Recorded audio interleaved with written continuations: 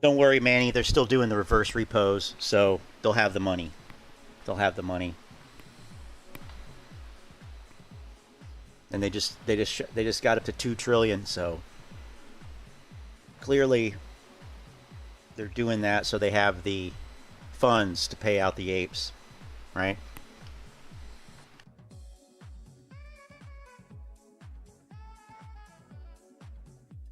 I can't say that I'm surprised by the futures here with this open down. I mean, it's a long way until Tuesday morning, though, so we'll see. We want the weed man, fat man. I wonder if he smokes weed. Fat man, fat man. Probably doesn't. The weed man. It is true that it was 2 trillion. It is not true that that money is for the apes. But maybe with AMC coin, the one the community rallied behind and made organically, maybe.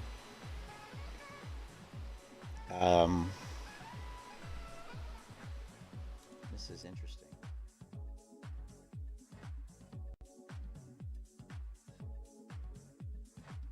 I don't know if Tasty Trade's streaming tonight. I figured, whatever.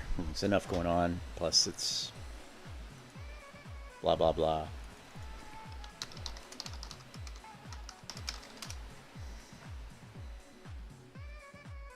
Doesn't look like it.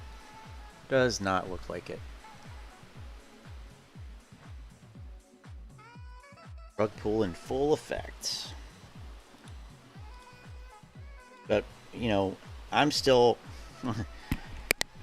I'm not writing it off yet because this could go down and then it could gap up again when it reopens on Tuesday morning. Or, I'm sorry, Monday night. So we'll see. But hey, at least we have something to watch now besides crypto, which I haven't even looked at. I mean, I don't even know. Put on here, right?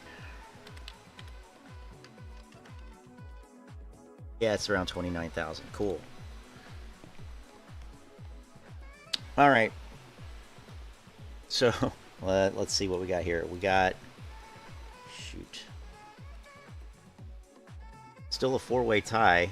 So I guess I will cast the tie-breaking vote. And which means I'm siding with Model 3 dude. Oh, I know we haven't seen the bottom yet. I know. So I was watching some videos when I was driving home earlier. I guess Michael Burry got some stuff out, and Jeremy Grantham. I can only think of Lord Grantham from Downton Abbey when I hear his name. I love that man. And he's saying 1900 for the SPY, or so 190. 190 or 1900 on the SPX, which is below the COVID lows. COVID lows like 2100, I believe. So, possible. I don't know. I don't make predictions, so I'm not sure. But what I do, look at this. Oh no, well, you can't see that yet. All right, so let's come over here and get started with this nonsense, because I feel really good, by the way, about let me kill that. No, not Michael Myers. It's not possible. We know that. I feel pretty good about this. I think this is accurate. I was thinking about this. More and more I think about it. It's accurate. got our supreme grifters. And what's up with that video from Al today?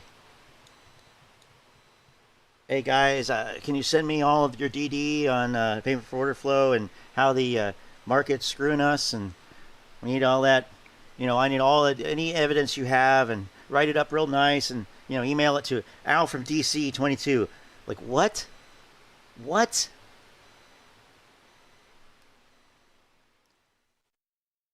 And it's just like, I don't know.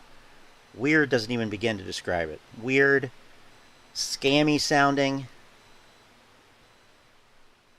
I mean, I don't get it.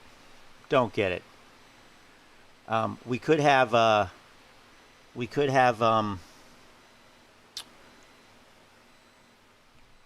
got thrown off by this rate rate hike coming. I thought you were saying something about rating here with this. Like, let's rate the rate hike. No. Had an idea to rewatch the Kansas 5 video. You guys remember that from last summer?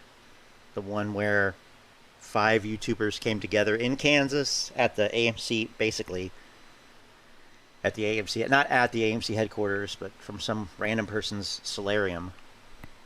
And it was a kind of a turning point in the grift, in the narrative, because the narrative coalesced, it came together. And that's where you started hearing the DD is done. You don't need to do any more DD. Don't do any more research. You don't need to look into it. Just trust the DD. It's done. Which, I mean, somebody tells you not to look into things. Somebody tells me not to look into things. Don't worry about it. We already figured it out. Just trust us. Not likely. Not likely. And then rank the Kansas 5 YouTubers, which, by the way, were Review Dork, Trey's Trades, TMI, Short the VIX, and the forgotten has-been, never was YouTuber, Rogue the Legacy. What happened to him? He just fell off. I don't know. So maybe we'll do that too, because it's been a while since I've seen that video. Boy, it is, it's something, especially now. But it really, I think it does mark a turning point in this. Like we were talking about previously, last year, nobody really knew what to expect. People wanted something to happen, and it ultimately did. But it wasn't this, we're owed this, all this negativity and greed. Not to the same degree. Not to the same degree. So... but that meeting was a turning point. The AMC Summit, Kansas 5, you know what I'm talking about. So we'll get there. But, we need to address Boss Blunts. Because this guy, and I'm sorry, Antoinette. I'm sorry, I go where the facts are. And unfortunately, it's not that hard to find some. Whereas, I've called out Boss Blunts at least twice before. The big one was the Evergrande thing. That was his big catalyst before. Evergrande. China Evergrande. It's gonna... this and that. Oh, China Evergrande got delisted from Hong Kong. It got delisted from Hong Kong. Got suspended. It got removed from the index. And this is actually a good question coming in here. Is AMC Bigham's on the list? And he actually wasn't. But he could go on the list. Yeah, he's pretty bad too. I don't see him as quite as relevant now. So maybe, if we can. There's just so many of these guys. It's hard to, I have to really be careful about wasting all kinds of time on here with this. But I figured that, Matt Coles definitely needs to be dealt with. Review Dork, I could go either way on him. Boss, of course, like a ZZ Top member there. Roensch Capital, Tom Fudzullo. I'm thinking like I don't know. I don't really. He's kind of irrelevant now. And Kiev / New York Angelo. Those four for sure. And then on the minor YouTuber side over here, you know, I don't even know if any of these guys are really worth putting on this ranking. I mean, maybe the Commander 35, but he's going to be probably at the lowest level. I don't see any. I mean, maybe Tony. So that's like 4, maybe 6. We don't have work tomorrow, so we'll see. We'll see. Angelo is the czar of clickbait. Yeah, sure is. You know who? Someone else too. Um, was and you know I didn't put him on there, but maybe it should be um, Benji. Not because he's at all not because he's at all influential or anything, but he was last year. He a lot of people watched his videos and basically had the same hype as everybody else, but uh, and still putting out the clickbait on 2 channels. So to me, that's he's clogging up the system here. So we'll see. We'll see how it goes. Uh, so now, did I ever look at what the Interactive Brokers chairman said last year and what he recently said? I know what he said. He's talking about the GameStop has the ability to crash the market, yada yada yada. Right? He said that on the mainstream media, right? I don't really care. I don't really care. And that was last year. Lion Trader, so Lion Trader, I watched a video by him the other night on my own, and he was trying to explain the executive order thing, and he got a lot of it wrong. He got a lot of it wrong. He didn't know whether the executive orders banned people from buying and holding the stocks, or if it was just for collateral, which it's any any investment in. And he's it's like, okay, well, you're making a video about it. Like, why don't you go read it or look into it? And instead of just saying you don't know. I don't know. I don't know. But I don't know how really influential he is. At this point, a lot of these people, I mean, it's really crazy. I was looking at AMC search results a minute ago, and there's like so many new people that have popped up. Like, I just searched for AMC, and it's sorted by, well, it should be sorted by new. Oh, because I looked for Boss Blunts on that one. But on this one, it should just be filtered by upload date. So, see names on here that I've never heard of. And maybe people have. While that's deciding to load. When high-speed internet. And look at this again. And see that we've had our impulsive move for now. Good old inverse correlation pretty much between equities and energy, or oil at least here.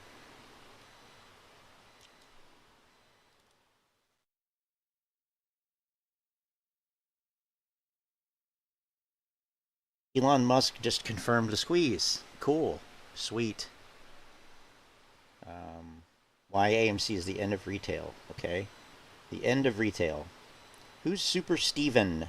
And then Super Steven, and then with 2 N's. AMC stock to soar to all-time highs. Here's why. Top Gun has brought AMC closer to profitability. Top Gun. I love it. One movie. One movie. Gonna do it. EK Network. Insanity coming Tuesday. What if not, though? What if everybody expects insanity and there's no insanity? Or it's like the inverse of insanity. Like it drives the apes insane. AMC stock is ready to run. Just like the Dixie Chicks. Parabolic. Look at these two videos right next to each other by Benji. I watched this video in the car earlier and almost crashed. Why the devil and the 1%ers keep stealing retail investors' money in the stock market. Okay. Well, I know there was a bunch of new. There were a bunch of new. Here, Marvin Martinez, AMC to the Moon, and it's got over 1,000 views from 20 hours ago. I don't know who that is. AB Investments. Questions about Al from Boston and all that stuff I've seen. I don't know about that. It's a response to Al from Boston. Rara Coco, good vibes, man. I've seen him before, but, you know, somebody said in our Telegram chat, which, by the way, the link is down in the green, bottom left of the screen. But somebody was said in there that, I believe somebody said he was an idiot. I could be wrong, but I don't know if that person's here or not.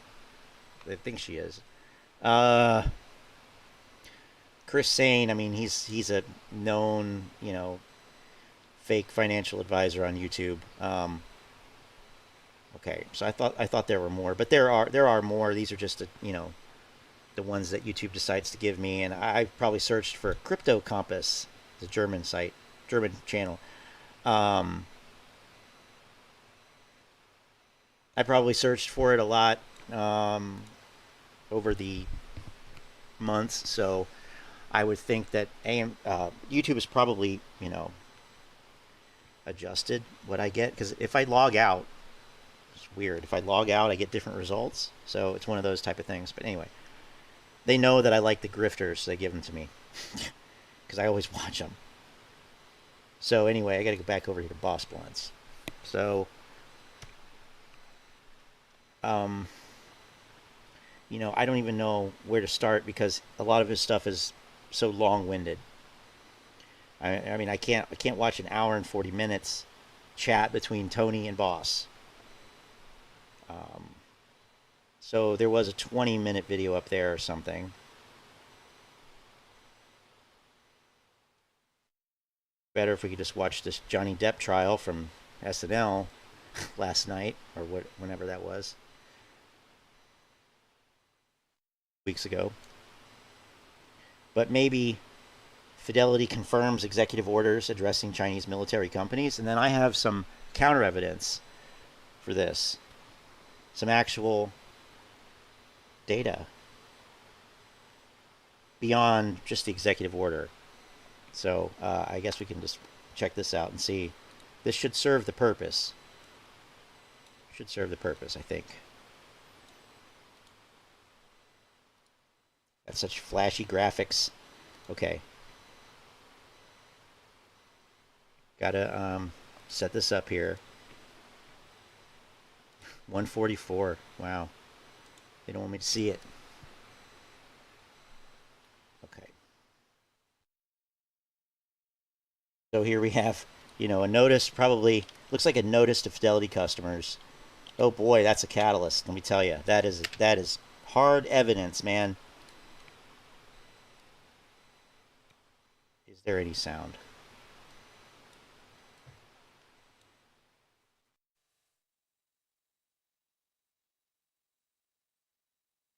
Five times that amount, no matter Exactly. what they are.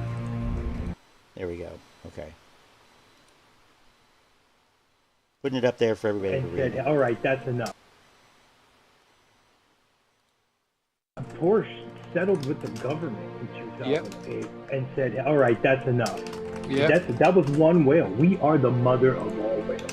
And Yeah, there's no settling with us. There's no settling with us. Yeah, with us. We're the board, man. You cannot reason with they're us. so conspiratorial. Exactly. We're going to assimilate. And what is this music? No matter how much they offer, dramatic. there's going to be people saying, fuck that, I want double, triple, 5 times that amount. No matter That's what. not how it works, man. 100. They could offer 100 grand a share, and I guarantee you 40% of the people would be like, fuck you, I want 500 grand a share, you know? That's what they'll be like, it's GameStop. I want 2 million a share. I want Wall Street to get turned upside down, and I want to see a bunch of motherfuckers who were... This is like a bunch of little boys telling Santa what they want for Christmas. That's what this sounds like. I mean, this is pretty sad and delusional. Who are I gotta say, literally evil, end up on the fucking street. You know. Same. I can't wait for fucking Biden to get on TV and stutter away and say, all right, there's enough of this. Gary Gensler and then the Fed. It's gonna be phenomenal. This is great. I love it. They might try to sweep it under the rug. They might just try to sweep it under the rug and be like, oh, all these hedge funds fucked us. Let's never talk about this again. You know, and that's it. So. But that's why I love the fact that it's between 5 and 10 million people. Because the eyes are on this, you know, the noise has been made. And when it comes out, you're going to have 5-10 million burries that have all got a tale to tell. And, you know, there's going to be serious questions asked to the regulatory bodies of what the hell happened after 2008 and why didn't you put the rule changes in 2012? And what do you mean the only thing you did of any essence was an SSR rule and then made market makers exempt? You know, they're going to be serious questions, but then they got on the other side, they got a massive transfer of wealth to people that are going to have the time and be open to be able to say what they did, what their role was, what their part was. And then I'm hoping that's the big thing for me is change. 5-10 million people suddenly come into a serious amount of money if that's how it ends up, because no financial advice.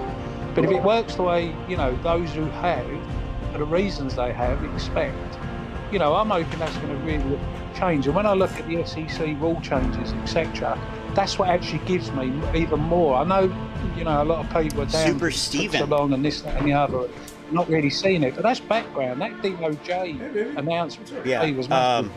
But then that's why people get nervous when people start saying, "Oh, it's the first time I've seen you come up in the search results." You know, I flagged it up, not that it got picked up on, but you know, we've got real smart people that we'll see. It's real smart apes and DD done, etc. What if they was all meant to be correct? What if they were all correct, but because of everything going on in the background with the manipulation and the tricks and the market exempts and with all that going on, which is now known, I never knew none of this a year ago, 18 months ago. I never knew about market exempt. I didn't know they could do a naked share without a locate. And all this is coming out, and they're going to be serious questions saying, that's not liquidity. That, you know, there's court cases, there's a paper trail going back 20 years on this stuff. None of this is new. And when it comes out, it's blown wide open. It's not, you know, UK was told $30 has arrived. You ain't missed. Go ahead, brother. You were making a great point. Keep going, brother. Preach it. Go ahead. Yeah, sorry, I just got cut off and then everyone pulled in, so I sort of lost trail. But it's that paper trail which it's the aftermath of us hitting a home run where we would have done money. And yet we've been here, you know, 2008 woke a lot of people up, but a lot of people still don't know the truth behind that. They've all watched The Big Short, etc., but they still don't know the truth. They just see it as it's what happens in the market. This time round, and we've been told by all MSNs... This intro makes all the difference in the world to me. I listen to this and I'm tired as hell, ready to work another double shift for one thing and one thing only. Because you're going to have all these AMC stock, on thanks the for telly keeping this getting paid intro hundreds alive. of thousands of nice suits, talking down to us like we're all idiots, we will have and insinuating our everyone's like 16, 18, living at home with their mum, you know, never had to live in the real world. Blah. Come on now. This is people. These are the same people that the rules and the 1%ers and the stock market has ripped from your 401ks and lied to us. You know, this is blatant lies. This is theft. This isn't just the market and how it works. You know, dumb money loses money. Well, if you listen to the experts, everyone who bought AMC and only AMC has made a shit ton more than any of them experts have. And yet we're still held out as the ones that are the idiots. And when they want to talk and they want to go on and do their interviews, start talking about the real stuff. Because if you don't, afterwards you're going to have no credibility. Because everyone's going to say, "We told you." Hyping a movie, we told you. We told film. And you kept telling everyone not to put us off because we was already in it. Proved we weren't leaving. Proved we weren't going nowhere. You came on MSN to tell everybody else. Everybody else whose money you had, every other investor, everybody who had a 401 and never so this is invested just in the all the market intro or a share or Apple, who lost their pension now. The amazing not intro. Of us, is this on we're every pure, video? not the calls. You told them that we were wrong and you were right. You told them we were dumb money, and you told them to go and buy Apple because it's going to hit a $3 trillion market, and it tanked. And they're the same people you did it to in 2008. My mum and dad. Working 18 hours a day to pay a 17% mortgage because of some greedy bank that we had to bail out afterwards, that we had to have austerity afterwards, we had to suffer afterwards so that they carried on getting richer and nothing changed. Damn! You answer that. You tell the people that. You come back and you explain that. Okay. Fuck yeah, that's exactly right. Goddamn right, brother. Nothing fucking changed. We lost our fucking pensions, 401ks, life savings, our homes, our cars, everything, our jobs. And then we had to give them billions of dollars in fucking bailouts. Fuck these banks. It's our fucking time. $30 fucking dollars. Let's keep it fucking going. That's right. Wolfie, that's people right. love it. My God. Everyone feels that shit. 100%, brother. Everyone is giving you so much props, man. You are fucking on point. Everybody Love knows from Ohio. No matter what the mainstream media wants to tell others, what they want to preach, I don't give a fuck if CNBC is owned by Citadel. I don't give a fuck that Pfizer owns CNN. We know what's really going on here. Why not? So thank you very much for that, brother.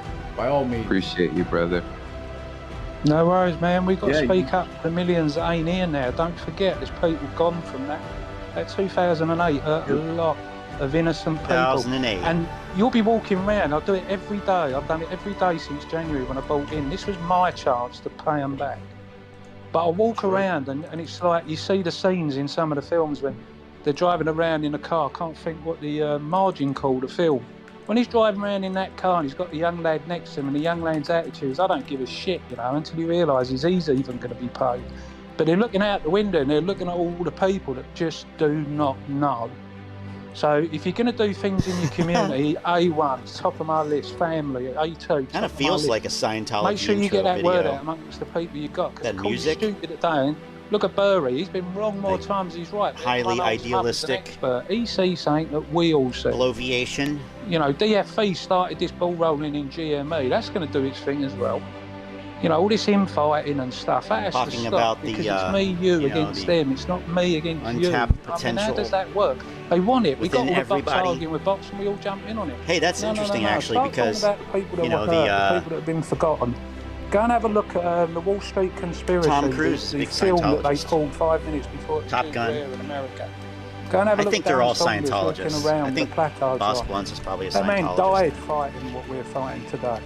You know, there's good people that ain't here today.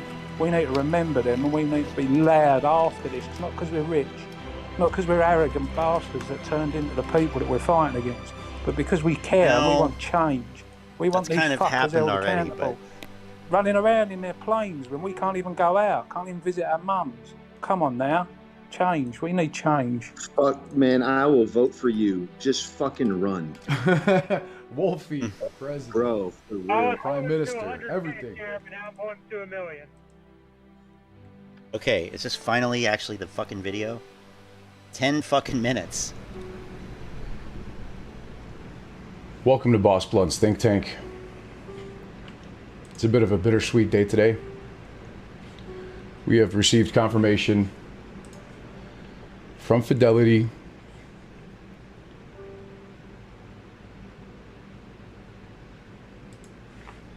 That what? basically saying we're going to be so fucking rich. No, that's not Fidelity, what it says, boss. On November 12th updates us that on not November what it 12th, says at all. 2020, President Trump issued Executive Order 13959 addressing the threat from securities investment that finance communist Chinese Definitely military top companies. tier grift, in my opinion. Oh, look We've at been that. following Everybody that channel, left. this channel, you would know exactly what that means. That is this executive order from the Office of Foreign Assets Control, which is basically sanctions against around 30 different Chinese military companies. This was authorized through 9:30 a.m. Eastern Standard Time on January 28, 2021. On January 28, 2021, it is alleged that the White House had to call Virtue Financial and ask them and broker-dealers to go position close only because of the issues going on with AMC and GameStop. That was reported on January 28, 2021 as well. That same order further took effect as it was extended. It further took effect on May 27, 2021 at 9:30 a.m. Executive Order 13959 as amended by Executive Order 13974 of January 13, 2021. That allowed them to extend it through May 27th. A few days later, on June 2nd, should I say June 3rd, Executive Order 14032 was published addressing the threat from securities investments that finance certain companies of the People's Republic of China. On this document, it's shown that the purchase or sale of publicly traded securities described in subsection A of this made solely to effect the divestment in whole or in part of such securities by the United States. The person is permitted prior to June 3rd, 2022. Well, he's not even reading the whole thing. thing. Know that the United States Department of the Treasury on February 16th, 2022 published an amendment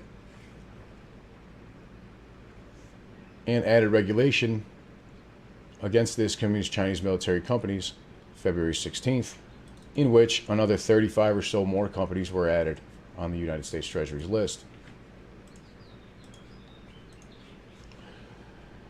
That action prohibited transactions by U.S. persons in certain Chinese companies, and same goes for banks and market makers and prime brokers.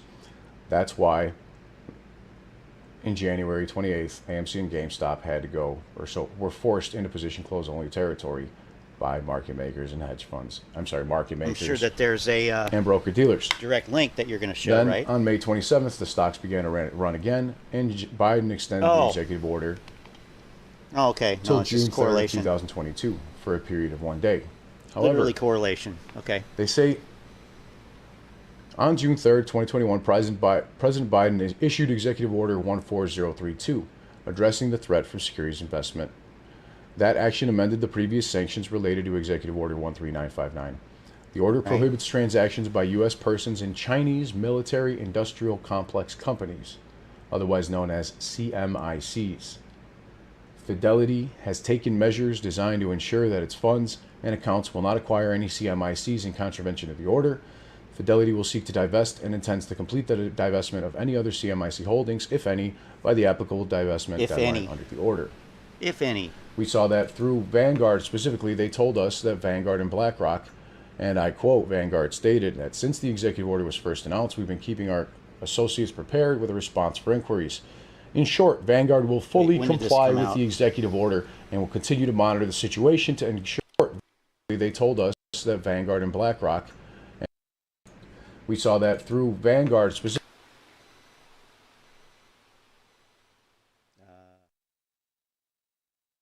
They told us that Vanguard and BlackRock, and I quote, Vanguard stated that since the executive order was first announced, we've been keeping our associates prepared with a response for inquiries. In short, Vanguard will fully comply with the executive order and will continue to monitor the situation to ensure ongoing compliance. And Boss Blunt's think tank, Butcher of Wall Street, I will be here with you monitoring this executive order, and if I get any updates, you'll be the first to know. One of BlackRock's emerging markets ETFs alone had a 36% exposure to the Chinese market with $70 billion in assets. Vanguard also had billions of dollars worth, and they had faced having to offload it in the last January 2021 and June 2021 run-ups. So in the last year. We know that BlackRock just last month finally started to divest themselves of some Chinese military companies, but that's only $370 million worth, and they still own billions of dollars worth of Chinese exposure. I'm sure you're going to show the 13 These apps firms then, can right? be expanded upon at any time, and they've grown to include technology firms, utility firms, cellular phone companies. It's really spread the gamut much further than just military companies that you would think of, including construction companies, nuclear engineering, railway companies, semiconductor manufacturers, and so on. That being said, it's a very bittersweet day because I truly do believe that this is going to happen. Okay. And at the same time, bittersweet. There's a lot more happening on the stock markets, and I'm going to make this quick. This is going to be the shortest video I've ever done, with the exception of like the short 1-minute videos. Okay. The Fed has reached over $180 billion, $80 billion worth of asset purchases for May. The Fed has now exceeded its total United States Treasury principal payment estimate for the month. And so the Powell Ponzi continues, according to Occupy the Feds on Twitter. Occupy the Feds.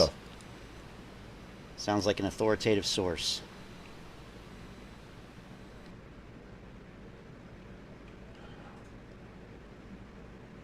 The Los Angeles freight market is the most exposed due to consumer retail freight activity, mostly due to its dependency upon Asian container imports. Volumes are roughly equivalent to the summer of 2020. But there's no lockdown happening here in the United States right now. Imports from Asia have long lead time and may not tell us much about current retail inventories or consumer demand. There are other markets to watch. Inland cities such as large intermodal, which is rail yards and trucking hubs, and have large DC's warehouses. An argument is that warehouses in California are full and retailers have shifted freight to distribution centers in the center of the country. Here, locally by me in Joliet, Illinois, an intermodal center outside of Chicago, volumes are also equivalent to summer of 2020 with little demand pull. Oh, you can't see that. Check this out. Look at how it's sad. I don't even want to show you. But look at how low that chart goes there.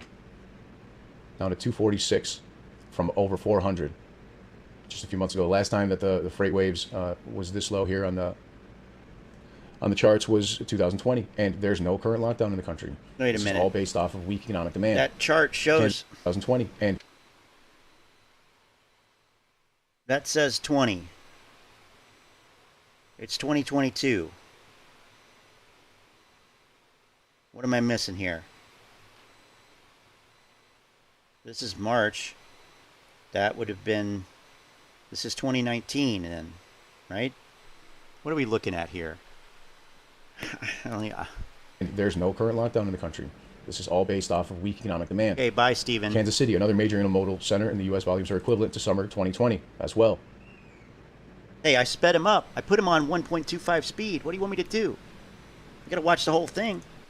I'm not just gonna spout off about something that I don't know if he said or not. Be thorough. Fort Worth seems to be standing out, you. but it's probably due to exposure in manufacturing, auto, and oil products. Even still, though, it is still down. It's a cut off the side of it too. I love that. Atlanta is less exposed to import activity and more tied to domestic production here in the United States. It's the largest freight market in the U.S. Volumes have recently seen a small increase, but directionally are slowing and match the summer of 2020 during the COVID lockdowns. And again, we're not under lockdown.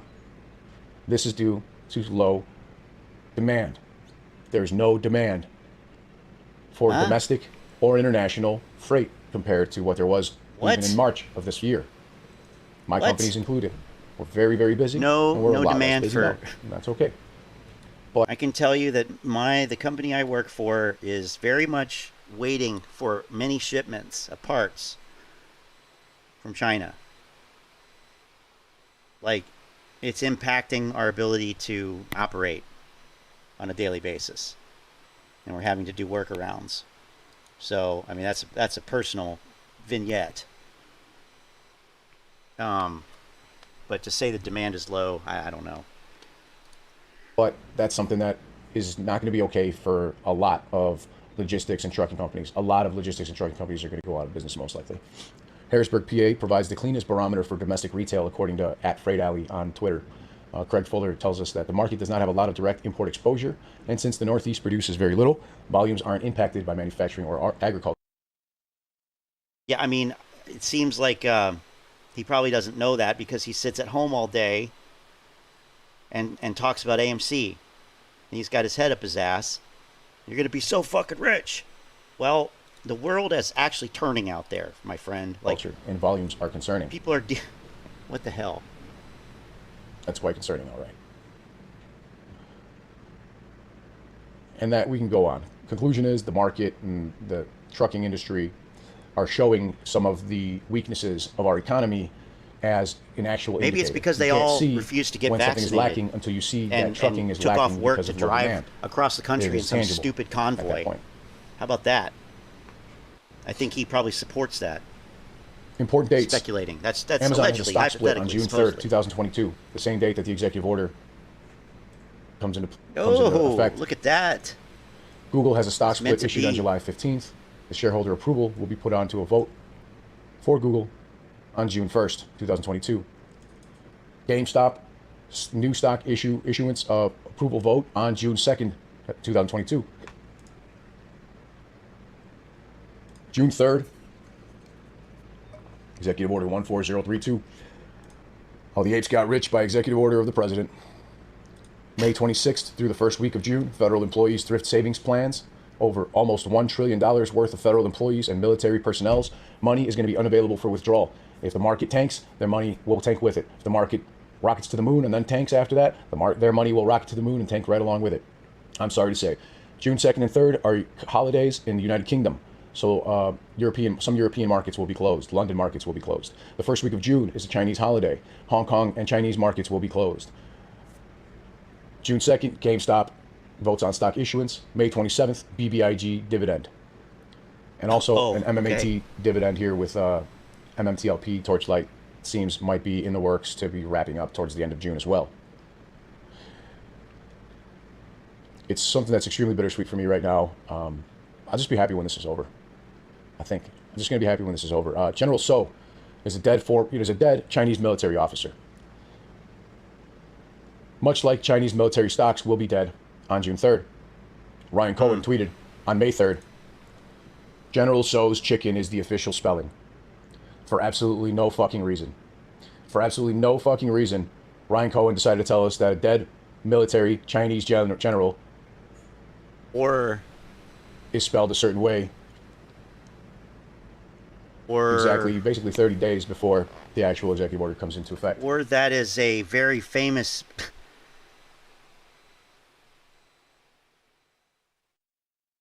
Chinese food dish in the United States. That would be the first thing I would think of, but... Exactly, basically 30 days before the actual executive order comes into effect. Well, the executive order is already in effect, though. June 3rd is a date by which the most recently added securities must be divested by. And, I mean, we can look at the actual order and read the whole thing if we need to, but any securities that are added after that to the list, they have 60 days to get rid of. Anyway, it's already in effect.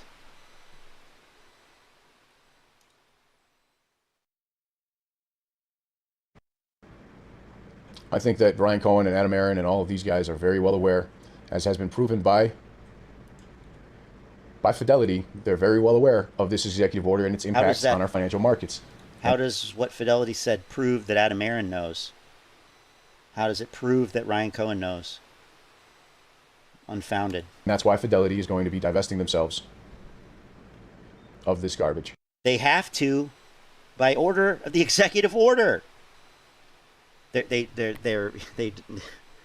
oh my God. Okay. The update on Fidelity funds and U.S. sanctions on Chinese military industrial complex companies says that Fidelity is taking measures designed to ensure that its funds and accounts will not acquire any of these CMICs in contravention of the order. Legally. It will seek to divest and intend to complete the divestment of any other CMIC holdings, if any, by the applicable divestment deadline under the order. Fidelity will seek to divest and intends to complete the divestment of any other CMIC holdings. Great. They have to. I think this means we're going to be so fucking rich by order of the presidents of the United States. Oh my God. No. Good That's luck. not what it means. I wish you all peace and wealth. I'll see you on the fucking moon. This is great. Oh, fucking hell. Let's get the fuck out of here. Enjoy your day. Oh, and by the way, fuck that no dates bullshit. I'm a fucking investor, okay? And timing is the #1 thing in and out of the market. Anybody who says no dates, go back to fucking preschool or go back to play with Legos instead of being invested in the stock market if you're not able to handle some measly fucking dates that may or may not happen. So on that note, I'm not a financial advisor. Every other date. Have a great fucking day. I wish you peace and wealth. When you put these dates out here too, you're saying to the world, we expect this to happen on this date for these reasons.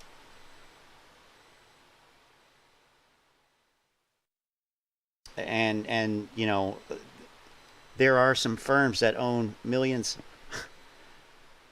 and millions of shares that are out there, and they can, you know, buy and sell, and they can lend them out and whatnot. So why would you put that out? I don't understand why you would even put that out. It's like pretty much guaranteeing that it won't happen in my mind as a contrarian, but whatever, you know. The apes are anti-contrarian. So, you know, just some basic research turns up a few interesting things. So this is from July 9th, and there's actually an earlier one. This is from December 11th, 2020. So not that long after it was initially announced. S&P Dow Jones Industrial removes Chinese firms from indexes after U.S. order. S&P Dow Jones Indices on Thursday became the second major index provider to remove some Chinese companies from its index products following a Trump administration executive order. Outgoing President Trump order, unveiled in November, designed to deter U.S. investment firms, pension funds, and others from buying shares of Chinese companies designated by the U.S. Defense Department as backed by the Chinese military. S&P DJI said it would remove mainland listed A shares, Hong Kong listed H shares, and American depository receipts of 10 companies, including these, from all equity indexes prior to the market open on December 21st. That's 2020. The company said it will also remove securities issued by 18 Chinese companies from its fixed income indices before January 1st. The order may impact the ability of market participants to replicate S&P DJI equity and fixed income indices containing securities affected by the order.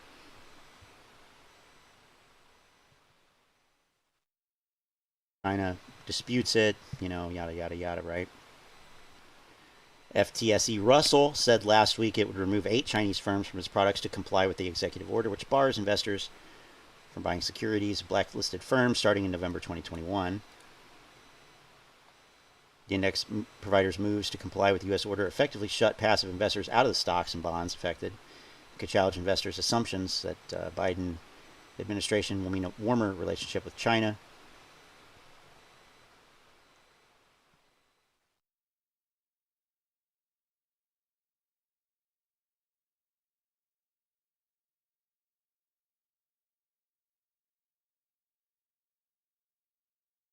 Yoshi Ishigane, chief fund manager at Mitsubishi UFJ Kokusai Asset Management in Tokyo, said that funds following the S&P indices, quote, will have to sell. This goes beyond the routine annual changes to the names on the index. Once the passive funds start selling, the active funds will be inclined to do the same. Isn't that who we're talking about?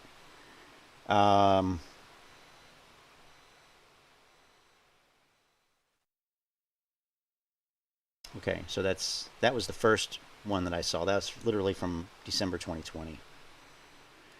And then we have this one from July. FTSE Russell to remove more China stocks from indexes over the U.S. ban. So in July, they said they would delete a further 20 companies from indexes. Signed the order on June 3rd. Will be deleted from the indexes on July 28th.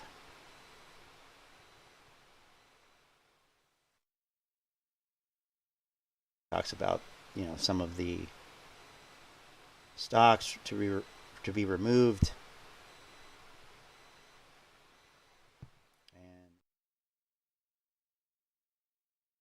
and BlackRock. So this is from January 11th, 2021. BlackRock says ETFs match index cuts of China stocks. BlackRock said its iShares ETFs have complied with index provider moves to drop certain China securities in response to pressure from Washington. In a note to clients provided by a spokesman, BlackRock listed 5 ETFs affected by the index provider changes, including 4 funds based on index provided by MSCI and 1 benchmarked against the Russell China 50.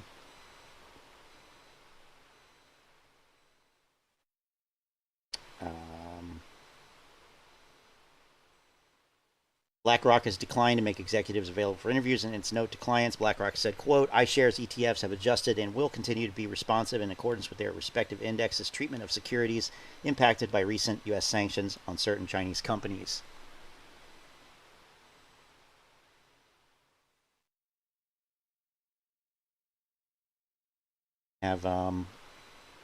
This is also from January.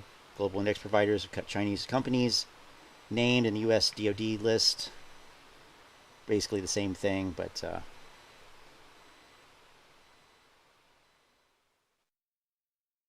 timeline, right? Talks about different companies, whatever. Talking about all these deletions.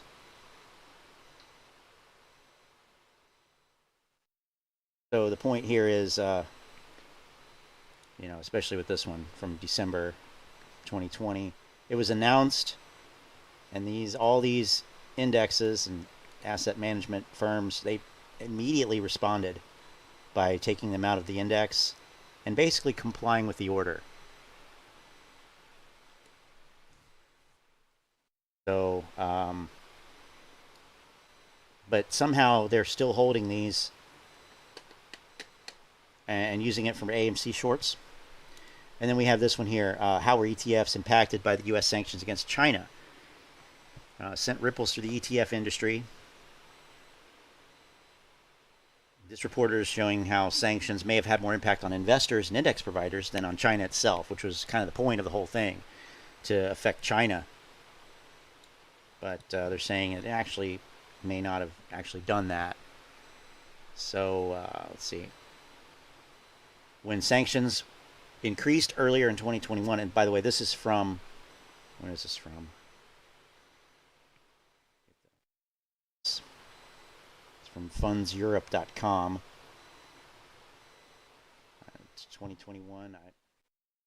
Sure. But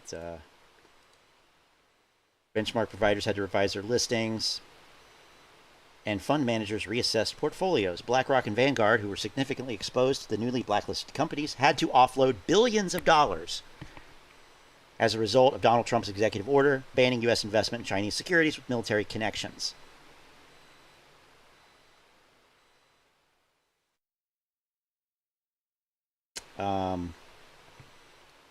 Hong Kong Tracker Fund, also managed by State Street, temporarily suspended shares and trading, and affected companies promptly changed course on the basis that it was not under U.S. jurisdiction.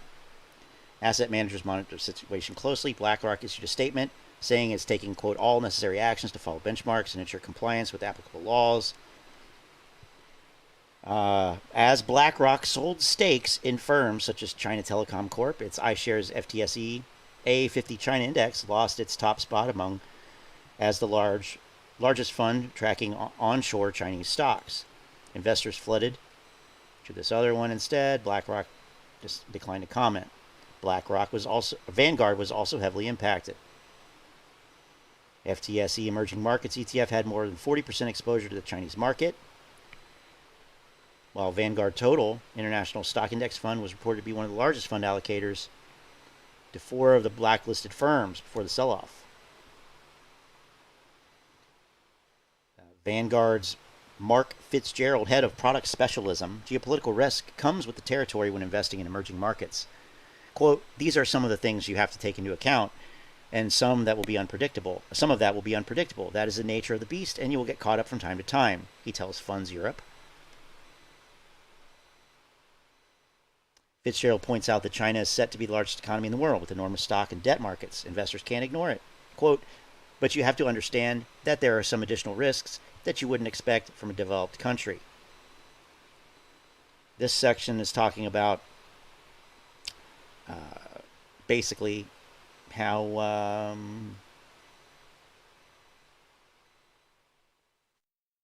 hasn't really affected China at all.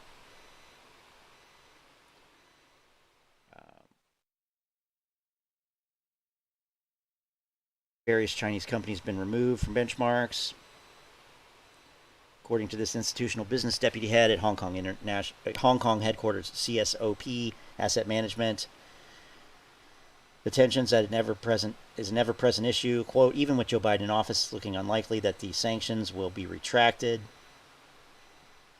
While it has spurred all U.S. financial institutions and investors to scramble to review their portfolio holdings and trading practices, what it failed to achieve is to cause a dimple in the Chinese equity market. Adds that since sanctions were announced, the China A50 and CSI 300, two of the most representative indexes of China's onshore A market, have risen 25% and 21%. Quote, most market participants view this capital market sanction as nothing more than political maneuvers in the last days of Trump's reign, with little impact on the fundamentals of these Chinese companies named. Indeed, most of the companies being sanctioned have little to no operations in the United States. Shum adds, quote, while U.S. investors had to adjust their investment exposure due to regulatory restraints, many investors elsewhere rushed in to pick up the pieces at a discounted valuation. I see all the time on Reddit people saying they're not going to be able to sell these.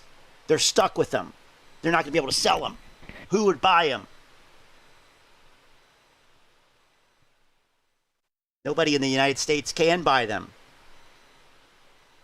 No, nobody in the United States can buy them. That's what's forbidden.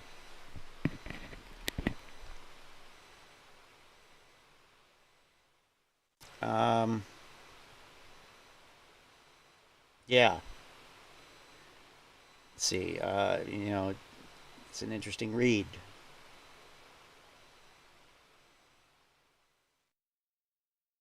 Shifting the market dynamics. Policy under Biden, narrowing of issues. Yeah, well, they kept adding companies to it. But I mean, this is pretty basic. Like, almost immediately after this was announced, they started complying, removing it from indexes, selling positions. I just did a basic Google search. Stock indices removed Chinese military companies, and looked at the news tab, sorted it by date so I could go in order. And there's all kinds of results here, and I just picked the ones from Reuters. But it's all over, it was all over the place. Of course, nobody was paying attention to this then. So, getting back to this. I'm sorry, but Boss Blunts is wrong about this. This is a complete fantasy that was concocted after the China Evergrande catalyst that he also hyped in a similarly ignorant way failed to produce results. Just like this fake catalyst will fail to produce results. It pretty much says so right here. I'm sorry. What it says is, you're not going to be so fucking rich. That's what it says. To paraphrase, of course.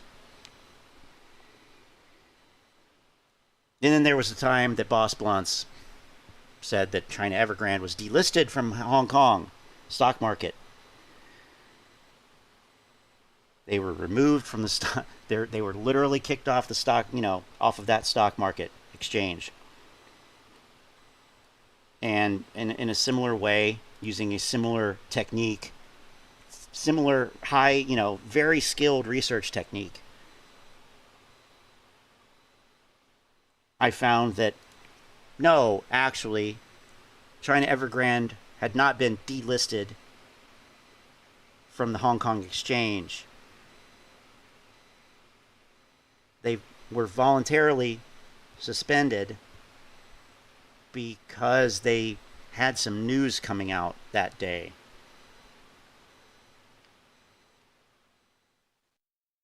And of course they were trading, you know, soon after that. So, but to Boss Blunt's, he was giddy. You know, he was saying his typical lines. You know, all the people in the stream were happy and, you know, under the spell. Meanwhile, it's pretty much like a fucking clown show. So I'm sorry, you know, I don't like this any more than anybody else does, but this is ignorant. It's ignorant. Does not look at the facts. He's starting with a conclusion and saying that, oh, Fidelity came out with this. Fidelity came out with this statement that proves that Adam Aron and Ryan Cohen knew about it. No, it doesn't. It has nothing to do with them. So for that reason, you know, Boss Blunts goes at the top. He's one of the worst grifters in this community. He's misled. I don't even want to think about how many people he's misled. And the great irony is that people are going to lose all of their money because of this dude. Not be so fucking rich. And Boss Blunts can come over here and come to my channel, come to my videos like he did last time, and make some snide comment, some snarky comment.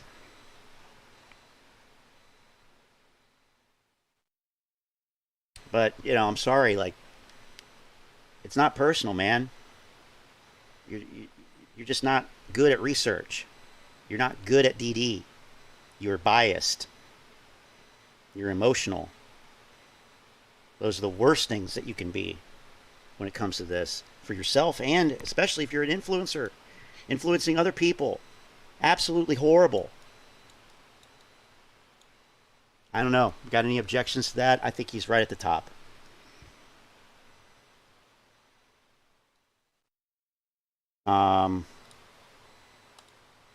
It's pretty, I mean, I was actually surprised to find what I found about this. I was actually surprised to find this stuff. I didn't know what I was going to find, if anything. But it's all right there. So, I mean, it really doesn't surprise me anymore just how sloppy this shit is. Like, nobody else Googled this? Nobody else looked it up? How is that possible? Out of supposedly 4.1 million retail investors, how did nobody look into this? Why is everybody trusting these people? So Manny's saying second tier.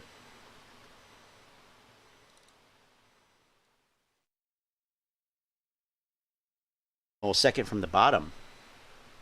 Second from the bottom. I don't know. I think that I could do that. Nobody's interested in talking to me, Antoinette. That's the problem. Nobody's interested in talking to somebody who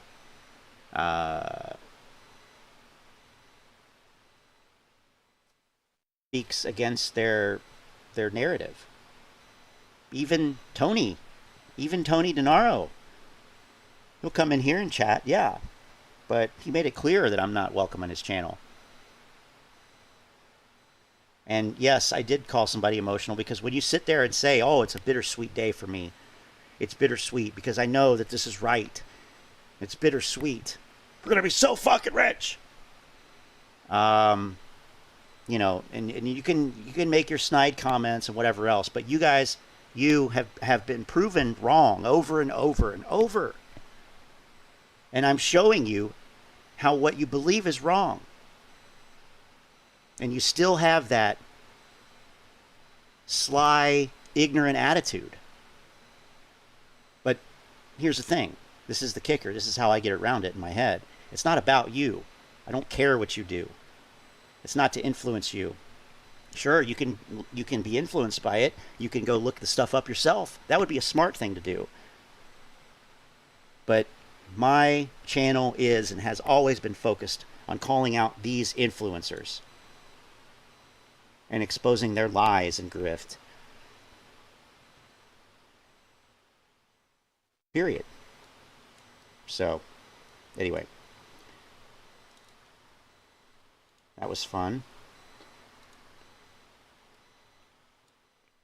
If you want these links, I can put them in the description, or you can just Google stock indices remove Chinese military companies, and you'll find it. All this stuff. And I didn't even count on finding all the BlackRock stuff. But it's funny because he said, he brought something up that basically said that they will be monitoring the situation. But remember, I looked for a date. I couldn't find a date on it. He literally cut off the date. Zoomed in, not so as not to show the date. This is from January 11th, 2021. I have nothing to hide here. So, and this says that they have complied. Anyway. So there is some debate about Boss Blunt's ranking, and you know, I could go either way. I think that he has influenced a lot of people. I think that he puts on a convincing facade. I mean, convincing to some people, not to me. But you know, that's not really. That gets into all kinds of other issues that, you know, I'm just looking at whether the things are true or not. I think he's a little bit divisive. Well, they all are, really. Short Squeeze channel, you know, I feel like if he's up here, he should be up there. So, you know, I don't know. Or he could go here. He could go in between. That could also work. But this catalyst has taken over as the catalyst now. And, you know, one of the general things that have learned, and, you know, continue to struggle with is the notion of going with the herd. And I'm sorry here, but this is a herd moment, if there ever were a herd moment. And when things are when things are when things go the other way, when everybody goes one way, it really is prudent to at least look at the other way. Because chances are, if everybody's going this way, there's a good chance, not always, but a very good chance, that it's not necessarily the best decision. It's that old saying, if all your friends jumped off the bridge, would you jump off the bridge too? Or, you know, what is popular is not always right, and what is right is not always popular, which was another one of the guiding principles that I not came up with. I mean, it's really, Albert Einstein said that, but it was one of those things that, you know, as a kid, I saw that on a poster in one of my teacher's classrooms, and, you know, I remembered that because I wasn't a popular kid, but that's neither here nor there. The saying rings true. It's rung true for me in many areas of my life, and professionally and whatnot. So take that for what you will, but Boss Blunt's survey request. Okay, I can do that. I can do that. Let's see. I can do that.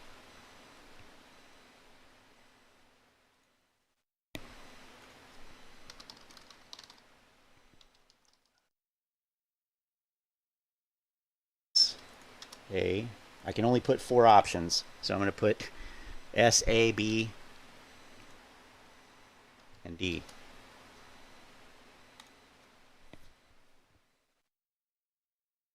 Let's see.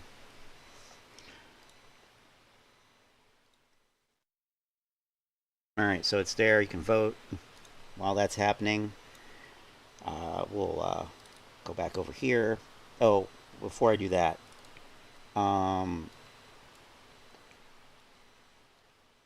So in the interest of time, you know,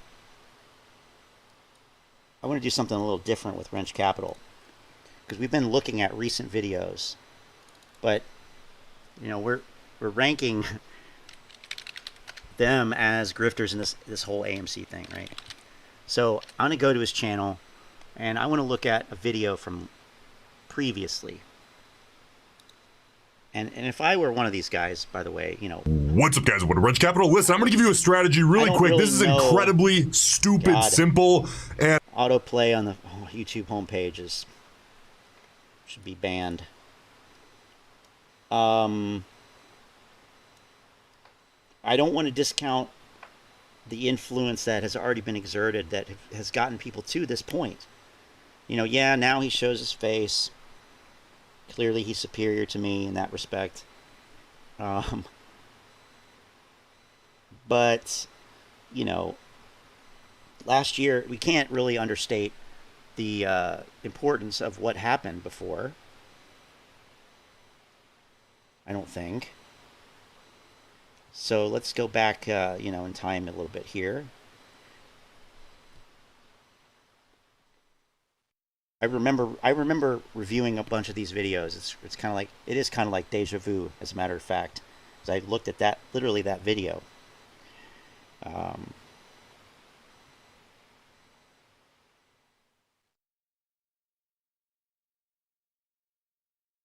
Shares versus calls.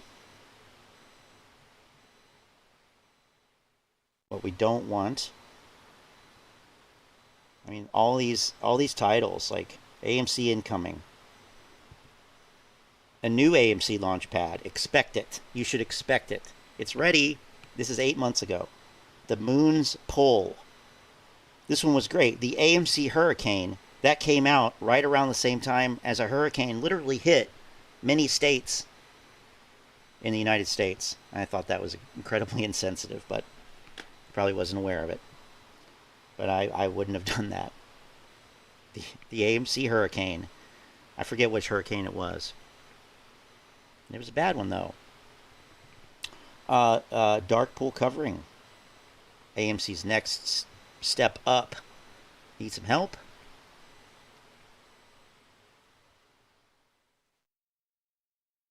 Above the Clouds. Sounds like a movie that you'd see at AMC. What we don't want, one gun. There's one gun in the room. One gun. All it takes for none of this to matter. AMC stock, when the water pulls back, run. Shorts and the AMC tsunami. AMC stock, the trenches. $7 million says AMC rips soon. That sounds like it will be good. What's up, guys? Welcome back to Roensch Capital. Today we're taking a look at AMC Entertainment, ticker symbol AMC, on the daily, only weekly, stock and you ever monthly looked time at. frames in anticipation of tomorrow's trading day, point. Thursday, July 1st. So AMC today, guys, to close out, taking us back, man. June 30th, 2021. Wow. Yeah, I wasn't even making videos on YouTube at that point yet. It was about a month away. I was probably thinking about it, though. Okay. Q2 and the first half of 2021, up 0.44%, at least listed as that. The reason I say that, guys, is I caught a few things across a couple different brokers and sites. Okay. Roensch Capital's shtick, you know, followed, at least at this time, followed a very familiar format. I call it like an order of worship. It's very similar to an order of worship. And what we have now is like we have the you know, the summary, the short play-by-play. You know, AMC is up this much, AMC is down this much. You know, and we'll have like the little theme introduction, like, you know, here's what I want to talk about. Then he'll ask for the offer. It'll be the offering. He'll ask for you to sign up for his alerts or whatever he has, his paid program. He'll ask for that. And then we'll get into, you know, the sermon.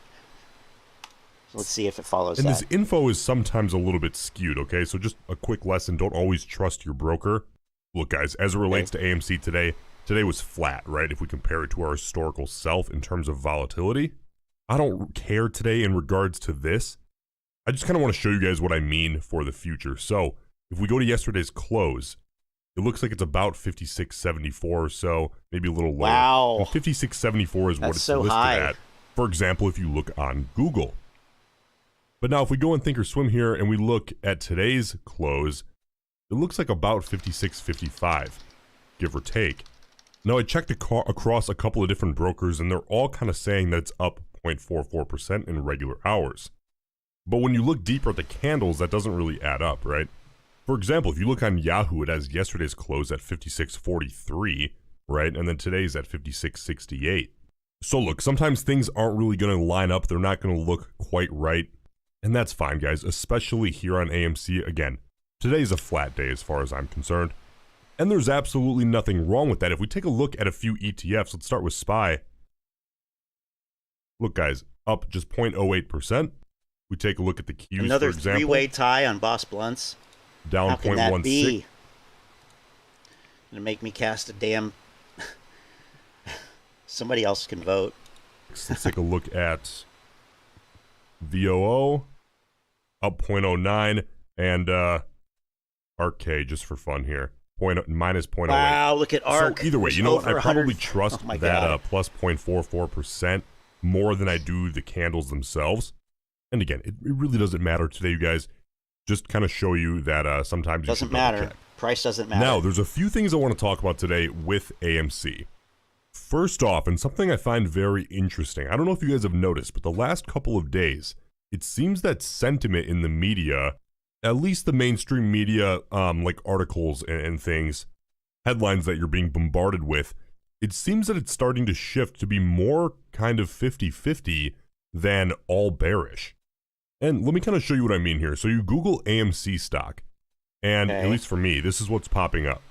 The first three headlines that show, now keep in mind, consider the sources of these, right? I wouldn't really consider any of these. All right, thank you, Model 3 dude. Sources or things that I would recommend We'll reading. go with that.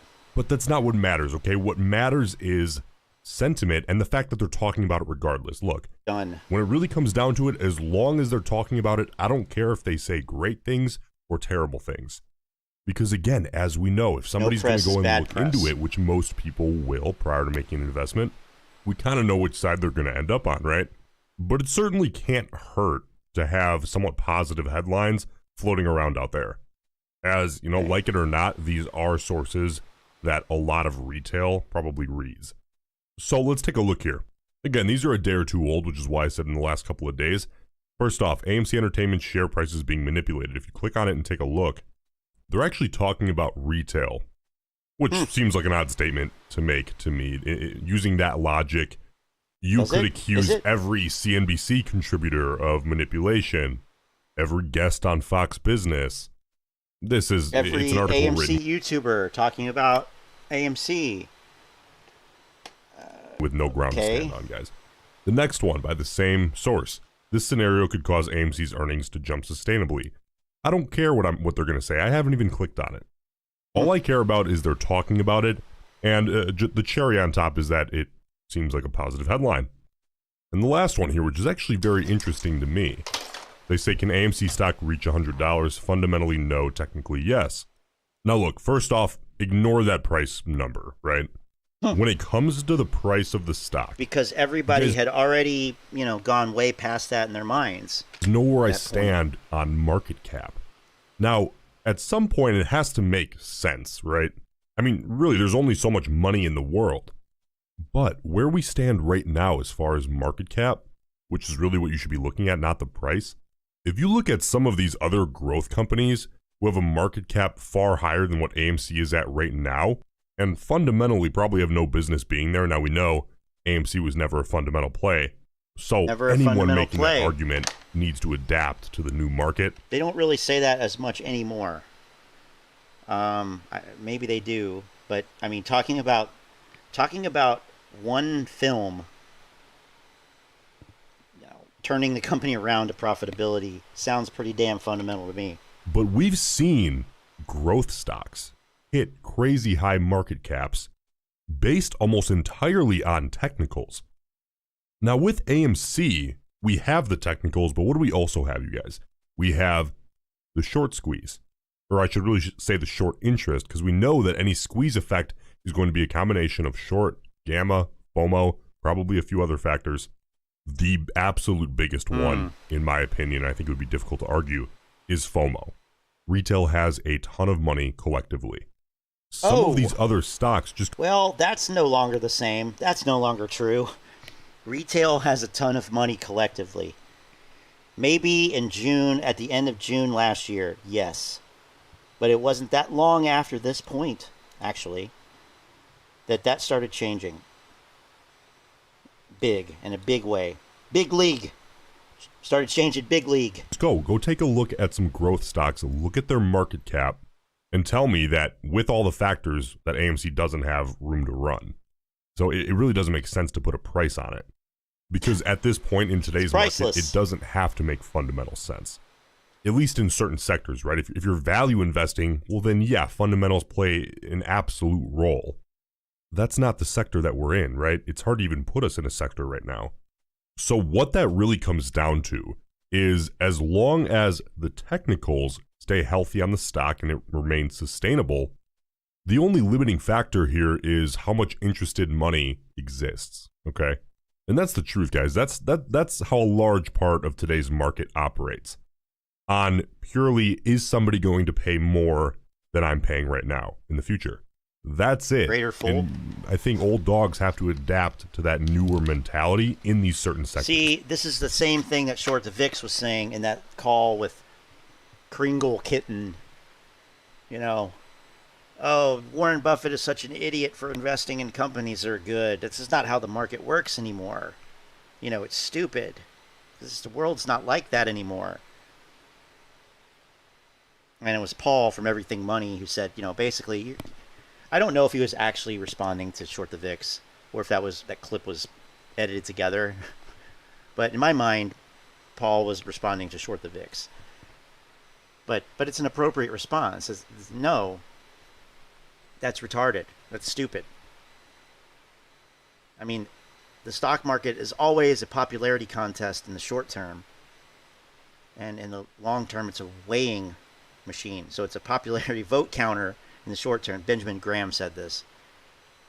The short term, it's a popularity counter. In the long term, it's a weighing machine. How much money does this firm generate? But in the short term, it's based on popularity and how many people are buying it right now. So that's not new. That's not new at all. And of course, there's factors behind deciding is somebody going to pay more. And each stock is a little bit different, right? Specifically with AMC, it's the underlying factors. Now, if AMC was already at a technically ridiculous market cap, it would be a different conversation, and whoever's writing these articles might have something to stand on. But we're not, guys, not by any means. Again, go compare to some other companies. Some of which, again, have no business being up there fundamentally because they're not fundamental plays. So anyways, guys, my point here is that it seems that at least some of the media is starting to at least catch on to this being a underlying factor and technical play rather than a fundamental play. But again, I think they just... Okay, Trey had already gone on MSNBC. Melissa Lee had already said naked shorts, yeah. That had already happened at this point. I'm fairly certain. So, and that whole thing was about, they were talking about a short squeeze. So it was already out there. I don't know why, you know, the Motley Fool saying it's so different. The apes hate the Motley Fool. And the Motley Fool flip-flopped, and still does, between bullish articles and bearish articles because they are in the business to make money. Just putting out, you know, stuff on both sides. So, whatever. I mean, around there. all that to say, like, yeah, no press is bad press. All press is good press. What you really need to consider is interested dollars, as well as dollars that are perhaps forced to buy to close, right? Hence shorts, which just, of course, adds to the or more. Said buy to close. He didn't say buy to cover. I mean, which is the same thing, but he didn't say, you know, cover and close. He said buy to close. Yeah, I just keep harping on that because it's so ridiculous. They actually invented another action that can be taken. So boosts what's going to be there already because of FOMO. So let's jump back into Thinkorswim, guys, and take a look here at the chart. Okay, so here we are on the 30-day 4-hour, guys. I just want to give you another visual. Today is our third consecutive day at about the same region, near the middle of this channel, and our 13th consecutive day in the channel as a whole. Now, guys, it seems like our movement is slightly tightening up, right? We're getting a little bit less volatile as the days go on. For the spring. Which in my eye is a good thing. Because at some point, eventually, right, you're going to break out. That's how it works. And like we've talked about in the past, at that point, it's just determining which way is it more likely to break out. Now, remember, this isn't the first time that we've seen AMC hang out in the channel for a little while. We've seen this multiple times in the past, each time, of course, breaking to the upside.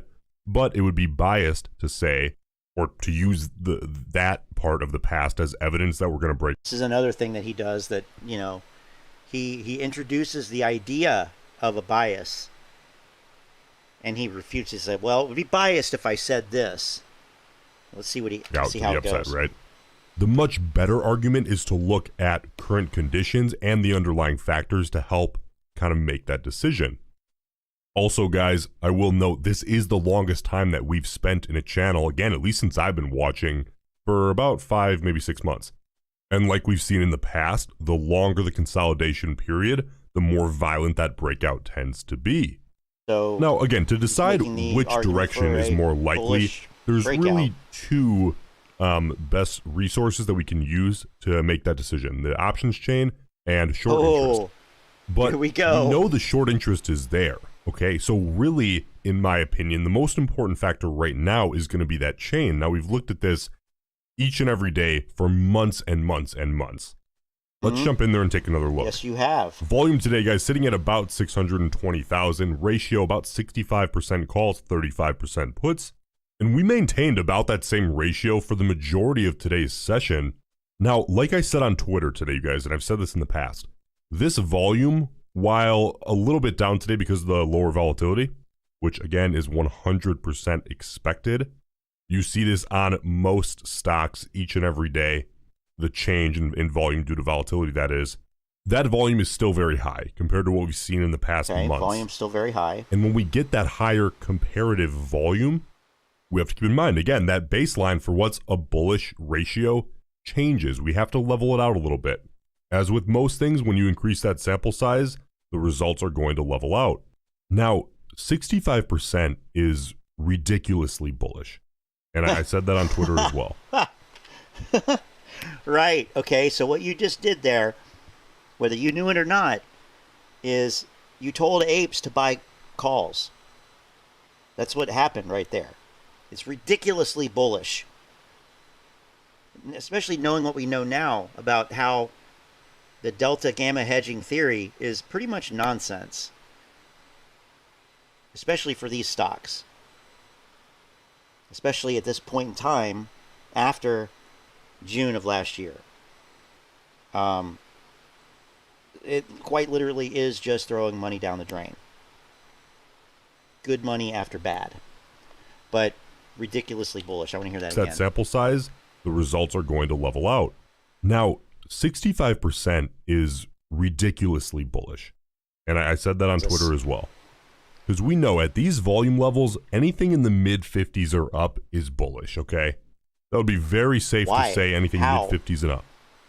At these volumes, when you get above 60, that's getting pretty ridiculous as far as bullish is concerned. Okay. Now, if you guys remember, I don't know how long you've been around here, but a month or two ago, we were seeing volume pretty consistently of about 150,000 per day. And we were getting a consistent 70-30 ratio at those low volumes, which again, it's going to be expected to be a little more extreme at lower volumes. Bullish. And then as we got above 1 million in volume, guys, we were even seeing mid-50s, high 50s, and we were plenty happy with that. When we would get into the low 60s, that was getting kind of crazy. This volume, a lot of people are concerned that volume has dried up. In the chain, at least, guys, that volume has not dried up in the least. Okay, one thing I want to point out here, too, is the IV percentile at that time was 15%. And what that means is that, well, the implied volatility is 178% right now, or it was on June 30th, 2021. So, well, is that high or is that low? Or how does that rank in terms of AMC's historical IV?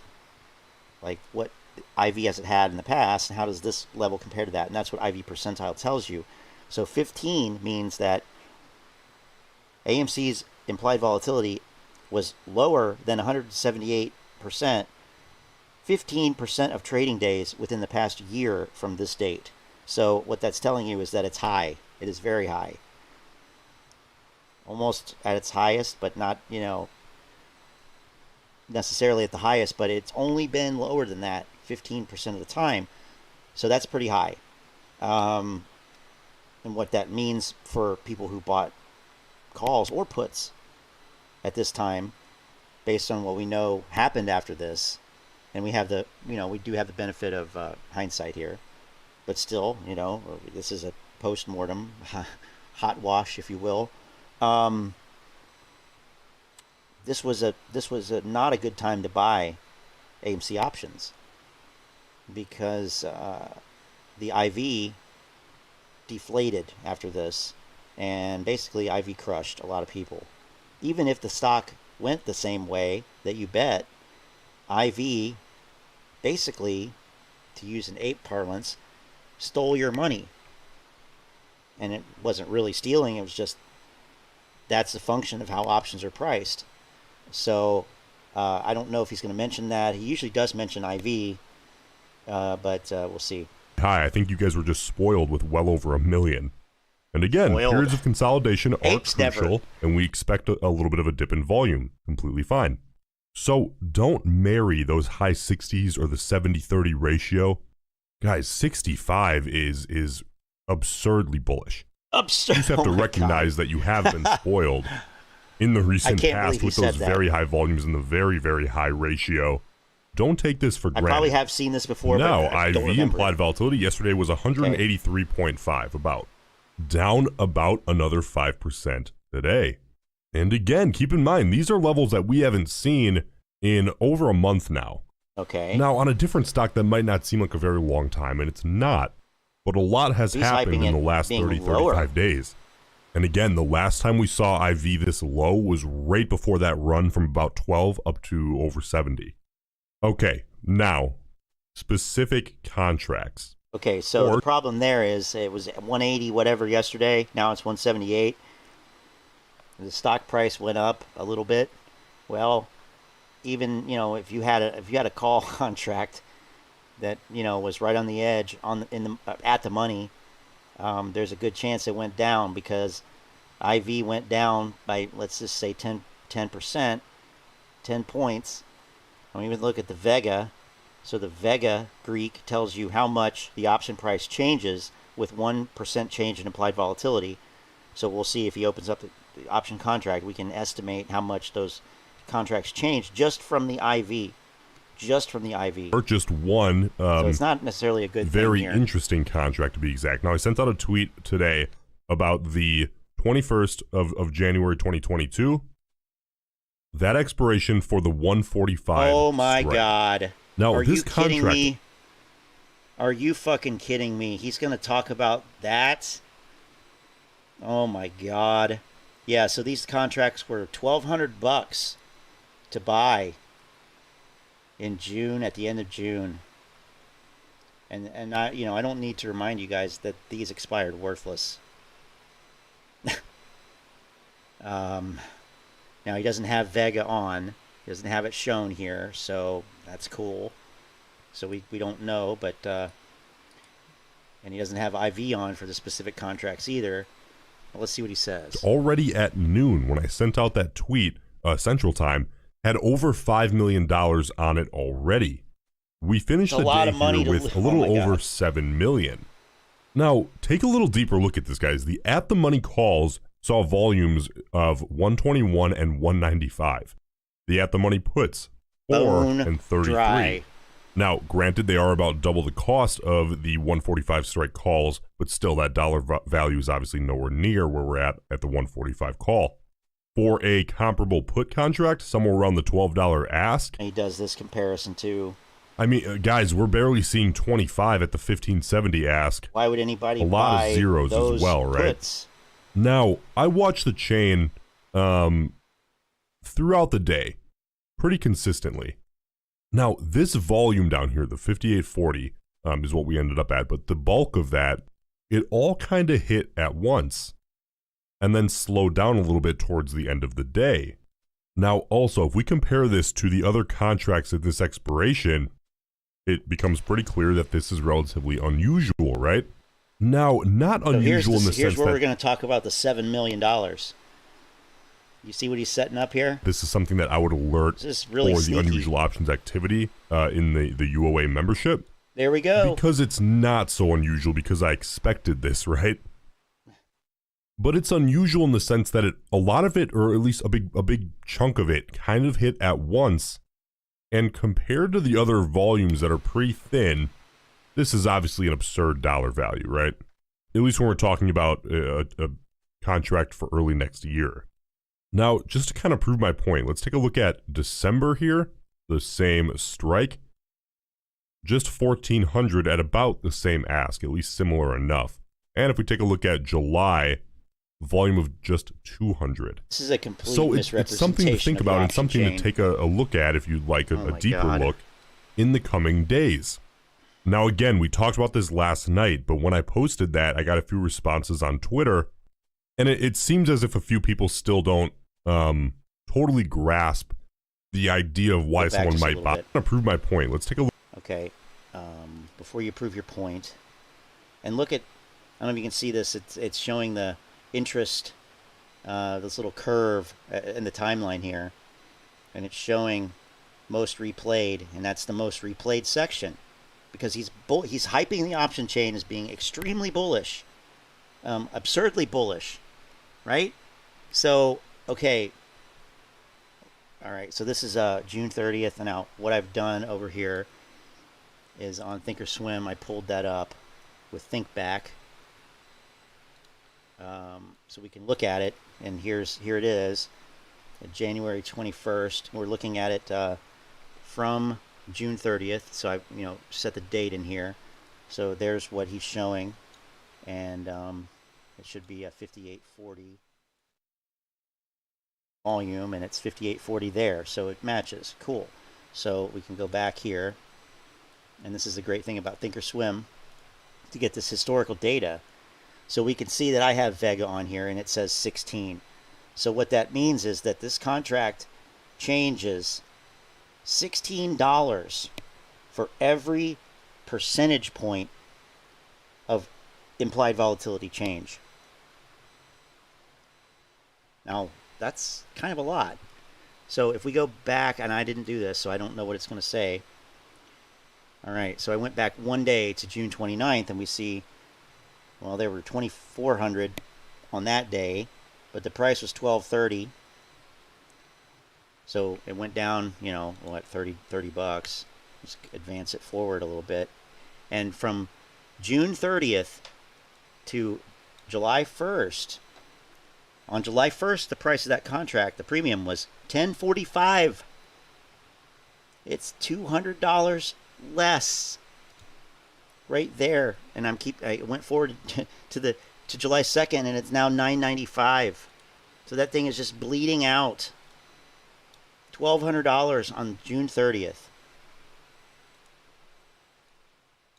I mean, these are shit contracts, in other words, that just kept bleeding out. $10.45, $9.95. A weekend there. We had, okay, here we go. 895. 680. So a week later, that option contract literally halved in value. I'm very, very close to resting my case on this grifter. Seriously, that's some shit right there. That is bullshit. Oh my god. A lot of it, or I at didn't least even a big, know it a was big that bad. chunk of it kind of hit at once. And compared to the other volumes that are pretty thin, this is obviously an absurd dollar value, right? Yep. At least when we're talking. Okay, let me go back just real quick to this, because one thing to note here is that the volume, the open interest kept going up. But, you know, there's like 5,000 traded, 1,000. Why does it do that? I hate how it does that.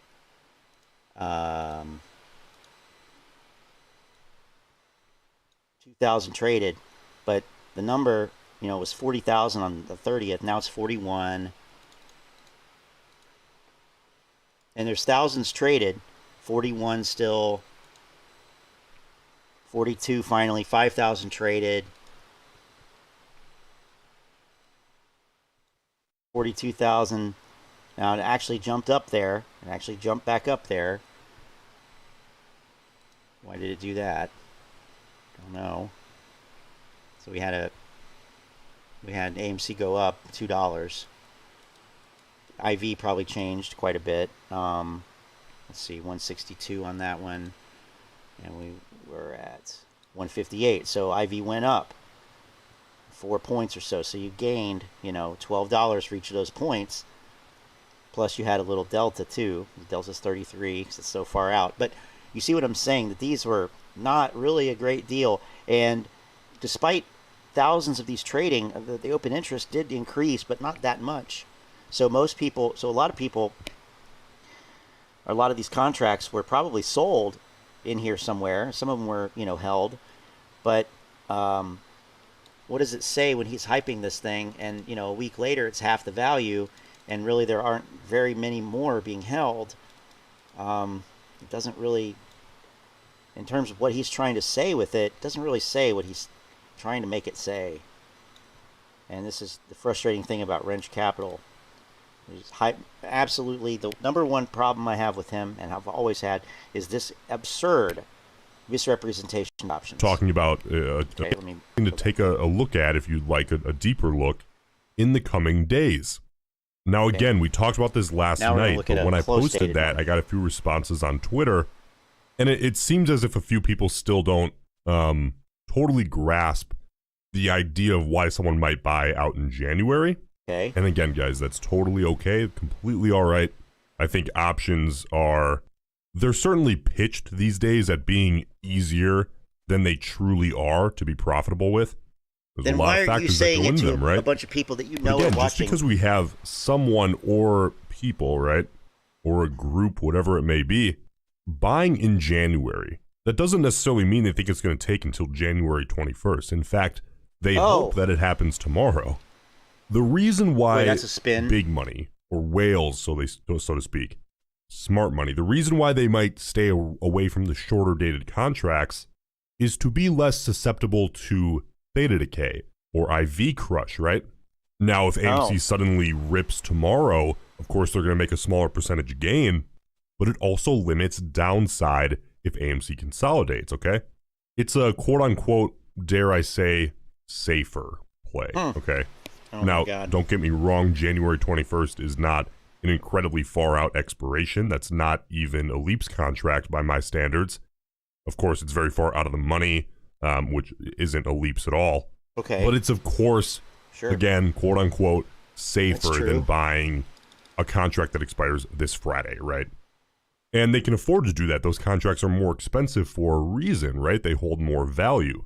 Now, if AMC rips tomorrow with those contracts, they're probably not going to have some unheard of percentage gain that they can go post on Reddit or whatever, but they don't need an unheard of gain, right? They already have money to play with. And don't get me wrong, you can make a large gain on those 6 month out contracts. For then they did. Or 7 months. But it's going to be nothing like these overnight viral screenshots that you see on Wall Street bets. Okay, one other thing to point out here on this.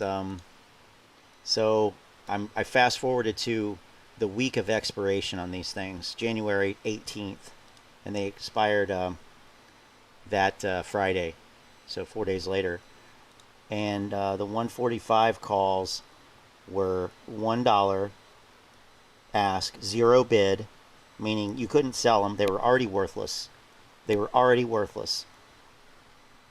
0 delta. You know, these things are dead in the water. And look at the open interest, 211,000 open interest the week of expiration. And you know, is this going to continue to go? 216, 221, 59 people. Well, not 59 people, 59 contracts, almost 1,000 contracts traded the day before. Now, we know that these were only bought because you couldn't sell them. It has a 0 bid. 0 bid. You can't sell. It's worthless. You can buy it, but you can't sell it. 1,000 contracts were bought the day before expiration when they were already worthless, unable to be dumped. Then the open interest continued to rise. Why is that? And I say, well, Roensch Capital may have something to do with that. Not that specific contract necessarily, but maybe. This was the most replayed section of the video, so... Those typically come from weeklies, right? People lost money because of Roensch Capital, period, on options. Over and over. Because the ratio of delta to the price paid per contract is a lot higher on weeklies. Meaning if you get a move in your favor, that percentage gain is going to be a heck of a lot more. At least on a day-to-day basis, right? Not necessarily long-term. So look, guys, don't let that date make you nervous at all. Actually, kind of surprises me that there's a little bit bigger money going on just 6 or 7 months out. Typically, we often see it for the next calendar year, you know, even a year, year and a half, 2 years out to give themselves time to be right before theta decay and also IV crush kind of take their toll if IV comes into the question at all. So again, that actually surprises me that it's just 6 or 7 months out. In my eye, that shows me that they kind of anticipate this happening in the next couple of months tops. Or at least getting some move in their favor. So the insinuation there is, you know, it's surprising that bigger money, bigger money. So he's insinuating that, you know, this was maybe institutional investors, firms. And, you know, I mean, it's just kind of an absurd notion that they would buy those contracts. It wasn't a huge amount. So it wasn't like it was 10,000, 20,000 contracts. It was, you know, 5,000, 6,000. At a time when retail had money in their pockets still, probably very much was retail.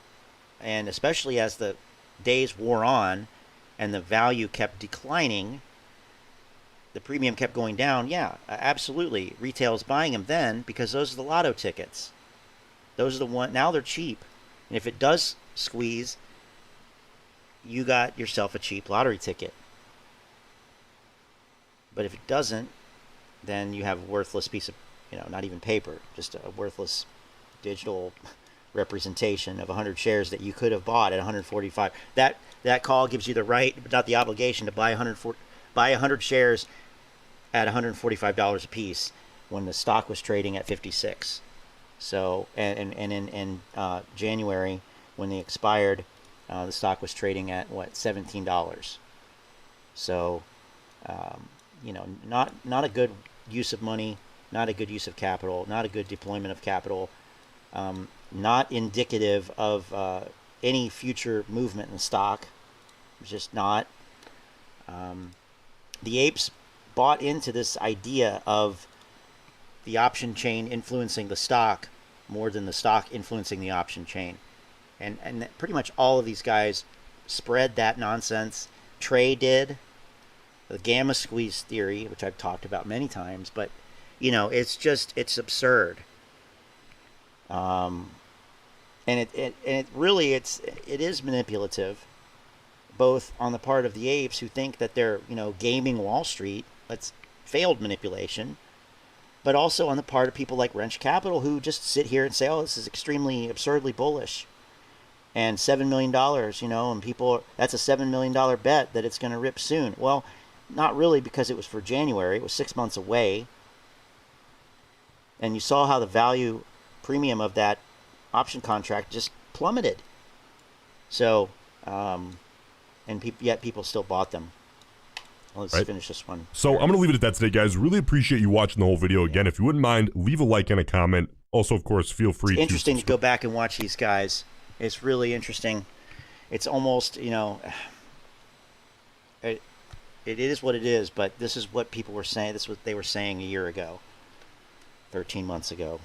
So let's place wrench you out of your money capital here. Right here. Well, we have a picture. We have his picture now. That's good. I think that people were saying that he goes in C tier. I think I could probably be okay with that. But no, he's not. I'll do another one of these things because it worked well. You know, I mean, try to be fair here, which is kind of absurd. Oops, that was a blank poll. Why did it even let me post that?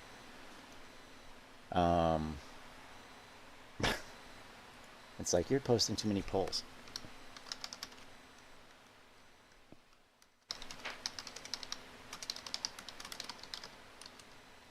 We know he's not top tier. We know he's probably not A, but whatever. I'll put him there. I'll put that on there.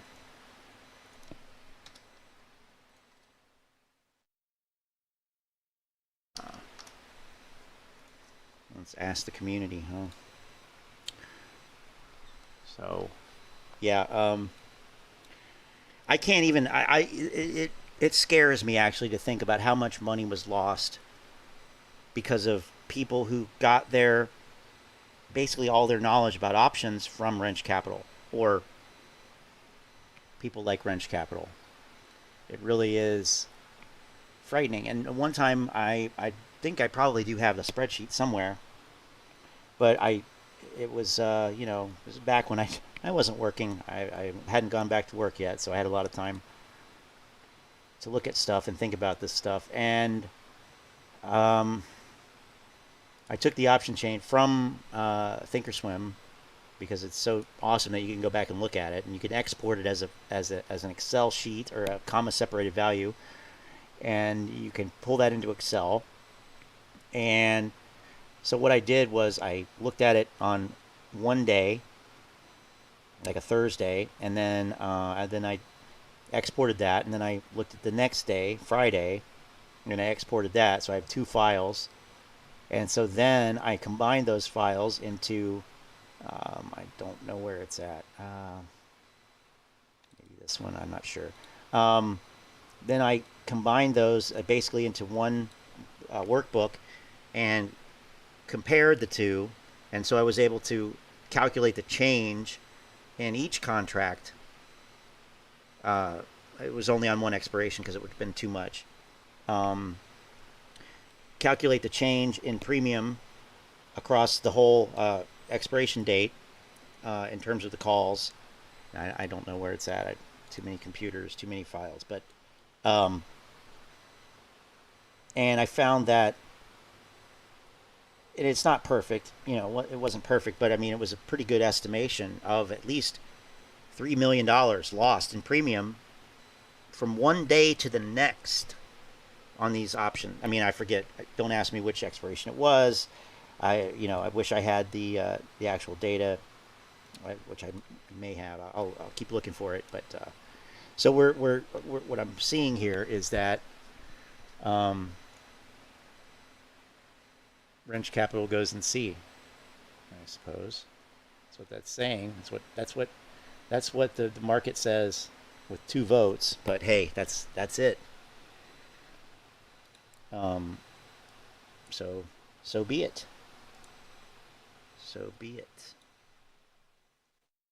There he is, already there. Okay. But yeah, that's man, and that's just one video, one absurdly bullish option chain. Can you imagine hearing and seeing that stuff every day for months, and what it would do to your ability to think clearly and rationally, which may not have existed to begin with, depending on your experience and all that. So terrible, just terrible, you know, really lamentable, unexcusable that, hey, he's got 100,000 subscribers, so he must be doing something right? Memberships. How much does it cost to join Roensch Capital these days? Patreon. Oh shit. How many people are, will it say how many? It's not going to say. That's too bad. Doesn't want us to know how much money he's making. 2 remaining, limited, no. All these are unlimited though, probably. Sometimes they say, you know, this number of people, whatever, but Roensch Capital is not going to. And unlock 1 exclusive post. Sweet. Comments. Really.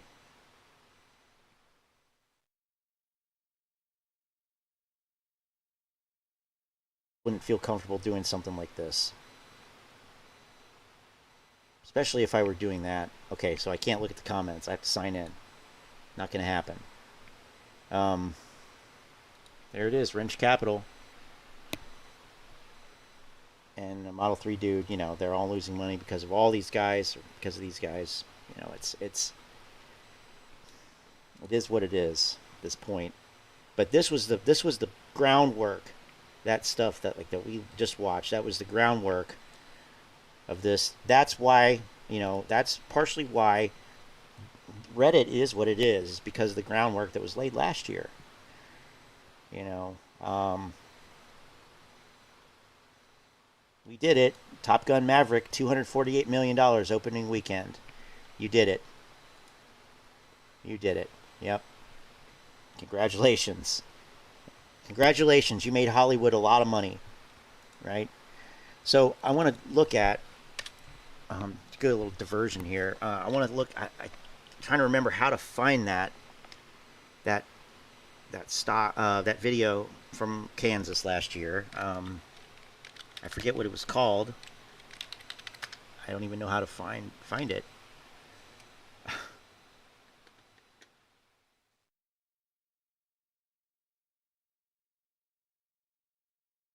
Okay, so here's somebody talking about it.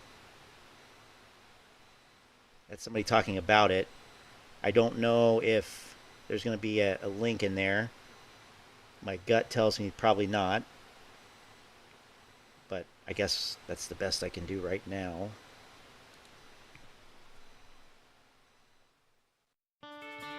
Okay.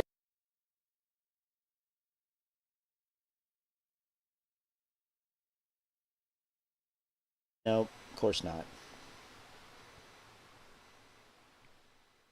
And I think I saw something in one of the comments about shares, but let me just do trades, short the VIX, maybe it'll come up there.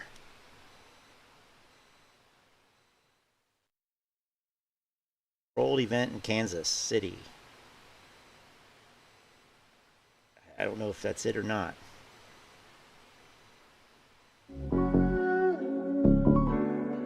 So this is from July 31st. So about a month after the last wrench video. Assuming that this is it. Second channel.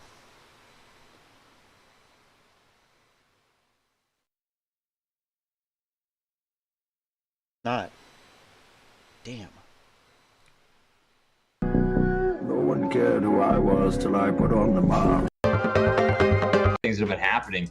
And I think the best way that I can explain. Hey, what's good?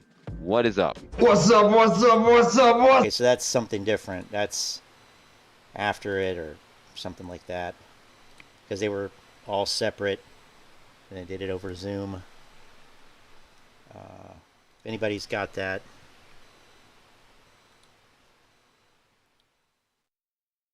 Throw the other guys in there. It's more groundwork. It is definitely more groundwork that was laid there. They didn't take it off, did they? Oh my God, if they took it off. I mean, I don't know why they wouldn't take it off.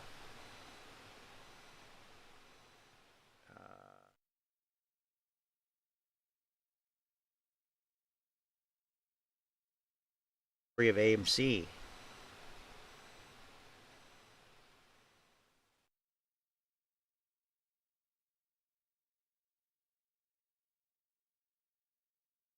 Last guy. Is it this? Oh, there we go. There we go. Review dork. Okay.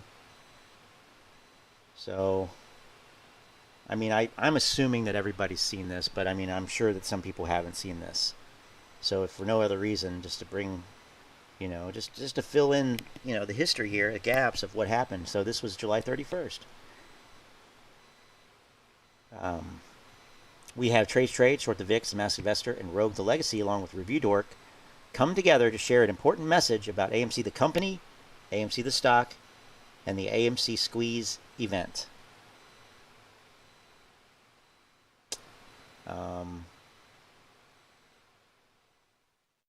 Okay.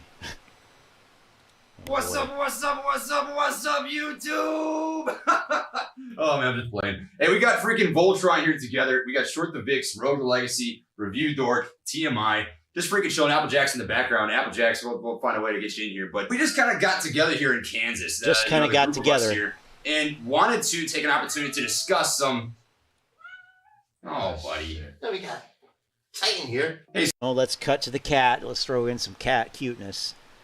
Tug at your heartstrings. So I think there's a real opportunity here with this many people gathered together to discuss some different topics that have kind of been floating around Twitter, Reddit, YouTube, Discord, Whose house the are they whole at, freaking too? ape community in terms of good things, bad things. Because there's a lot of voices that are speaking about what's happening with AMC, what's happening with YouTubers, what's happening with the stock, what's happening with the squeeze. And I think, you know, to find some sort of centralized location to discuss what this is really fucking about, what this whole movement is, what the people behind it are, this is so why is cringe. the stories, the reasons you got in it, to remind you what's happening here so you know that the apes are not leaving. That's what it's Pressure all about. to bias. So I'm freaking jacked for this. It's going to be cool to you know, hear these people's voices in person, and I hope you guys dig this stuff. So let's send it, baby. So taking things from there, I think we should address a few things with the community right now. There are a lot of apes out there. We're all apes. I mean, there's only, what, 5, 6, 7? 5, 6, 7. Hold on. Let's send it, baby. So taking things from there, I think we should address a few things with the community right now. There are a lot of apes out there. I can't get it. Yeah, right there. He's wearing a wedding band. I just wanted to point that out. I'm not crazy. He was wearing a wedding band that is on his left hand. Eat that. We're all apes. I mean, there's only, what, 5, 6, 7 of us right here in one room together. But outside, on a macroscopic perspective, there are millions of us, over 4 million of us. And I think that we need to make sure it seems like that on a consistent basis. There seems to be a little bit of negativity that's kind of rolling through the community right now. It's easy to see. I mean, I'm sure you're seeing it. I'm sure you're seeing it. I so wanted to believe that they were talking about me, but I don't think they were. Because I was like, you think I'm nobody now? It was like pick up on little tidbits of doubt, speck of sand, misinformation, whatever it might be. The point is, there's no reason why the positive sentiment towards AMC and or GME, if that's the stock you choose, shouldn't be heard every single day. When it comes down to being on social media, you know, when it comes down to having 4 million different shareholders with AMC specifically, there's no reason why we can't do things like trend every single day of the week. I mean, if you can't even organize to get ourselves together, just to tweet out once a day, #AMC, you know, we're doing too much, right? We have to get back focused on the little things. Let's get our voices heard. Let's make sure we get that right message out. Like, how do you guys feel with that? I think this trade is seriously more simple than people are trying to make it. I mean, the thesis hasn't changed in the last 7 months. Everything that we've been talking about has been there. You know, it hasn't changed in 7 months. No, it hasn't. Entire time. And if the thesis hasn't changed, and guess what? It wasn't ever going to change. Certainly not going to change the rest of that year. It's not going to change the next year. You know, yeah, everything else might change around it, but not AMC. Yeah, I think at this point too, we know that pretty much all of the core DD has completed. So look at that spring chicken. It's not, you don't often get a good view of this grifter. Man, he's cool. If only we could see the video where he dances in the bowling alley. I think at this point too, we know that pretty much all of the core DD has completed. So at this point, it's more of just updates on what's going on more broad market and how everything affects it, and correcting some things that have been coming out. So there's this weird dynamic circulating in the YouTube space, Twitter. What happened was, and not even just me, and not even just Stocktopus or whoever else was starting to at least provide some kind of like counterbalance, counterpoints, pushback at all. The price had been going down at this point. This is the end of July. So, people are starting to I guess on some level question it, but they're concerned about their bottom lines. They're starting to get concerned, so they come together, and I don't know how you could have this shot this crooked, when you're on a tripod. Anyway, whatever. But, they're like, oh, the DD has completed. It's done. We want to correct some misunderstanding. What is that? Yeah, because you're worried that people are going to point out holes in your little narrative. So strengthen numbers. That have been coming out. So there's this weird dynamic circulating in the YouTube space, Twitter space, Reddit, where it's not necessarily getting the information out there. It might just be rushing to get something out there, when what we really need to be doing is just keeping it super simple, because we know what time it is. Well, I just think that, as we keep adding narrative. By the way, this is Rogue the Legacy here. He's in between Short the Vix and Review Dork. I don't even know if he says a word here. I didn't know who he was. I had to ask somebody in our chat. Narratives to the play here. We end up, doing something like quantum physics. Nobody likes quantum physics. And I remember specifically disputing that fact. Like, nobody likes quantum physics. Oh, okay. This play because it was buy and hold. Quantum physics is unnecessary. The math does not add up, but it adds up to our favor. Yeah, I like that a lot. And it's in our favor. Yeah, it's in our favor, and it's to the point where we're winning something, and we're so far ahead sometimes, we're starting to slow down just to look back and see what's behind us. Forget that. Keep going, keep it going, keep that positive momentum rolling. Like, when it comes down to perspective, I truly think that perspective does equate to reality. So when it comes down to people... Perspective equates to reality. I mean, yeah, there's a time and a place for that, but when you're talking about numbers, and like quantitative matters, there's only one way to view a number. I mean, you could say that it's high or low, or you feel like it, it seems like this or that, but I mean, these are the same guys that say, the price doesn't matter, it's not the real price, and that's, I guess, what he means. Coming into the community, we need to make sure that we are looking like a fun place to be. We need to look enticing. We need to look like a steal. We can't look like something that's slowly starting to disintegrate, or it has been. There's still so much room for us to run. We have to make sure that we look like we're on our way to just getting started. So a piece that I remember talking about, I went on Fox Business, I spoke with Charles Payne, the freaking silverback, the absolute man in terms of financial media, and he asked me a question, I'll never forget it. It was, what's your greatest concern in terms of what could derail the squeeze setup for these apes? And first I kind of gave him a witty comeback. I was like, risk for what party, because he didn't specify, but my answer was very simple, and it's infiltration. Now, that can be thought of in a couple different ways. You can think of bots coming into the community, hedge funds coming into, Reddit and Discords and YouTube, trying to act as an ape. But it's more than that. It comes down to unity versus division. Are you going to work with your teammates? Are you going to work with your apes, your fellow friends, your peers on, providing due diligence and educating people to the best of your extent? Or are we going to divide ourselves like all of America and all the world already is? There's enough division out there, guys. I think the most beautiful thing about AMC is that it doesn't matter what you are. It doesn't matter if you're... And it's not a cult. It's not a cult. So don't even think that. It's not a cult, but you can belong here. We can all be part of one thing. And it's a good thing. We're going to change things for the better. And it's literally us versus them. but it's not a cult. And these people coming in from outside telling you to, you know, think about other things. Oh, no. Like Scott Allen. Fuck him. I, again, felt like he was talking about me. A male, female, what your political agenda is, where you live in the freaking planet, none of that shit matters. You're an ape. That's as simple as it is. All you have to do is buy and hold the stock and stick true to the basics. That's the greatest concern that I've got, is maintaining that. Hey, I'm just a simple ape, though. I obviously need some more opinions on that. Yeah, I think this is where I jump in. I agree with you 5,000%. The only thing that's left to do is for us to hold. The longer we hold, the more uneasy we get. The more uneasy we get, the more nervous we get. And every day that passes, you're like, what the hell's happening? Why am I holding? You have to remind yourself each and every day why you're holding. Normalizing And I it. guess the best way to remind yourself is open up a journal and record your why. Right now, each and every day exists an opportunity for the FUD to fuck you up. It's just that simple. It's really that simple. One day, you're gonna wake up, got a shitty day at work. Maybe you got your loved ones, right? They didn't swallow. Now you're pissed. One day, Keep it real, gang. Keep it real. one day, and by the way, yeah, gross. One day, you'll wake up and you'll have a job. It was true for me. Okay, that might have to get edited out. You didn't get a good clap in. It happens. 1 minute, 37 seconds later. It's strictly emotional at this point.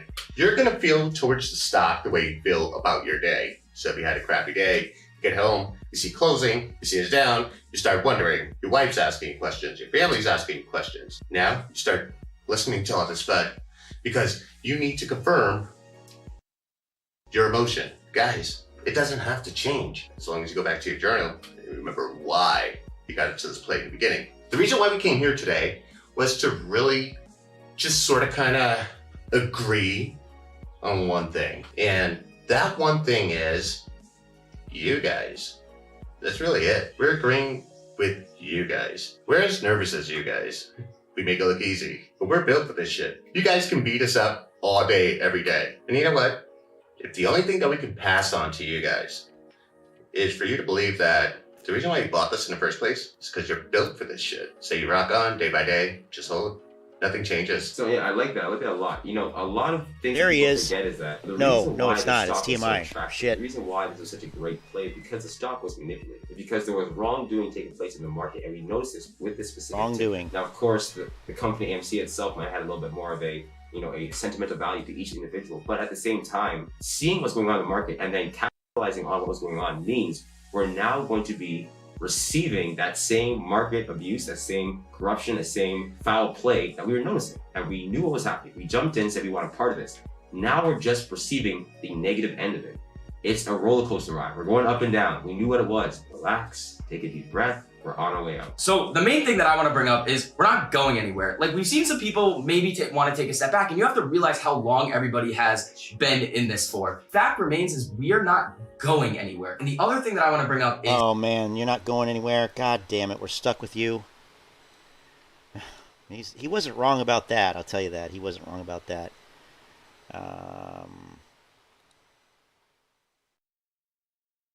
Emotion. When money's involved, this whole situation is going to get super emotional. We've seen it over the past month. Emotions are high. We saw the stock run up, come down, kind of consolidate, and then break lower. A lot of people were buying at those higher levels. We completely feel for you. You have an unrealized loss. It sucks looking at it, but what I would I mean, like, oh yeah, it sounds like he's really, really empathetic there. I mean, but what about now? Shit, I mean, what was the stock then? We feel for you. Is it now? You have an unrealized loss. It sucks looking at it, but what I would recommend to those individuals is try to watch Trey, TMI, Review Door, read like Rogue's DD tweets. All of the information is out there for you to learn and make your own decision. And once you are able to come to that conclusion, any BS. That's such bullshit. All the information is out there for you to come to your own conclusion. And once you come to the conclusion that we all want you to come, that everybody else has come to, I mean, that's just investing nonsense. It's just, it's garbage. That is garbage information from a garbage individual. FUD that somebody on Twitter says. Basically, anywhere, you're going to be able to put the blinders on and basically say, I could not care less about what this individual has to say about my investment. And the irony is, that's what people needed to say about these guys. I don't care what these idiots, what these influencers are saying, because they have an agenda. They are making money. They are doing their influencer thing. I don't care. Put on the blinders and just look at the goddamn thing. And you could have made money, but they said, oh, don't sell. This isn't the squeeze. Don't sell. It's going to keep going up. They said that. And how many people could have had actually, quote unquote, life-changing money in early June? It doesn't have to go to fucking $500,000 a share to be a good trade. And that's one of the biggest lies and just total pieces of nonsense that got thrown out there, because as time went on and the price went down, the amount per share that they expected went up to compensate for that. And that's total bullshit. It's total bullshit. And these guys played into it 100%. Oh, I can't stand him. I've done the research. I know the potential of this situation, and I'm just going to keep doing me. You don't know shit. Oh my God. You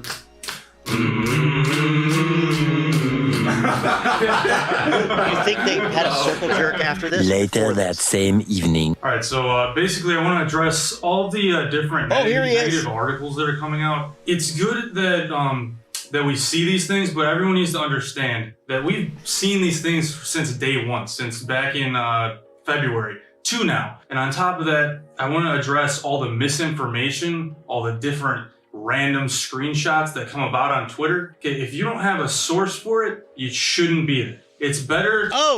If you don't have a source for it, it shouldn't be there.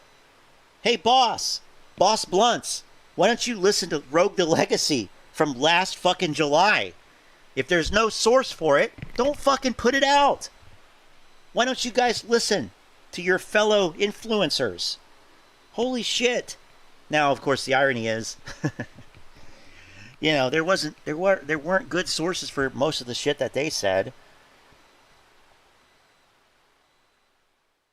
But yeah, that's the first thing that I actually agree with here. To not be first, but be accurate. So you want to actually put the correct information out first. That's fine. Right. You know, you guys had a pretty interesting conversation earlier about just how negative media gets more clicks. Like 90% of the media news is just negativity. And you were speaking about how they feed directly into whatever you click on, whether you like it or not. I've noticed this myself. I know you've noticed it yourself. I'm sure everybody's noticed it. Whatever you watch, whatever you feed into, that's the shit that you're spoon-fed. So you get to choose your own destiny. You get to choose what you want to read. That's your decision to make. And you get to decide that by interacting with the people you choose. So choose the thing that makes you feel best and ignore anything that doesn't make you feel good and might be a differing opinion. And well, that's why I use Brave browser, because it doesn't, you can set it not to do cookies and all that shit. So I don't want to see customized results that are only tailored to me based on what I've already seen. I don't want that at all. That's not good. But it's bad for profits for the companies. All right, Joe, I gotta ask you a question. What's 2 + 2? 4. 4? I think. Trust me, it's fine. I know a guy.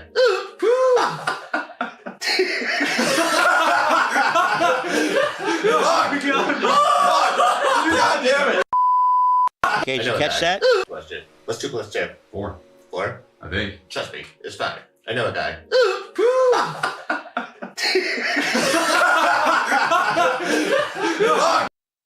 Making fun of Lou. These guys. Wow.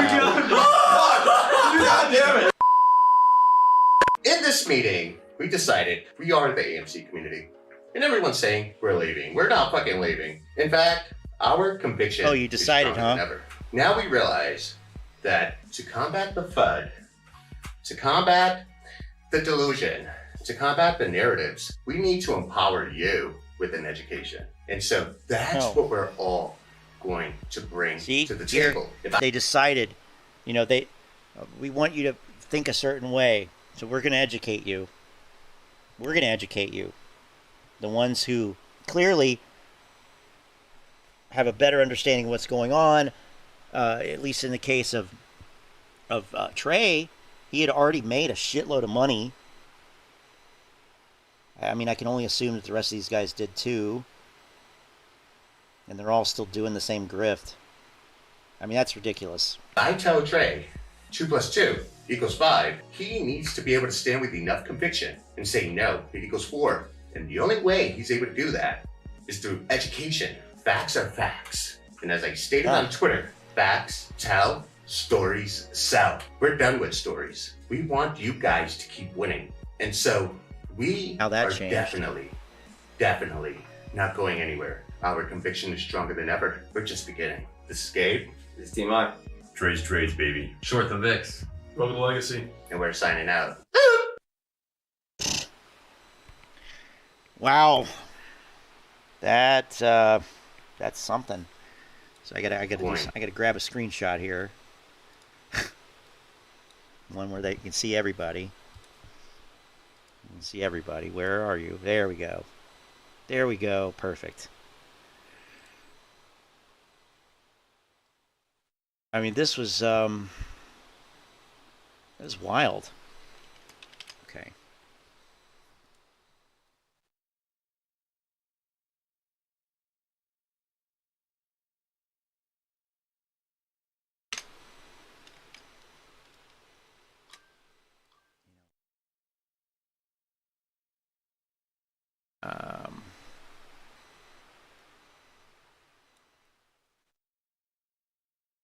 Probably should have made it a little bit more zoomed in, but you know, it is what it is. Guess I could crop it.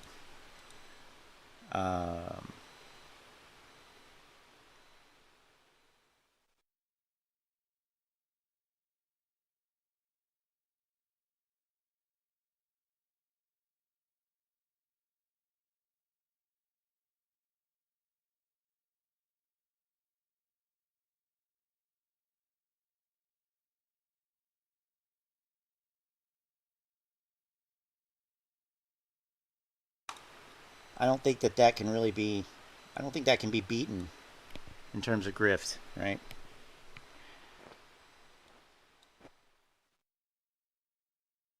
But I'll, you know, entertain thoughts. You know, other opinions, of course. Now, let's go to AMC Bigums. He's probably, well, I don't want to say. I don't know what he's talking about these days. We'll find out.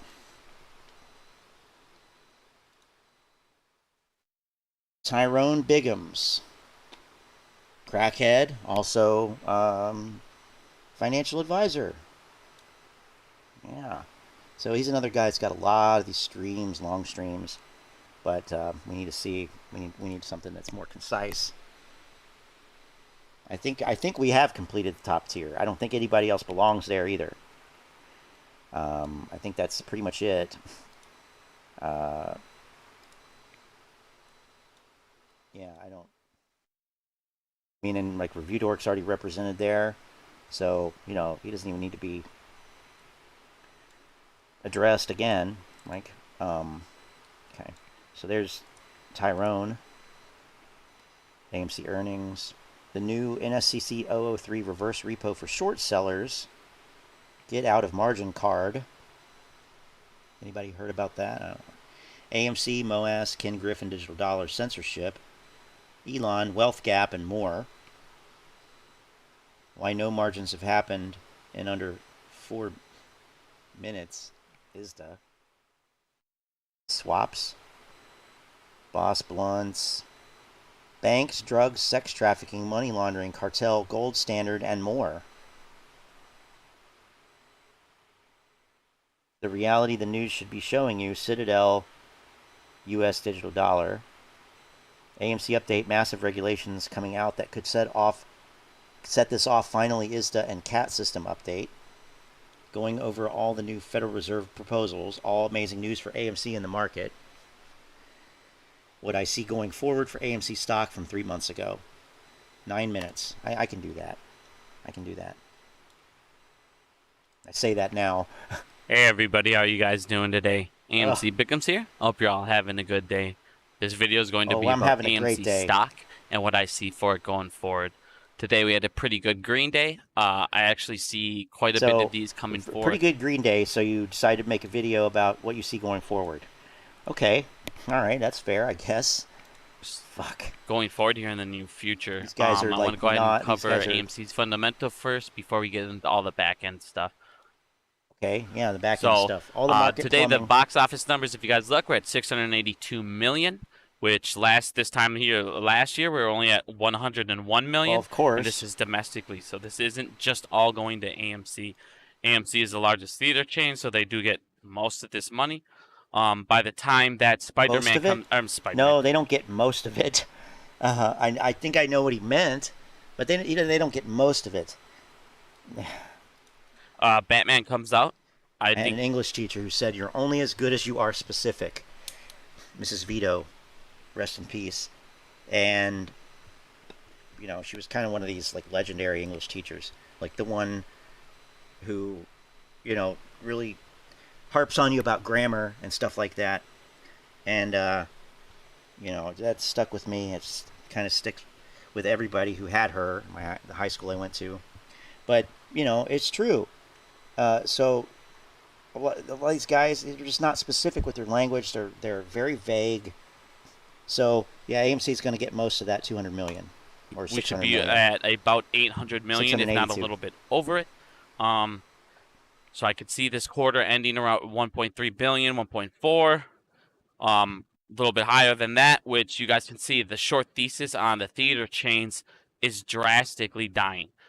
This is no longer a massively dying industry. They're not burning cash like crazy. They were paying 400 million a year in interest.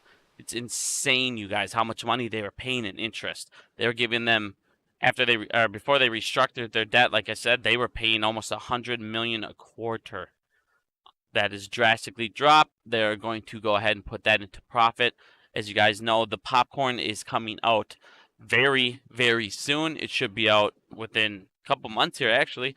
That should be a massive, massive profitable thing for them. As we saw before on popcorn, margin is 80. So yeah, it took me a minute to even remember who that was. That's the guy who uses astrology, right? Yeah, Market Moon Lord. For some reason, I thought that I read. I don't know. I saw Elon there somehow. Elon should be in the Grifter Hall of Fame, and I wouldn't, you know, necessarily dispute that. But yeah, he could. Yeah, I mean that. Yeah, we may have to look at that, Manuel. To 90%. So we go up there and we buy hundreds of millions of dollars worth of this popcorn. Almost all of it is pure profit for them. So, like I said, nothing but great things for AMC going forward. Fundamentally, they are no longer they're not going to die off. Like, the short thesis in my eyes, trust me, bro, is completely dead. Especially once they start smashing more down on this debt. So I love that. Cannot see what you would say. Because based on like what, less than 2 months of gross income revenue at this point when he made this video, the entire short thesis is dead.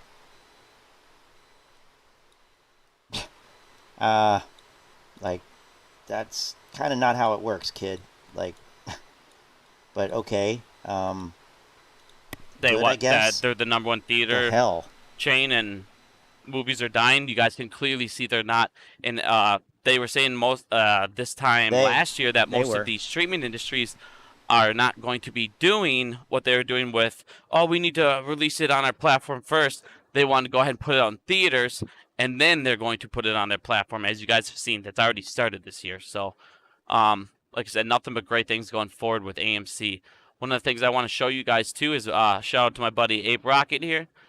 Susquehanna, one of AMC's biggest short position holders. If you guys look at their portfolio, they actually have $2 million $2 trillion million. I'm tired, you guys. $2 trillion in SPY calls, which is 76% of their portfolio. So as you guys can imagine, they're getting smashed today. Well, if you guys look about the other news that happened today is these bonds for Russia today. Well, if you okay,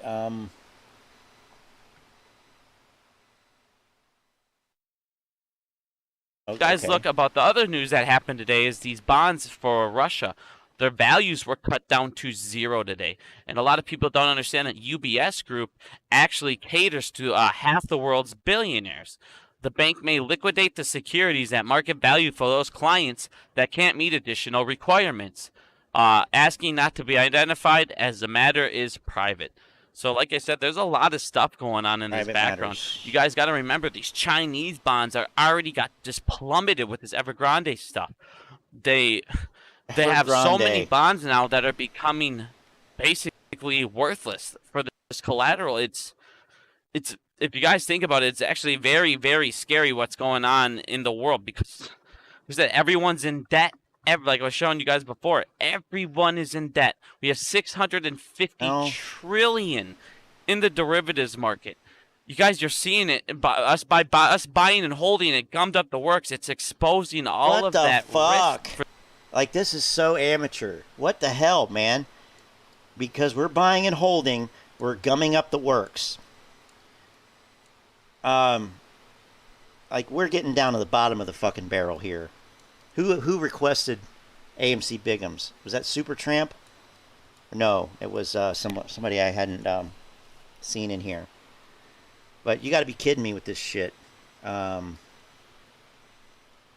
have to look and go back and see. I'm sure they're not here still, because I have definitely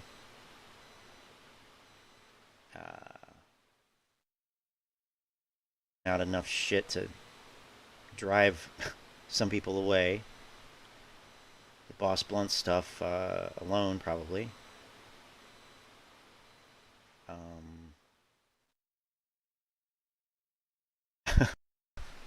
For these guys, you guys got to remember, in 2008, these banks were only over leveraged 12 to 1, 20 to 1. Some of them now are over leveraged 200 to 1, 156 to 1. So back in 2008, their insurance companies were the things that were over leveraged 100 to 1. I think it's well, guess clear what? Those guys have to be over leveraged. That this guy's got the most annoying voice of all the grifters. I mean, he sounds like a cartoon. You see what I'm saying? These guys are able to take on all this risk, and it's distorted, and not have to put anything down. Well, if they're able to take all this risk, they should have been smarter with it. It's not our fault. Like I said, you guys, we're in a once-in-a-lifetime opportunity. Do not sell low. Don't. Like I said, don't miss this chance. But he doesn't care. He's not saying he's not a financial advisor. He's just coming right out with it. He's just showing it. He's just whipping it out. Don't sell low. Don't sell low.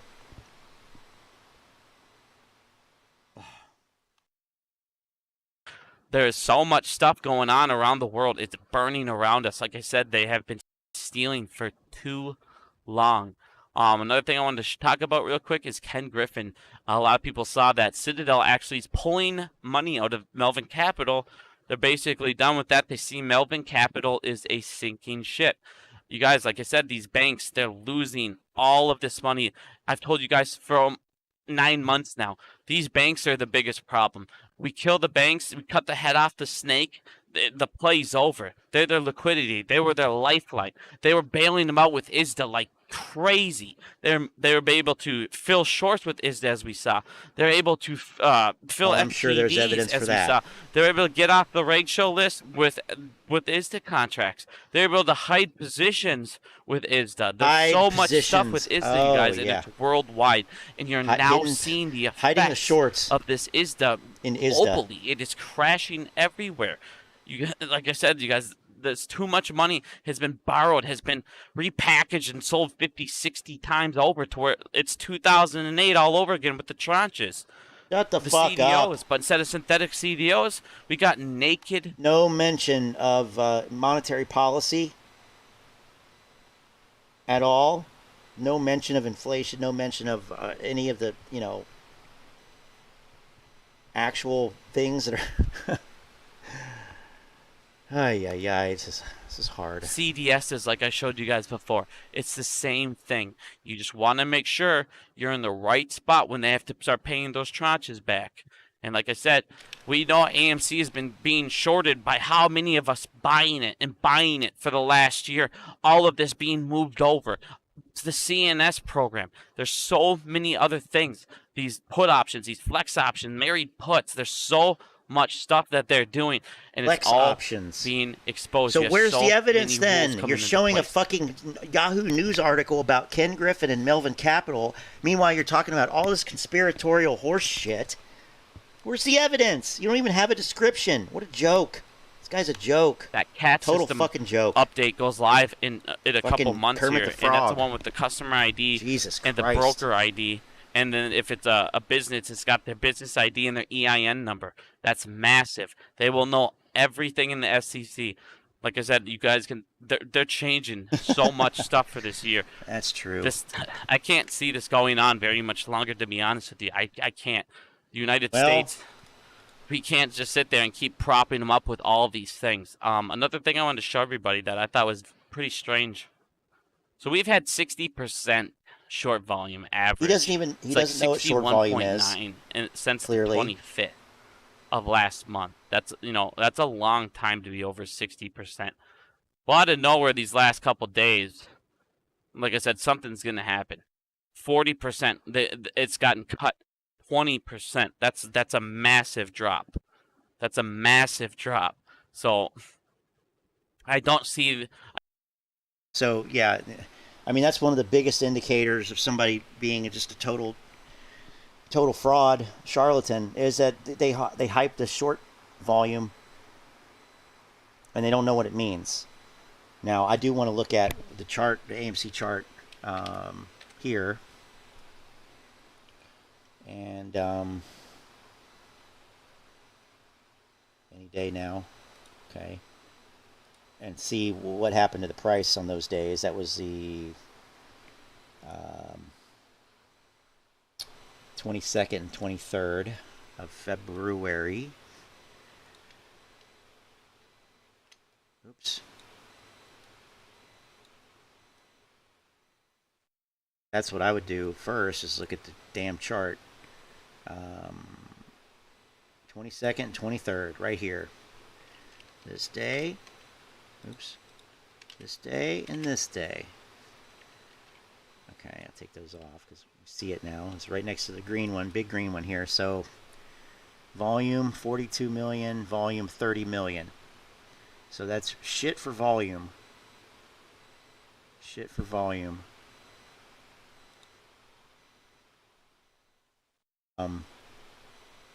Yeah, most likely because we know that short volume mostly is long volume that is being bought by retail.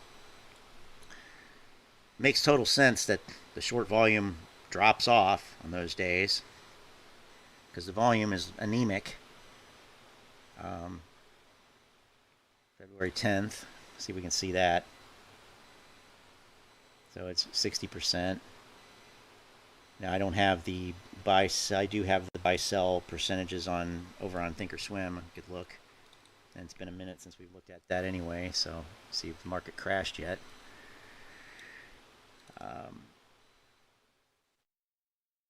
That it melted back up. It drifted back up. Everything did. Well, except. So yeah, energy, oil, gas, and equities. Sweet. So that means that we're probably going to see a gap down, or, I mean, just logically,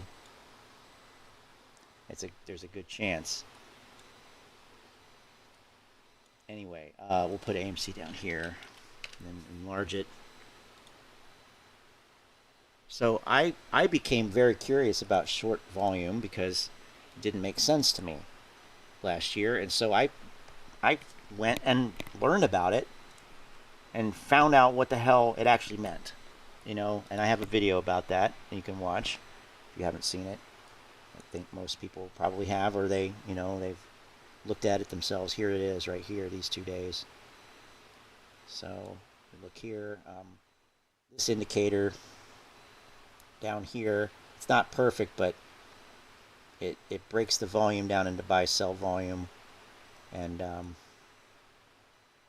there's such little buy volume that it doesn't even show it, but it should be broken down like this over here. So if you look at these numbers here, it'll tell you, and then the total volume is here, so that should match. That's 42,968. So this number right here is the total, and I had to finagle this indicator a little bit to get it to be correct. I had to edit the code, but we see that, so the green number is buy volume, so that's 7.6 million. And just some basic calculation here, 7.6 out of, what was it?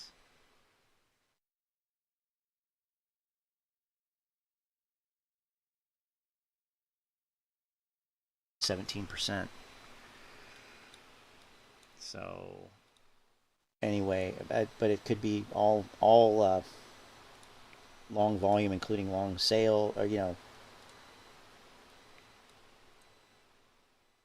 but we see that basically that whole day was mostly selling, 17% buying, and very similar here.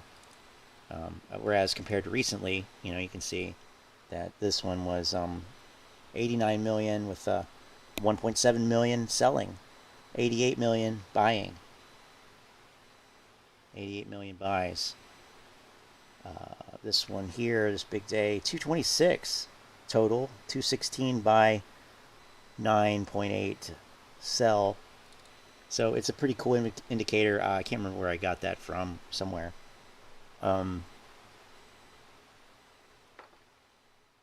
But yeah, I mean, you're looking at low volume days anyway. So, but that's just another one of those things. It's like, all right, you're just assuming that it means short selling, like what you see on Ortex, and it's most definitely not. So you haven't even taken that time, you're not that curious. You're not even that curious to actually look at this and go beyond what this website tells you, which I still don't know who runs Stonko Tracker. I want to know who puts this together, who administers this website. Where did this come from? Who runs it? I never could figure that out. I've been looking since last year trying to figure it out, and I can't, admittedly not that hard, but I've tried and I can't find it. So I see them running out of liquidity. Like I said, these bonds, these Chinese bonds are worthless. You got government bonds that are worthless. You got hedge funds that are just, like I said, they're getting destroyed. You got these biggest, like I said, it sounds like everybody's so fucking mad. They have all this money that, like I said, it's got to collapse, like you guys. This reset has got to collapse. The government's got to let it collapse at some point. They know it. They can't just raise inflation to astronomical numbers and be like, well, it's going to be good. Okay, we're going to be okay if we just do that. Raise inflation. They can't raise this market inflation. Correction to happen. We have to. There's nothing else that can happen at this point. Like I said, I've shown you guys everything in these last couple of videos with the derivatives market at 650 trillion. Big numbers. Something's got to Hey, here's a big number for you. You get a big number. Burst. You get a big number. They took 2008 and they made it way worse. They did not fix the problem. They made it 5,000 times worse.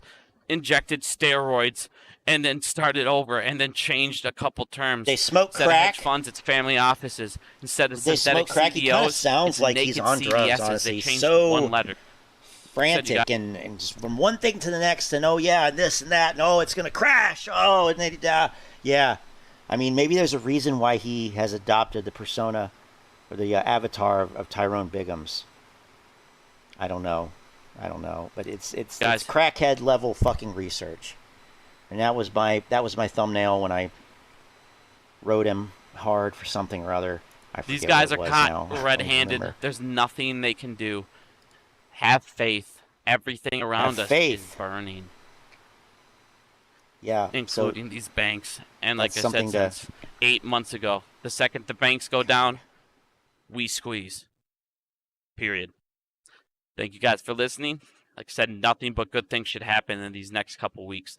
They're running out of time. They're running out of liquidity. The government, we're going to try and make money with sovereign credit default swaps off war, and that's all war is just trying to get the government money, so the government might be able to prop them up a little bit longer. No, I mean, I guess he wasn't wrong about that. Like I said, there's nothing else these guys can do, guys. This stuff is ridiculous. The price is currently definitely under running out of time. So, thank you where guys he for listening. said where Have it a good was night. on this day when he was saying that, right here. So it's currently under that, even with this recent little rally here, which, you know, we'll see if that holds, but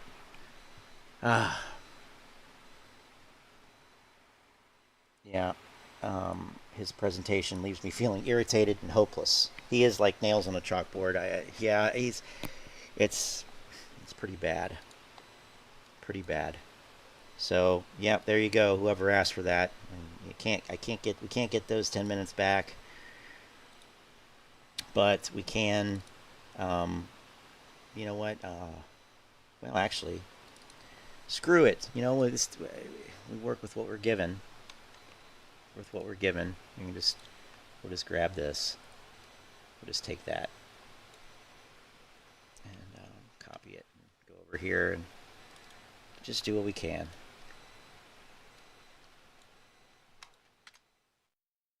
Crackhead. All right.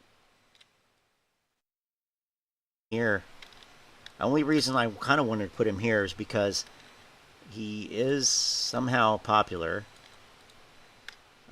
But you know, I don't know. But that was terrible.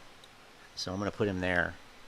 We'll see if I get any pushback from anybody. But I don't think I will, personally.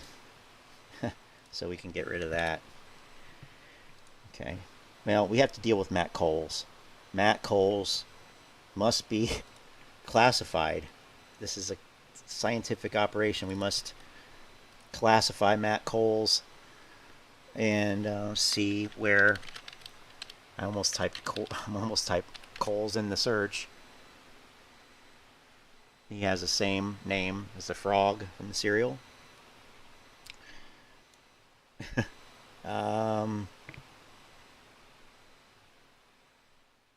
Oh, by the way, too, you know what? Another one that we have to do.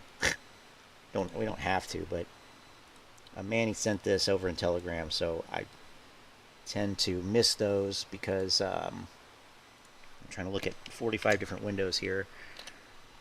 But he's on the list, and he's on the minor YouTuber side. See, I turned it down preemptively. I'm learning.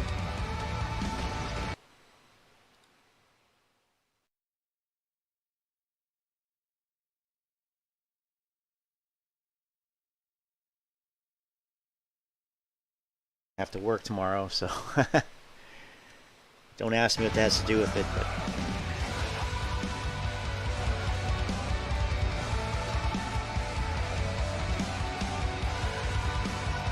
Yo, what's up, everybody? So I'm sitting up here on the second tier patio. Maybe you can see the pool because I'm about to go jump in that bitch. Can you see that? It's out there somewhere. Okay, and we're I'm up here. I should be down there. I'm doing this video for y'all. My sentiment on Tuesday hasn't changed one bit for AMC. Not one fucking bit.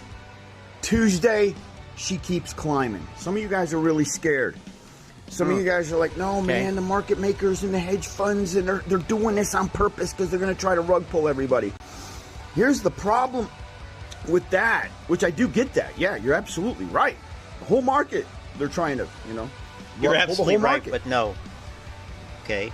Some stocks are shorted so heavily, though, and some are becoming a little too far detached that might not be possible.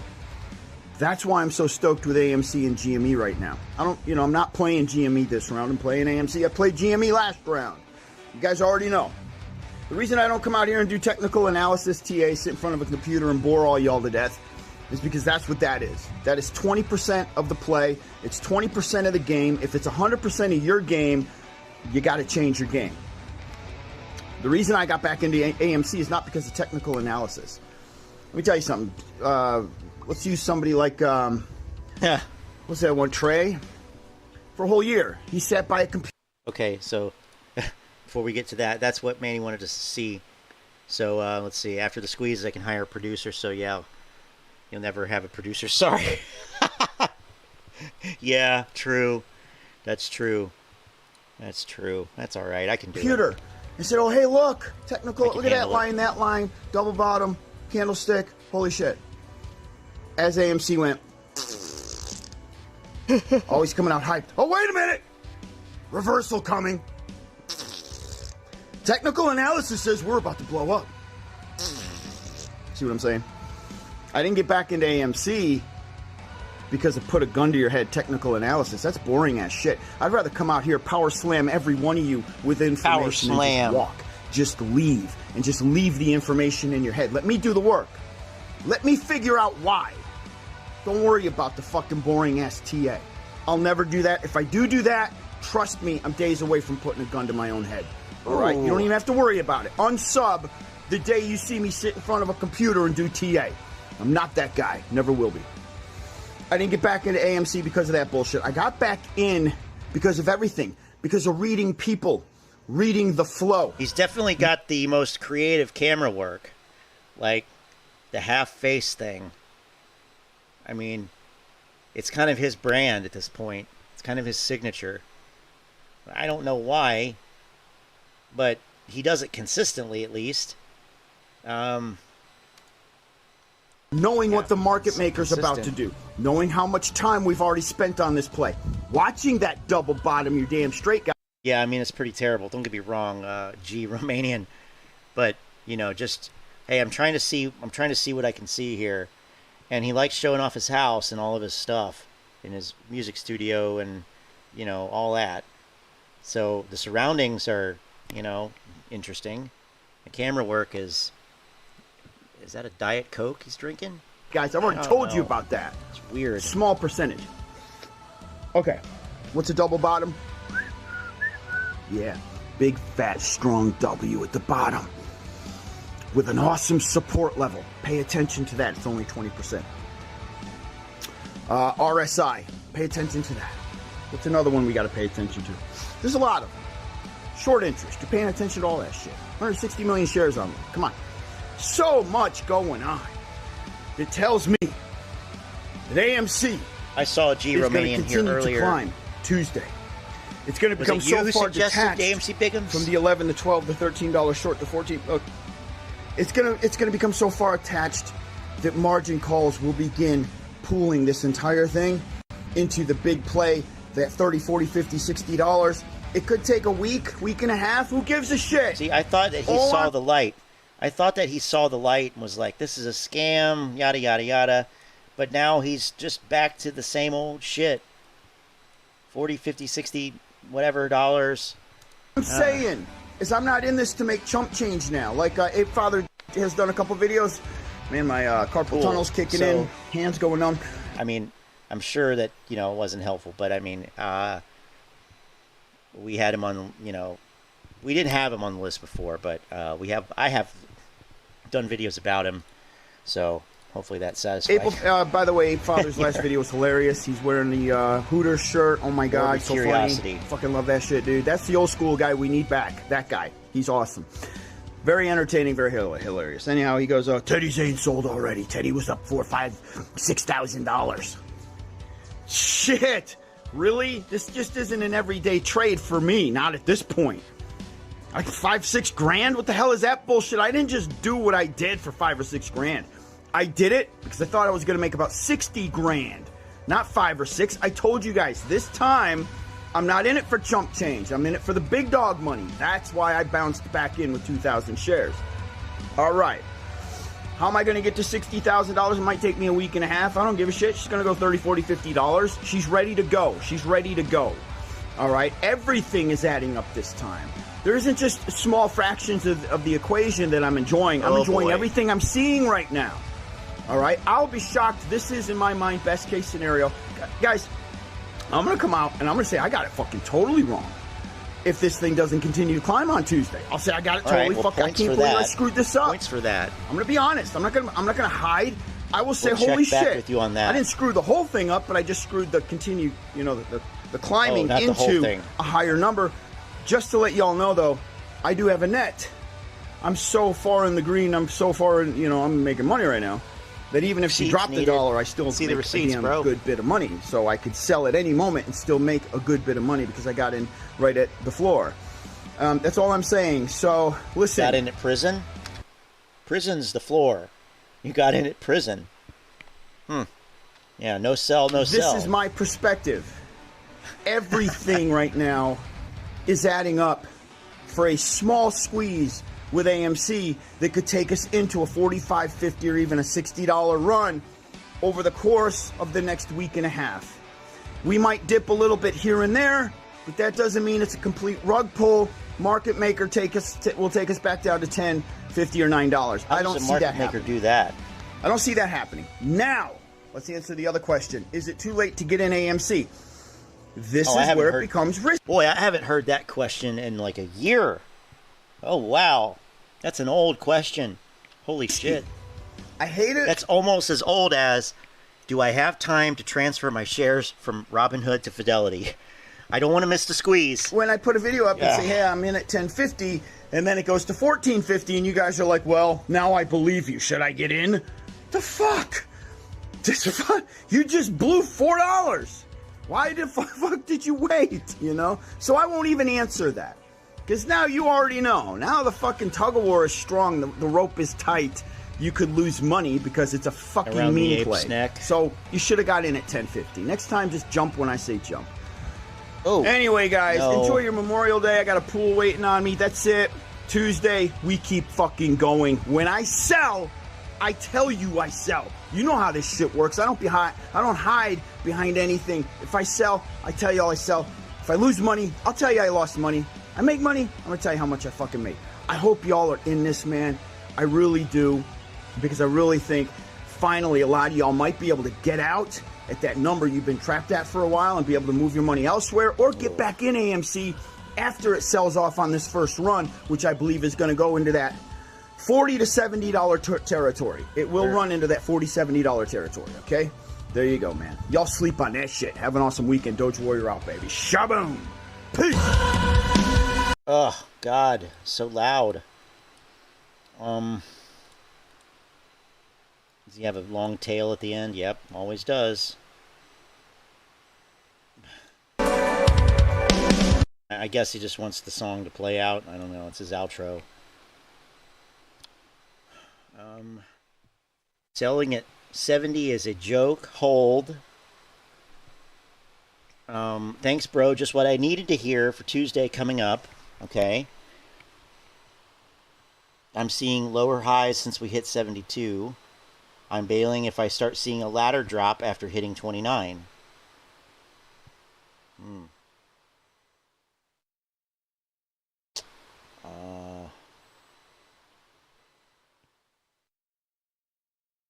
Parabolic honey, whole time. Just put a buy order of 498 shares on AMC when it opens. Oh man. Good luck.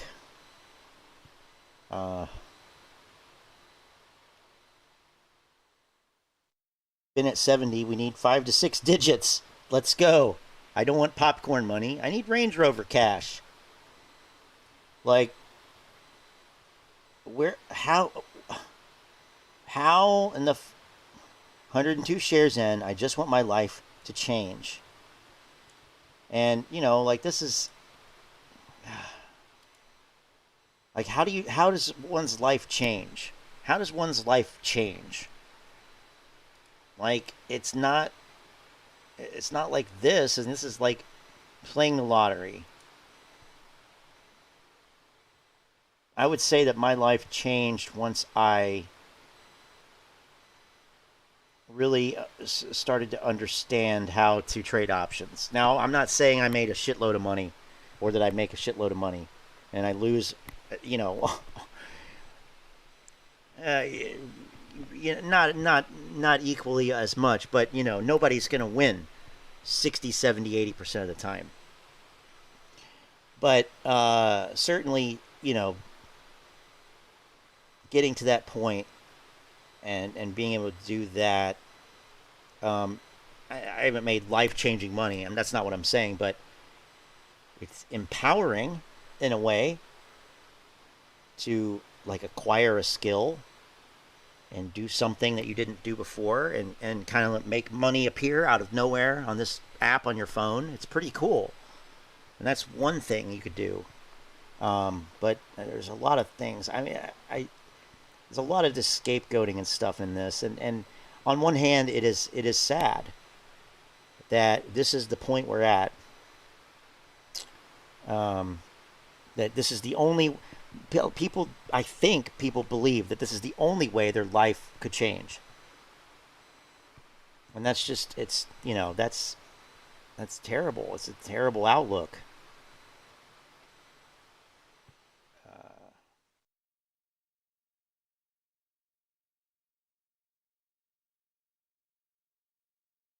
More shares on loan mean it's going to go higher. Well, not necessarily.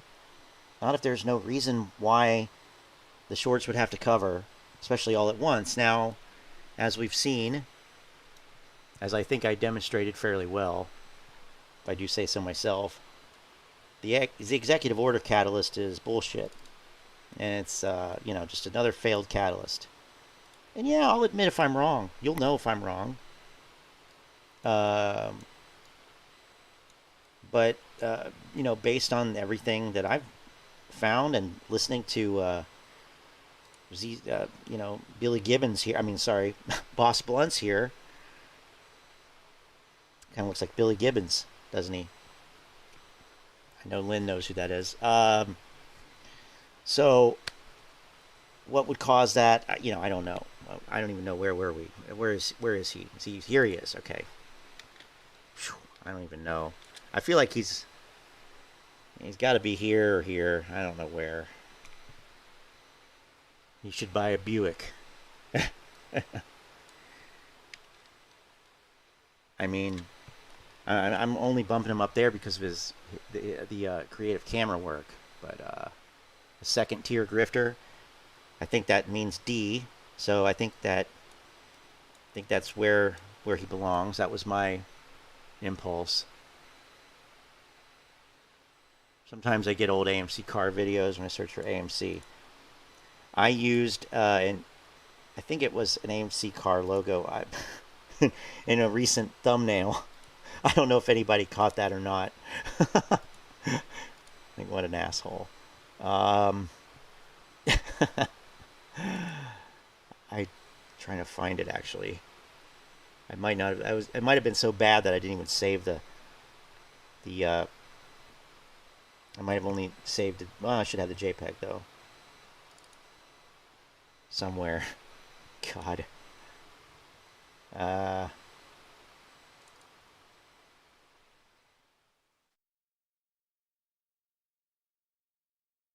understand now why Matt Kohrs has so much fun making thumbnails. Because it's fun. It is fun. Thinking of something, thinking of a theme, finding the clip art, putting it all together. It is fun. Now, what's his name? Kohrs has way too much fun making himself look like, whoever. It's kind of ridiculous. Well, I can't find the damn.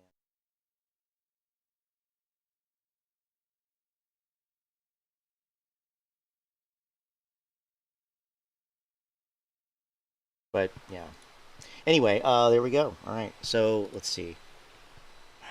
Fucking Kohrs. God damn it. I'm kind of digging the back in time thing. So who is this? Oh, it's not. Never mind. Not AMC. Because that's when all the good grifting really happened. And again, that laid the groundwork. B. Oh. Sorry. I misunderstood that one. So...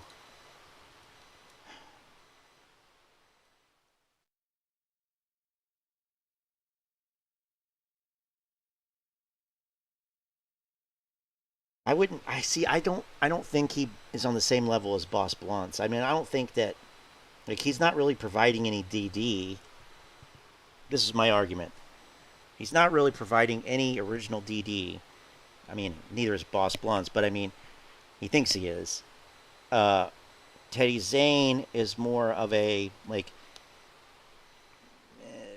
you know, overtly influence you to buy or sell based on what I'm doing kind of one.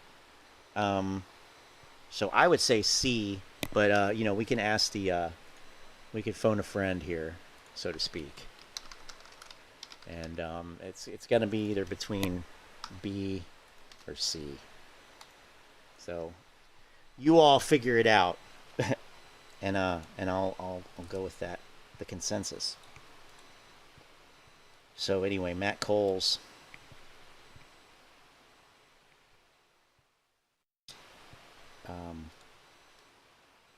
Might be fun to by oldest here.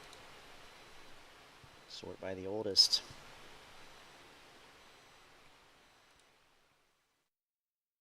Quantitative easing. What is quantitative easing? Wow. That wasn't... Yeah. That's what made it all possible.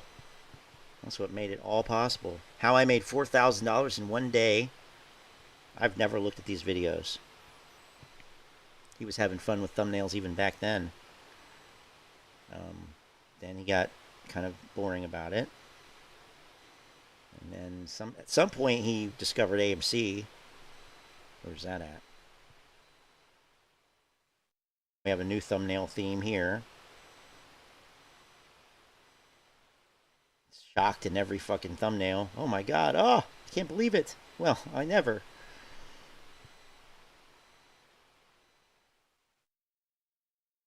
Yo, Tesla. It's gonna hit. It's gonna hit like a ton of bricks here sometime. Alright, it's the first one. Maybe? It's a stream. Actual videos about it? Should. AMC, here it is, right here, coming in. AMC and GME crashing. Oh boy. Run plays. These stocks are set to explode. CCIV. Weed stocks crashing. So that's drug abuse right there, burning the marijuana. AMC stock is making moves. And portfolio update.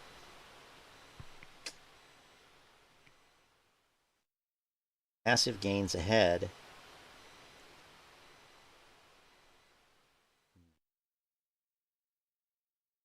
Best investments right now with Max Marr. Never seen that guy before. Not once. AMC and GME squeezing, gains ahead. I wish I could see the date instead of just 1 year ago. Why the squeeze is still possible. Okay, that sounds promising. That's what we want to know.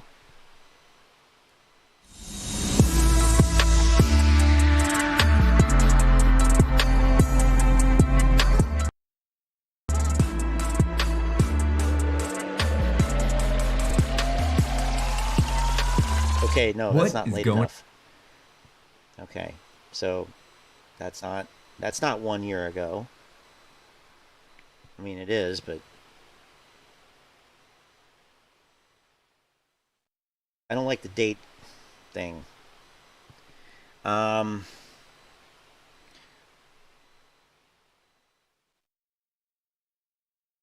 Breaking records. The shares or options? Apes, we need to chat. Okay, how about this?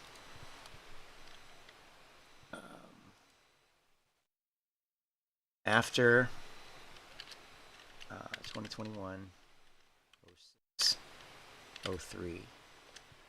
I'm going to see after, but before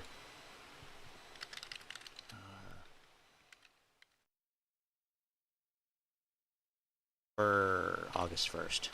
I think I did that right. Yeah, it looks like I did.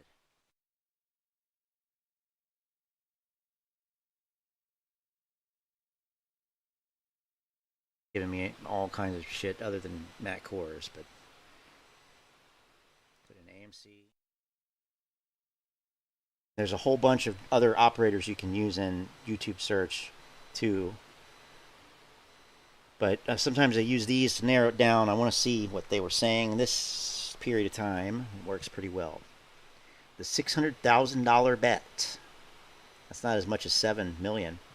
Stephanie Kammerman. Remember her? I remember watching this video, or Cole's interview with her. And then I followed her on Twitter, and she's like posting all this like right-wing conspiracy stuff. It was really weird. And vaccine misinformation. I had to unfollow her. I mean, maybe she might be a good trader, but I cannot deal with that. But I thought you liked counter arguments. I thought you liked listening to people. No. Anti-science is, not the way.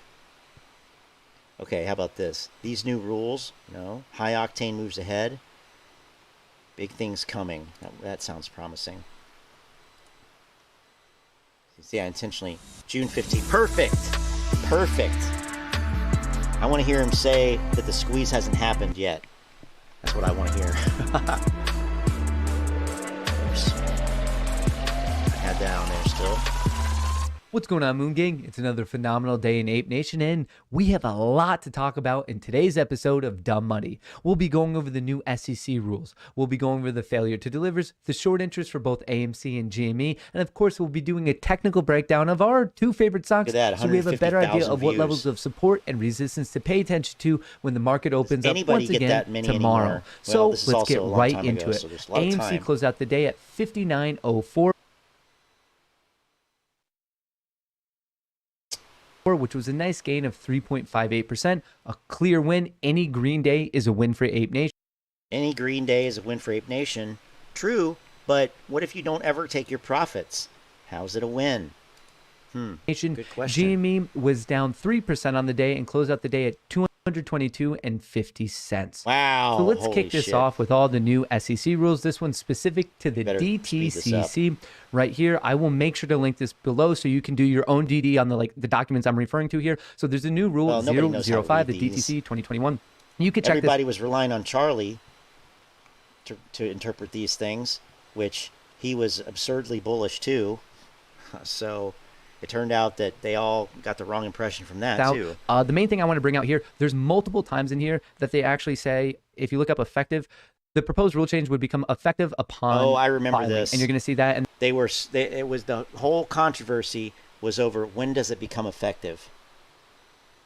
Does it become effective immediately? Does it become effective after some period of time? And then Charlie was like, and it might not have been this specific one, but it was on all of these filings, mostly. And then Charlie's like, no, it becomes effective when it appears on the Federal Register. You guys remember that? And it was this whole thing. And it ultimately ended up with Charlie kind of more or less rage quitting for a while. And, kind of like disparaging AMC. It was big drama. It was kind of, yeah. But and then they even had, there's always a comment period on this shit. Whether there already was a comment period on this one, I don't know, but we'll see some here. emails to the same effect. It will be effective immediately. All right, so I just want to bring forth that, now that this has been filed, it is in effect. So with that, the next logical question is, what is 005 all about? Right here, I'll make sure to link this. This is awesome. Regulations edition. It gives you a quick little cheat sheet of what all these rules are. So right here, 005, asset tagging and share lending revisions prevents loan/borrowed shares from being borrowed more than once. Another way to put that is if you listen to that interview I had with Mr. Wes Christian, basically these prime brokers have been taking the same exact set of shares that they could lend out, and they've been taking that pile and lending it out to multiple people. That's his example of Xeroxing. So basically, there's more loans going out than there should, and then that prompts more of these failure to delivers. Another way to do it is this particular rule, it's making it more difficult to hide failure to delivers, creating synthetic. So overall, this one does directly relate to this concept of naked shorting and things that shouldn't be going on between hedge funds and prime brokers. So this is a good direction. Not only does this impact us with AMC and GME in the sense of less naked shorting, but it helps the market as a whole because this is a practice that shouldn't be happening. I got a great question today. Naked shorting was already illegal at the time, and then this supposedly made it harder to do, and yet today literally today, any day, every day, the apes and their influencers, now continue to say naked shorting, synthetic shares. So clearly this was, was bullshit. Now, I don't even know if that's what it, I don't even know if what he said was what it actually was supposed to do. Because shares can be lent out more than once there are sold short.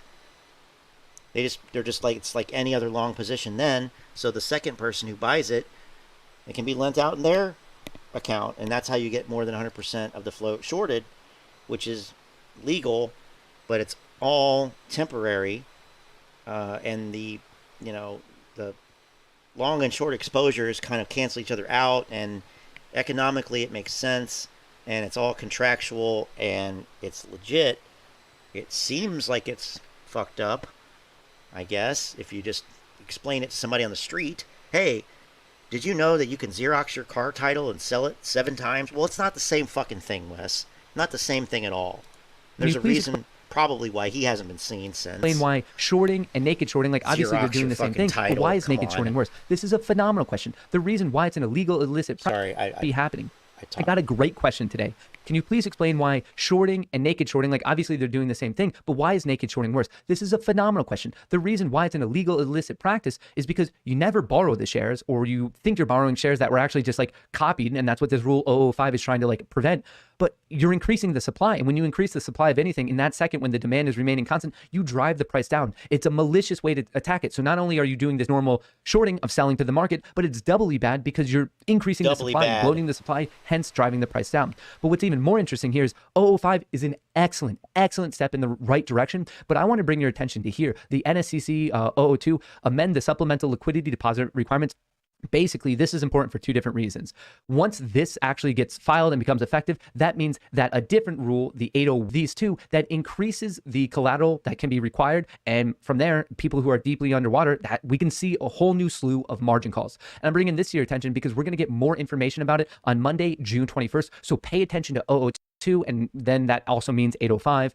So both of these rules, actually all 3, 805, 002, and then this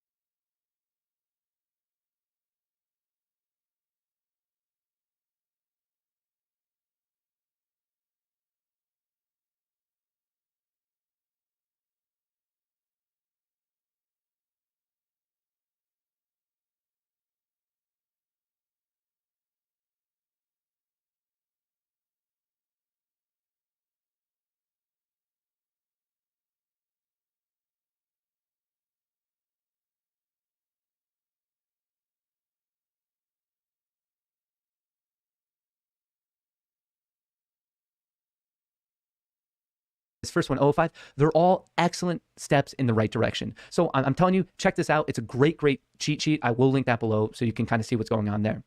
So now let's talk a little bit more about failure to delivers. But first, let's go over kind of like this quick rundown of what's going on with AMC. Today, there was a net borrow against AMC. You heard me right. A net borrow of 1.44 million shares. So once again, the short interest is higher. I'm pulling my hair out because like I just don't get the insanity of this move. What in this chart, what in this situation is telling people, yes, I want to bet against it? I would be deathly afraid to bet against AMC right now, but yet they are. And at the end, we're increasing the short interest, which just increases the proverbial ceiling of where we're going to go when this thing really explodes. So the shares on loan, roughly going to be around 90 million, utilization around 83%. And this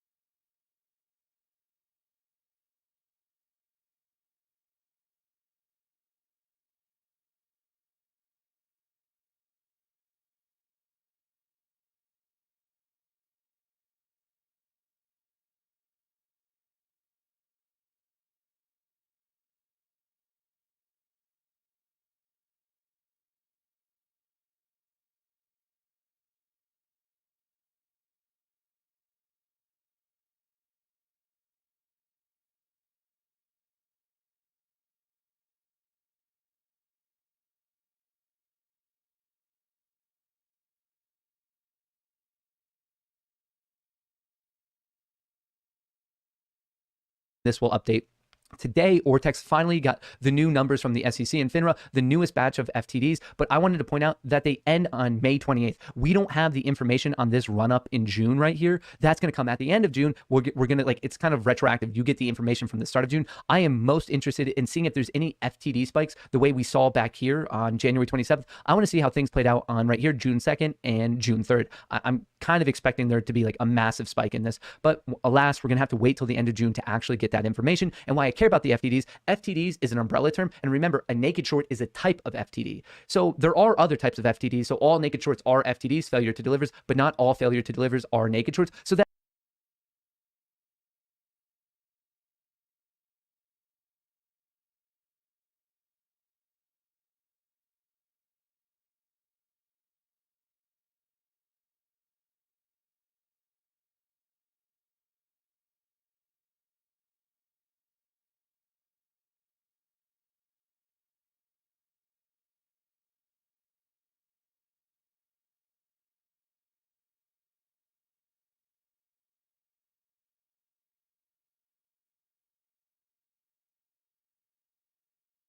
Oops, you know what I mean? I don't know if I was muted, whatever. That's why this isn't a perfect metric, but it tells us more information of like when we see spikes like this, you're going to see some like craziness. And in fact, let me show you GameStops. Look at what was going on back here in January. Look at this massive, massive spike in failure to deliver. Yeah, because I wouldn't be surprised if that's about how like the AMC data is cumulative.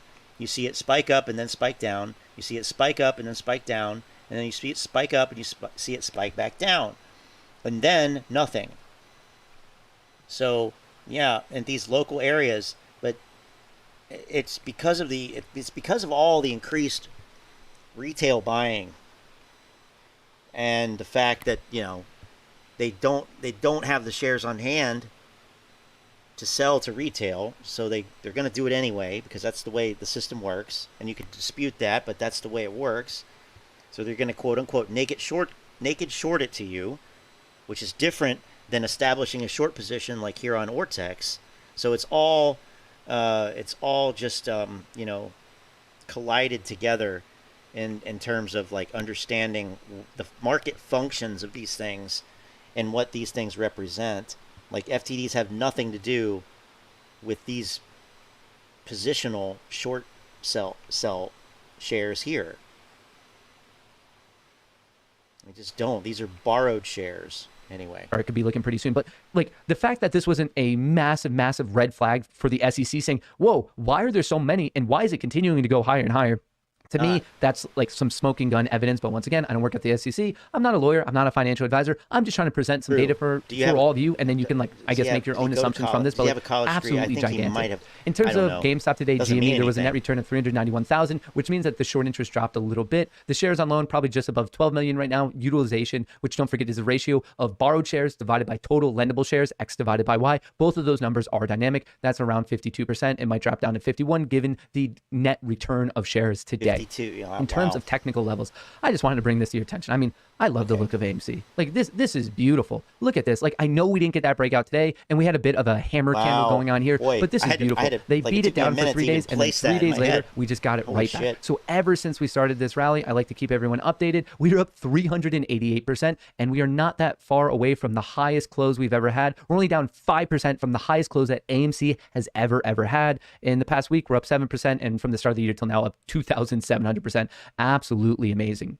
So what I want to bring to your attention on this is just kind of the technical levels right here. I had this marked out on the chart, this red region, clear region of resistance. And when we were trading considerably above it, I'm not going to lie, I got excited. I thought that was going to lead to like an absolute gigantic move up to that 70 region, breakout from there, and then a huge continuation. But for now, they were able to smack it back down. So this is still my major test for tomorrow. I want to get above 60, 62, this area, break out, and then test in the low 70 region. That's my goal for tomorrow in terms of resistance. For support, we've now established support between 55 and 56. And below that, we have between 50 and 52. Support, resistance. In terms of GameStop, let me switch this back to the daily chart. We are still beautifully bouncing off of this trend line. So right there, for me, I think that this is amazing. I mean, this trend line has been in play ever since February. Bounce, a fake out breakdown. We get back above it. Bounce. Why would it go through here? Okay. Again, I think the risk reward of the current opportunity on GME. Well, you know, like Lynn says, you know, you can't overthink this shit. Now, you know, we know that he moved these lines too. Amazing. The risk is very close by, while the potential reward is considerably higher. So I'm looking for this region between 200 and 210 to hold. From there, on the upside, I'm looking to see how it reacts around 275, 300, and from there, the next obvious test would be 350. AMC YouTubers. So overall, we have very, very good information going on with the SEC. The rules that are being implemented and the ones that are about to be implemented are not only wins for AMC and GME, but the stock market at large. It is, before we've been referring to the playing field being a bit tilted, it's helping even it out. It won't make it even, but we're getting closer and closer to what I would consider to be a fair market. AMC and GME specifically, we have new information on the failure to delivers, but we still are waiting for the information of what's going on in June, because the way it's reported, we won't find that out until the end of June. That's when we get the information for the start of June. But overall, when I look at the charts, when I look at the short interest of AMC and GME, I'm still as apish as I've ever been. With that being said, I would love to get your thoughts on both of these stocks in a comment below. If you enjoyed this video and you want to get in front of other people, I'd appreciate it if you could help me out with the algorithm. You know, if he were actually reading a script or providing some useful information, then it would be different. But it's just a totally different feel than the other guys. First of all, thank you, Captain Matt, for all that you do. You couldn't imagine how much your love for the cause and spread of knowledge has and will change so many people's lives. I'm holding my little 47 shares until the end. Thank you again. Always great content. Rules don't mean much if they can't be enforced. I've been learning a lot today. One thing I learned, the shorts rig the game.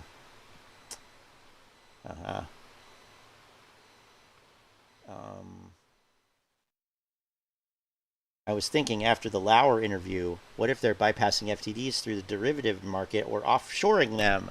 Hiding the counts might cause us not to see the massive spike we expect.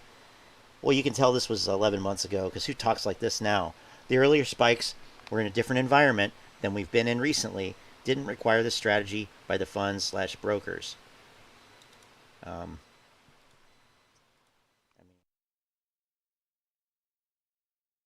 Weird mixture of thoughts there, but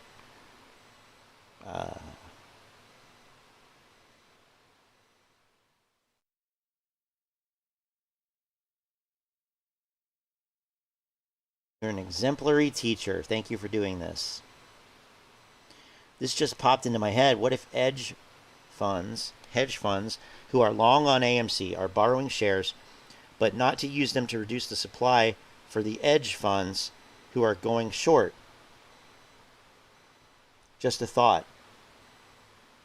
So hedge funds who are long on AMC are borrowing shares not to short them, but to reduce the supply of shares available for other hedge funds who are shorting the stock to short it with.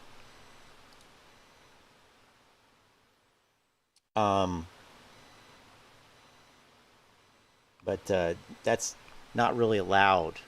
So, you know, there's a couple things there. It costs money to borrow. I mean, admittedly, not that much. I didn't notice. Actually, I didn't catch the cost to borrow. They weren't hyping. He didn't hype it. They all hype it now, and it's super low. It's interesting. Well, it was pretty low. I mean, you know, it had come down. Anyway, it's still not that much, and we're on AMC. Okay. So it does cost money. It's like, be like taking out a loan, and just to have the money in your account. Say, yeah, I have $100,000, and not spending it, but paying interest on it just to hold it. Probably not likely to happen. And then also, there is actually a purpose test. Technically, it is in federal law. You can borrow shares up to one settlement cycle, so 2 days before you sell them short. You can't just borrow them and not do anything with them. Now, I don't know what the enforcement of that is, but technically, that's what the rule is. I've looked that up. I haven't heard anybody talk about that either, but Matt is such a smart guy. The way you are able to explain your knowledge is definitely amazing. Wonder where she's at now. I'm curious about stuff like that. Either the short interest is increasing, or the companies that are shorting AMC are suddenly, quote, finding out that their original reports were incorrect and now doing their, so wrong there, wrong there, right there, due diligence to correct the numbers. Ortex is a self-reporting database, and that's another gross mischaracterization. It's not self-reported by the people who are shorting, it's self-reported by the people who lend the shares to the people who are shorting the stock. And she doesn't have any content. Dang it. But she does have 12 subs. She's got one more. Says I'm not supportive of the apes.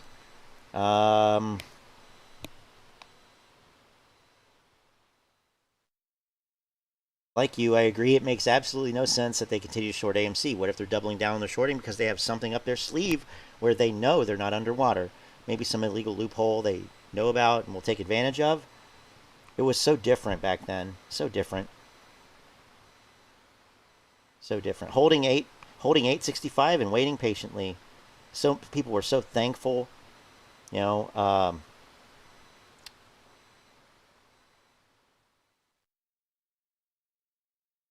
asking, naive questions. Do they have enough ammo?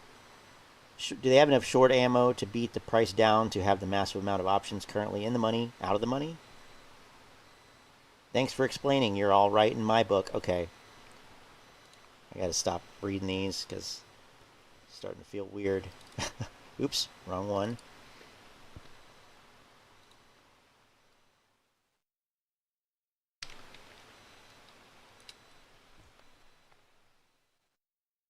But maybe put Matt Coles here. Maybe A, maybe B. I mean, clearly he's above some of these other guys. Tier 2. 2 from the top. You got to say A or D. A or D. Alpha or Delta.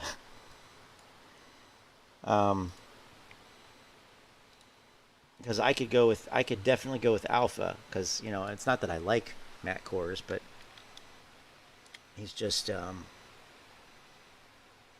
like, I don't know, he's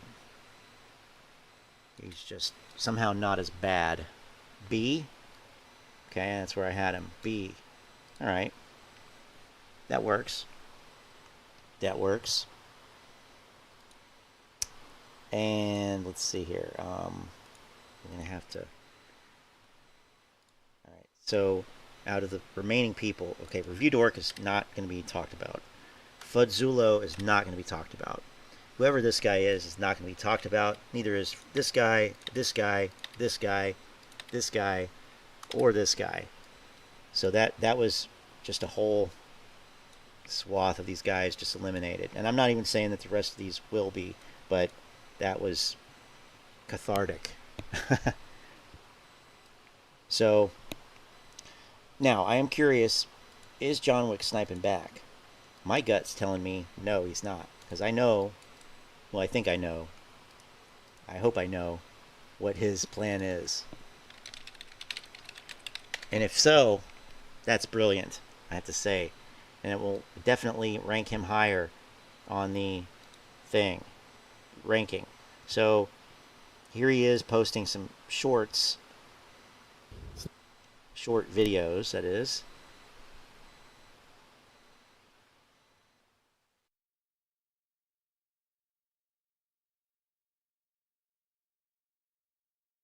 But nothing about AMC. He said he missed the AMC family.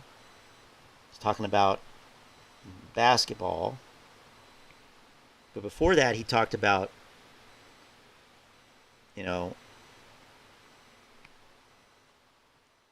what AMC YouTuber wants to shut John Wick sniping down for good. Are the YouTubers willing to give AMC a break from making videos until June 2nd?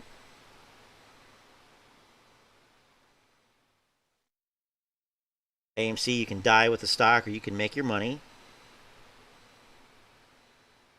John Wick Sniping makes his own squeeze using AMC money on Redbox. I will really load the boat if it hits $10 or below with all my Redbox money. And then he basically went silent except for these short videos that are unrelated. So we'll have to see on what Thursday, what happens Thursday in terms of him putting a video out or not. But that so far nothing. So then I almost typed Kiev Angelo. It's funny because we were saying that. We said that before this whole Russia-Ukraine thing. Just because, you know, we're disrespectful in Telegram. So, but it's funny. It worked out that way.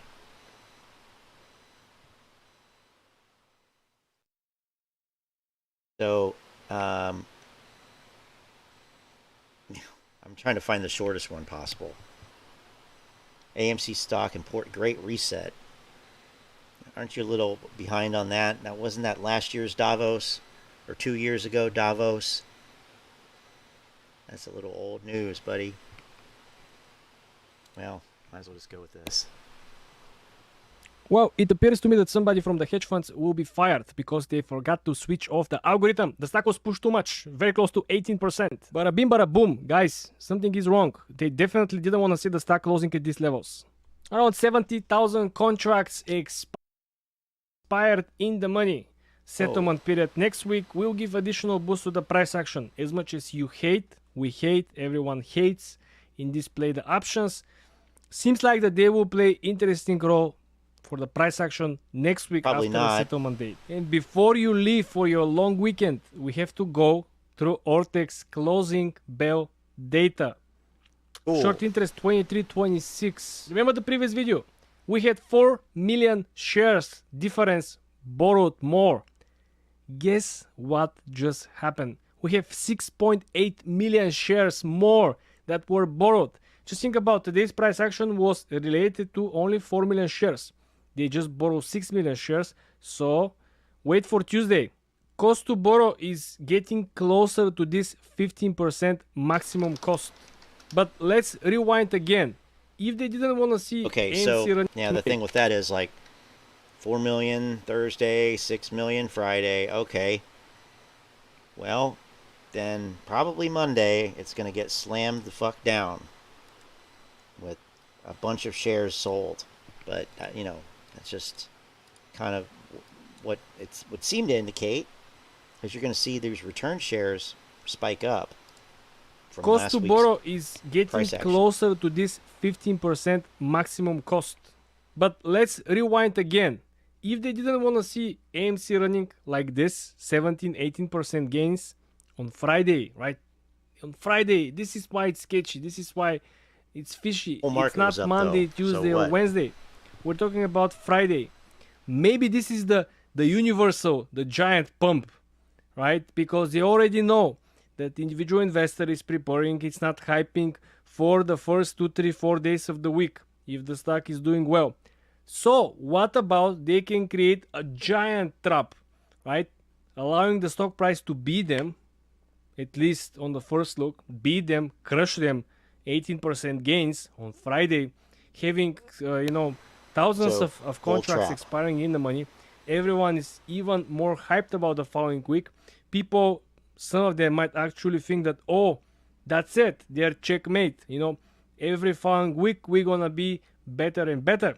So maybe it's a good time to buy options. Some people might think 150% speculation over here, guys, but it's possible, it's plausible.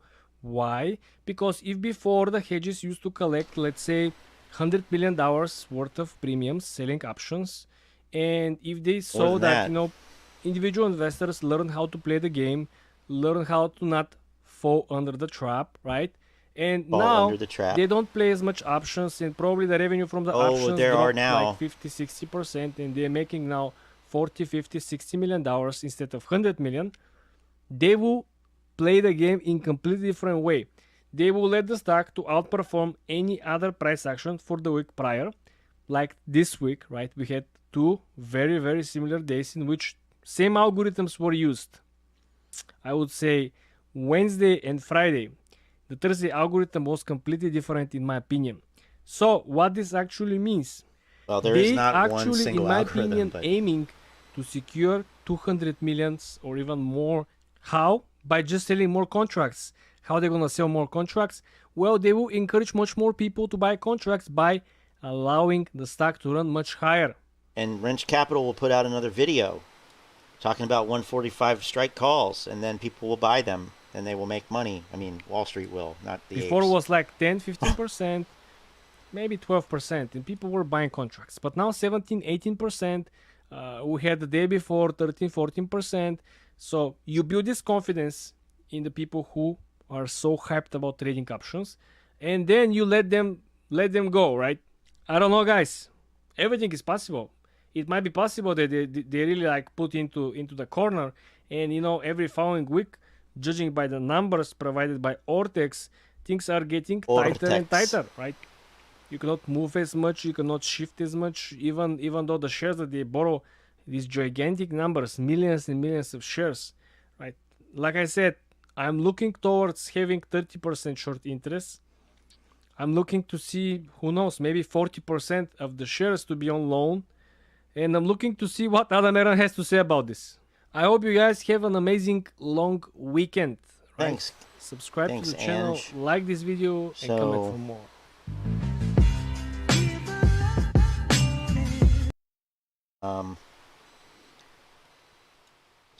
Over here, it looks like, now, you know, it's hard to read into this, and I refuse to do it, but and we also don't know the open interest because the numbers haven't updated from Friday, so that's a thing. So, but there were obviously more calls traded, and this is for June 3rd and June 10th. Not as many there, but the monthly June 17th, there's 30,000 open at 85. 85 is the highest. And then they, of course, these all went up.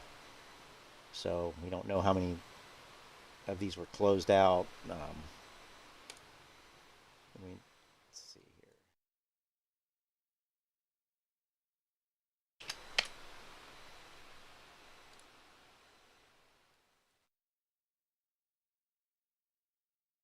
Can't really trust this volume thing on these options because the price follows a different model than straight shares. There's more factors that go into the price, but so I mean, sure that some of those contracts were closed. But it is generally, if we go to it, 893,000, okay, total volume on Friday of option contracts. Okay, so remember what Roensch Capital said. He said that's a lot. Because like 600,000 was a lot. So here's practically 900,000. Put call ratio is 0.29.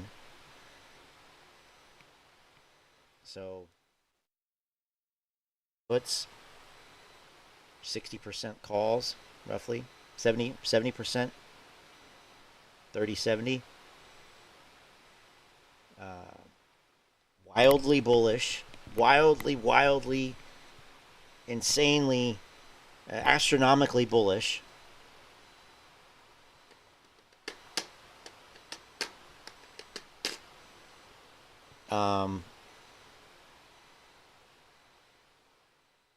Yeah, but so what?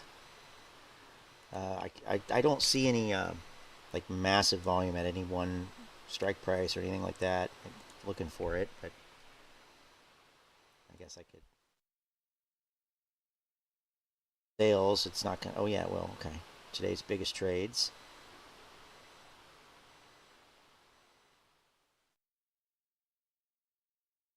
July 15, $13 calls, 999. But that was a sell though. So how do we know that? Well, it says price 375, and it's you can see it's in red. Oops, that just changed. I just changed it. There we go. 375 is the price it was executed at, and we can see the market here is telling us the bid and ask. So 375 bid, 380 ask, so matches the bid price, and it's in red, so we know that that's a sell order. And then we see these here, this $5 puts for June 3rd, 700 sold at $1. But see more large trades, but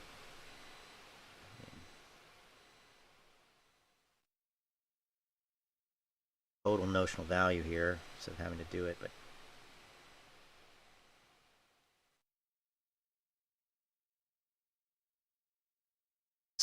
I don't know that retail's trading that. January 2023 $20 puts for 1085, 221 of them, and all that kind of stuff. I just don't see retail doing puts anyway. Anyway, you know, Angelo actually presented kind of a, you know, dare I say, a contrarian viewpoint here. He kind of did. He said, what if, you know, what if everybody's bullish and the price went up and it entices everybody to buy options, and then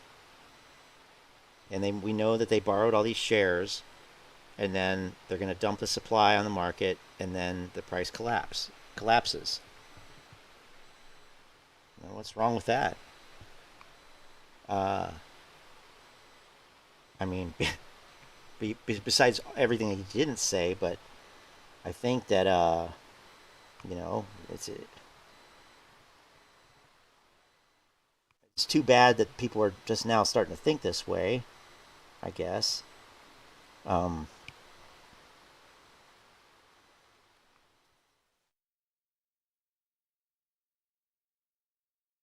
Trap until I see us break the all-time high.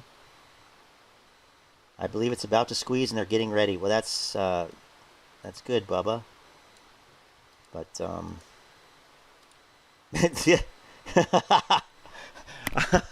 I'll definitely upvote that. Fuck it. I always look at it as a trap. I don't get excited about the hype. Holding since February 2020. I mean, didn't Ken Griffin just buy 3 times the amount of shares of the float via call options? Obviously, the price spiked because he's making it spike so he can make money, no? Yeah, I don't know where they got this. 3 times the amount of shares of the float via call options. They must have been listening to Shill Talk Daily, where they said he bought 17 billion shares or something like that. And it was really like, I don't know, 17,000 contracts or something. Angelo, the way you're thinking on this video is exactly how the way Citadel wants you to think, that they are in complete control of every cent up or down AMC do. That way you don't even know when you won. So you're more likely to walk away and sell out. Don't let them beat you in the mind, bro. Boy, that is some backwards ass shit right there. Holy shit. I mean, I can't even wrap my head around that. That is it. I can't, oh my God. So, this guy is being contrarian to Angelo's contrarian bull trap. Holy shit. So, just go with your gut then. Go with your gut and go with the herd, is what you're saying. Keep it real.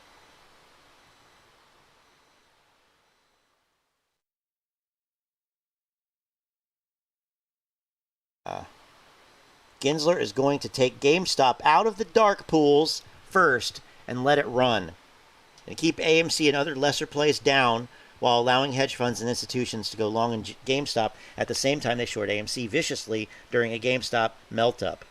If the Friday price action was a, quote, options trap, as you say, Angelo, then it's to their benefit to let AMC run up, dial up the appropriate algo next week as much as possible, then synchronize massive shorting of GameStop, AMC and AMC while GameStop detonates. Just my analysis of the tactical, okay. But I think Gensler may use a 304A4 as shot across the bows of other market makers, banks, and hedge funds to get their house in order. Or he yanks AMC out of the pool next and they get completely incinerated. I think he will do his best to foam the runways, okay, all right, when this all goes high order. I'm embarrassed to share a name with this guy, but talk about overthinking it. Talk about conspiracy. Talk about unfounded. I mean, I can't even believe I read all that. I didn't know what it was going to be, but fuck. Yeah, they're going to yank GameStop out of the dark pools and let it run and keep other AMC and other lesser plays down while allowing hedge funds. I mean, let us, oh my God. Like, Chad Campbell, I came here to learn how to, oh, never mind. I see what I did there. All that matters is when we squeeze and our final target number, price is irrelevant. Can AMC go back to all-time high 72? No matter what the catalyst is, AMC is inevitably going to surge again, and you can bet it's going to be a lot higher than its previous all-time high of 72 per share. Much higher, much higher. See you in the moon. Can James Brown get down?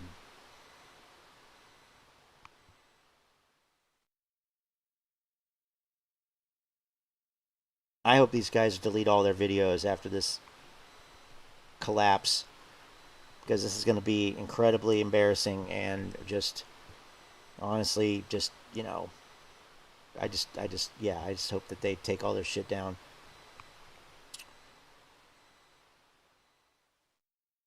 There's one person, Mary Gardner, who said it's a trap for option players.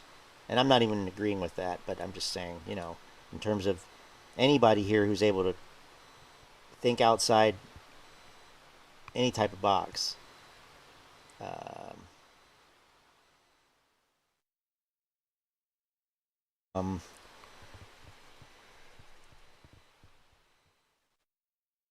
Good sign. The theater was full at Top Gun.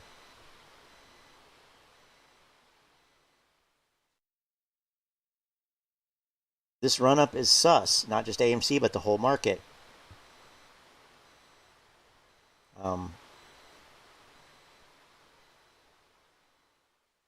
See, that's the problem when you don't know or believe that shorts cover and take profits ever, because that's what you saw. So there's a lot of misinformation on Angelo's page. It goes without saying. Angelo's videos. All right, but he's all in all, he's just not very good. So I put him down here personally. Put him in the D tier. Oh, and Manny says B. We're gonna have to have a vote. Well, that's it. We have to have a vote now.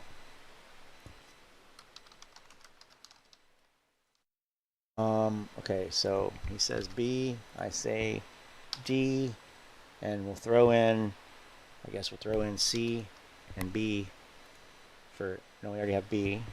So I guess we'll throw in F because it's not one, or it's not S or A. So there you go.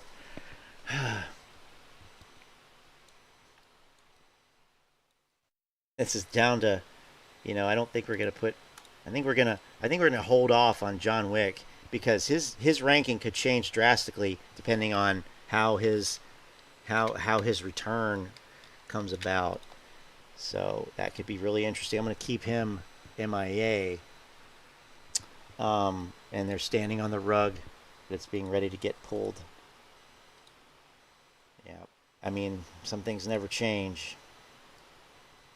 Model 3, dude, were you here when we watched the Kansas 5 video? I can't remember. But that's it. The DD hasn't changed. Nothing has changed. DD is done. We've done the work. It's been completed. The research phase of this play has come to an end. So you just have to trust them, and they'll educate you. I remember that's what they said.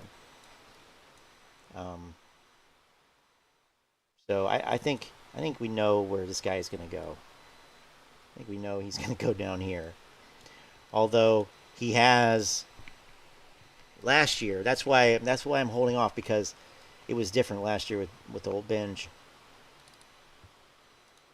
When people were FUD consumers, they had more money to buy the FUD. So why did I do that? Okay, so we got let's look at Benji. Not that. Do with your AMC squeeze money after MOAS. Oh, good, Tom. That's great. That's what everybody needs to know about. Love it. I think Lou was the first one to do that. Moving past AMC, because I'm not just in AMC, I'm in other plays. 200,000 into money calls. Like, clearly I searched for AMC Benji. Why do I get Jack Hunter? I don't know. Yo, what is up, you guys? My name is Ben. I have $1 million traders in my Discord. Not me, but somebody. Whatever happened to Finance Wizards too? I asked that last night, and I don't know. I'm wondering whatever happened to Finance Wizards. This is what happens when you work to change things. Fat man, fat man. Finance Wizards, there it is. What?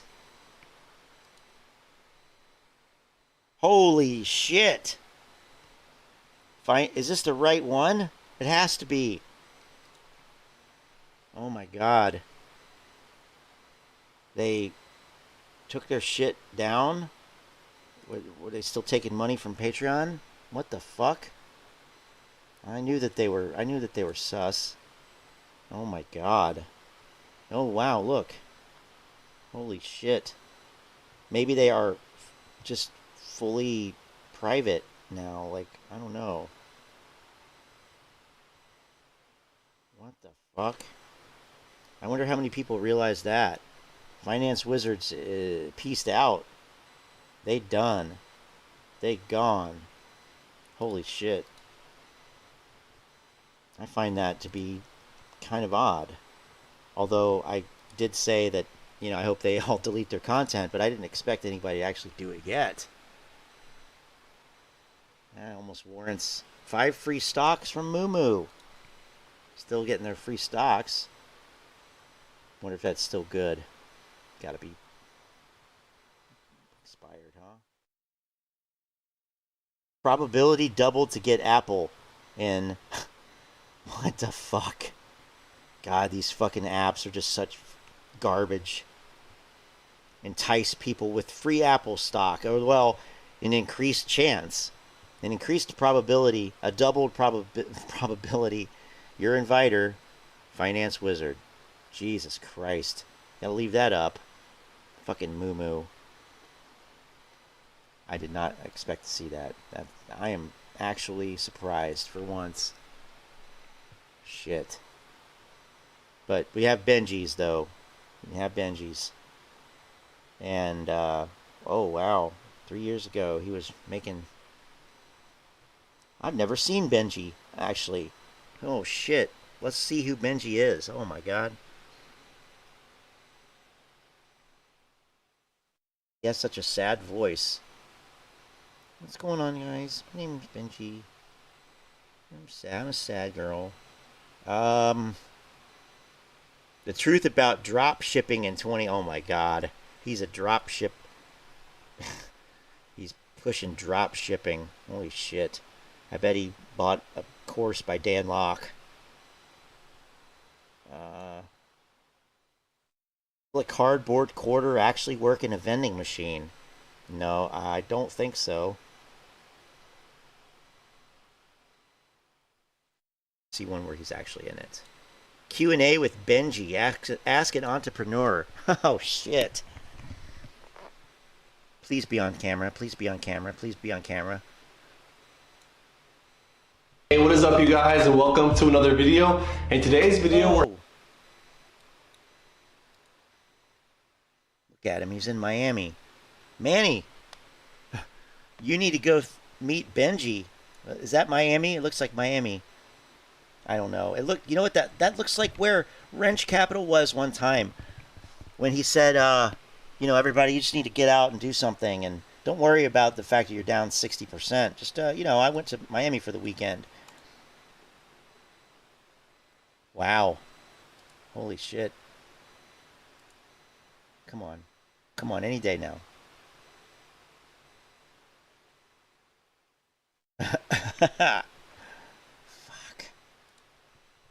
We're actually going to be doing a Q&A. In the last few videos, I asked you... I am experiencing fucking interruptions. What the hell? Okay. I'm going to have to close my... I'll just tell you that everything's continuing to slide upwards, so it's going to be probably a fun rug pull on Monday, in my opinion, but who knows.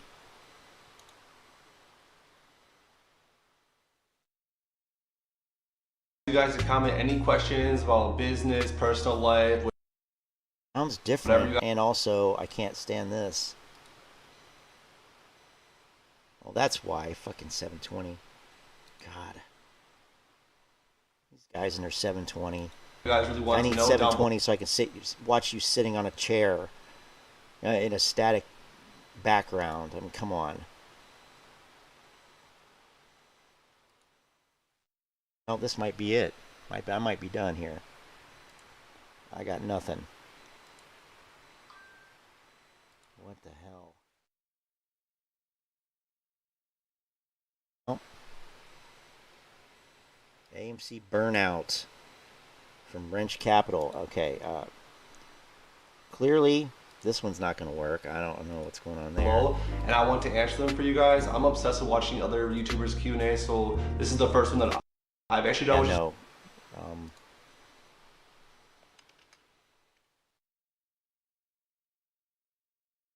Go check out Benji's early videos. Might learn something. What's up, guys? Welcome to Roensch Capital. So we're here on a little weekend there it is. getaway. We're in Miami. Okay, Weather so it's not kinda the same sucks today, so we're inside for a couple of hours until things open up again. Different sides, the other side. I don't know. I wanted to check in with you guys. It looks similar. I was thinking about something on the plane. I would bet that there's a lot of similar looking. Not, you know, I don't mean that as a bad thing, but I'm from Ohio, so it all looks like paradise to me. And a little bit before that, really for the last month or two, this has kind of been on my mind. And I thought now would be a good time to kind of expand on one thing that I've briefly touched on in the past. God, it's so choppy. What the hell? My system is just not digging this. That's not good. That's probably the way it didn't used to always be like that. But yeah, that was the one, Lynn. That's it. That's it. Take a trip. Control. That's what you expect now. And I think that's a tough position to be put in, especially when you're now presented with a market like this, where it's incredibly difficult to make money consistently, at least in the mid and long-term time frames, again, where most people have most of their money, okay, parked, right? So it's tough. Slippery. I'm not going to BS anybody. It's not easy right now. He's looking off to the side and everything. Long term, it's tough, particularly with AMC, where we've seen substantial pain. But why would you? Right, for 6 months, 8 months. A lot of pain mixed in within the last year, which is the time frame that most of us kind of found the play, right? A couple of instances of opportunity and growth and excitement, but a lot of pain Excitement. to go along with that. Guys, 6 to 8 months in the market is nothing, right? It's not a long time. A year is not really a hell of a lot of time either. And when you're dealing... So, yeah. Anyway, that's all right there. Okay. So we'll put Angelo in the F tier.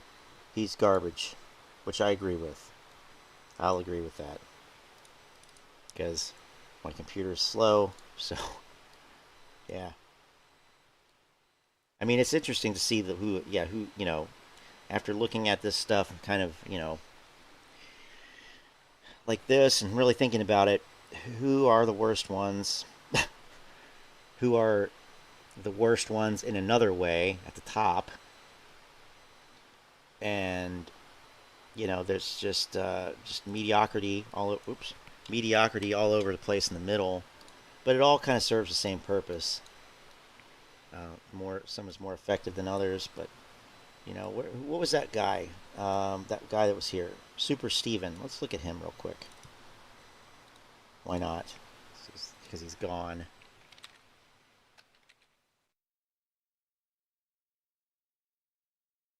Yeah, once was enough on that shit.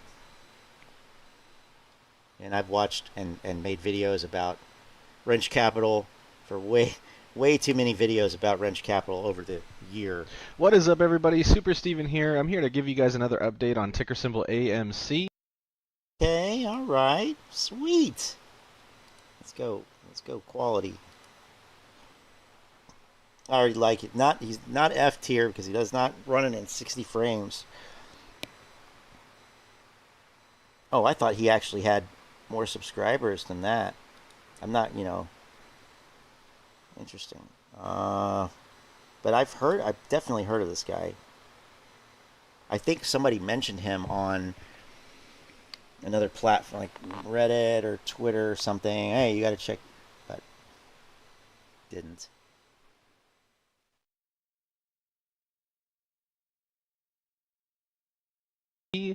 Top Gun, Top Gun, Top Gun. Top Gun Maverick soars to 151 million. Fantastic Memorial Day opening. Disney currently owns the record for Memorial Day weekend with 2007's Pirates of the Caribbean at World's End with 153 million. So with Pirates of the Caribbean being at 153 million, Top Gun just hit 151 million in a couple days. I say it's safe to say that we're going to break that record.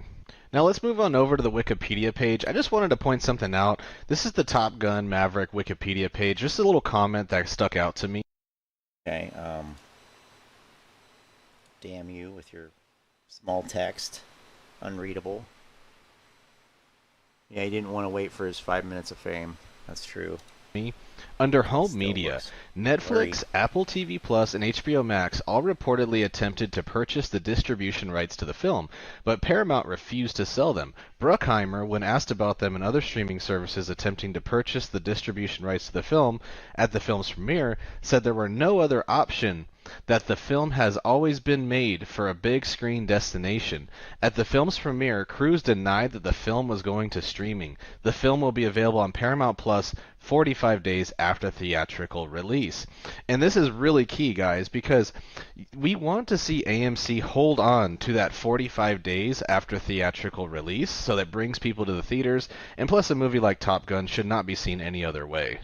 Now, for the people that are curious about box office projections or box office breakdowns, Top Gun Maverick cost about $152 million. The total cost with marketing was $228 million, which brings the break-even point to $380 million.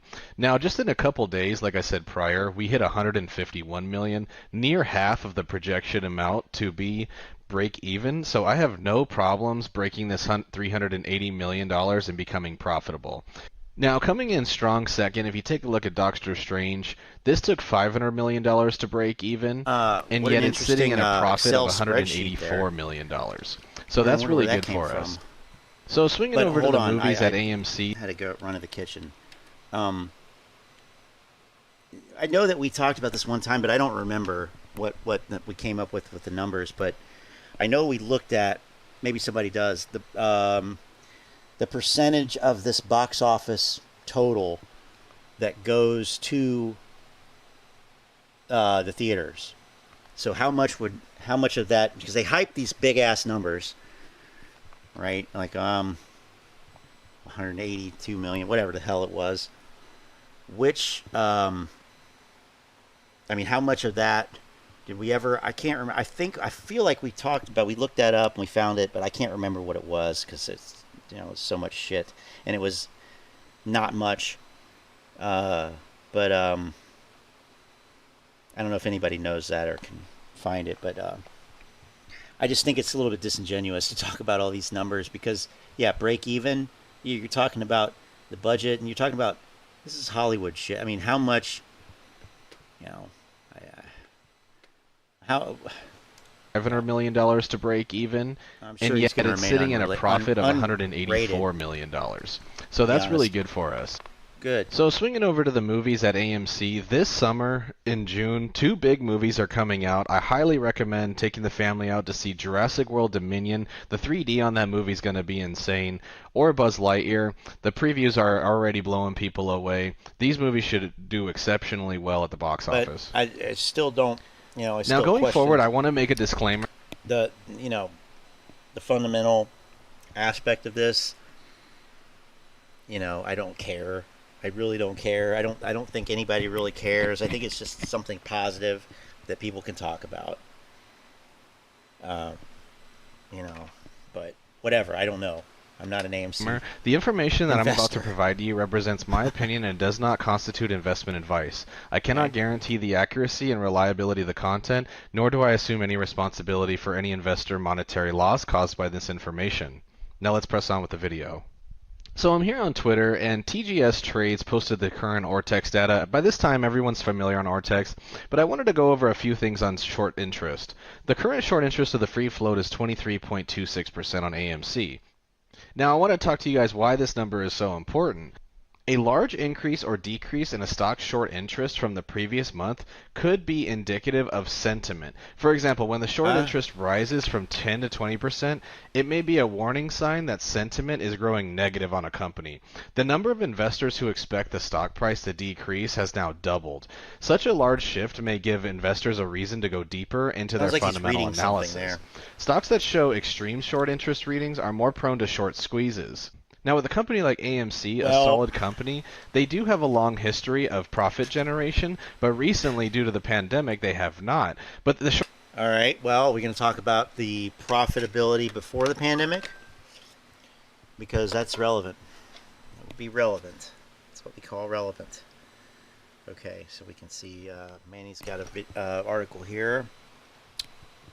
And let's see. But, two things that stand out right there with this, not that, this, we know short interest alone is not going to make a short squeeze. And number 2, AMC was having problems before the pandemic.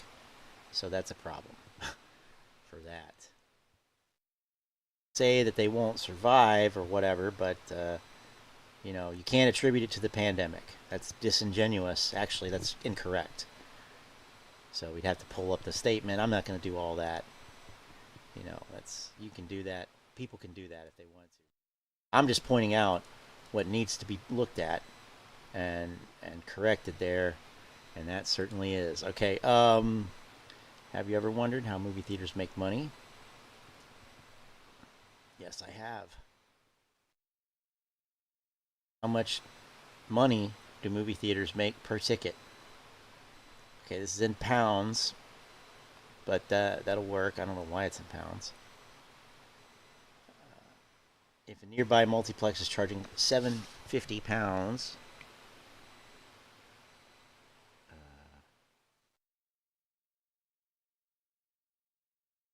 films.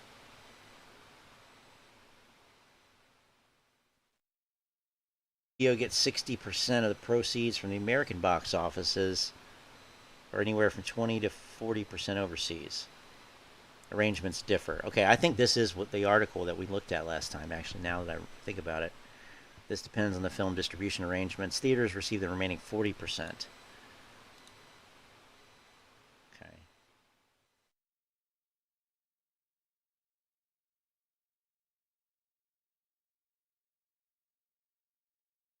So you have to get paid back first before you can get profit. So yeah, so we can say 60-40. About 60-40. Okay.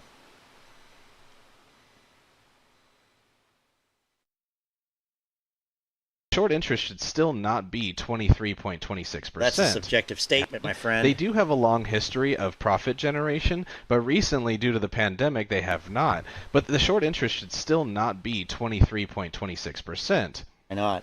It should be around 10%. So just some things I... Okay, all right. Like, I don't know if I've ever heard anybody say that, to be honest with you. It shouldn't be 23 or whatever percent. It should be this percent. I mean, no. Like, market participants participate in the market, and whatever the short interest is what it's supposed to be, because that's what market participants want. That's the bets that they're making. So, you know, saying it should be this or that, that's the whole problem with the apes, right? You have to go with the empirical evidence of what is being shown, not what should it be in your opinion, because movies aren't dying.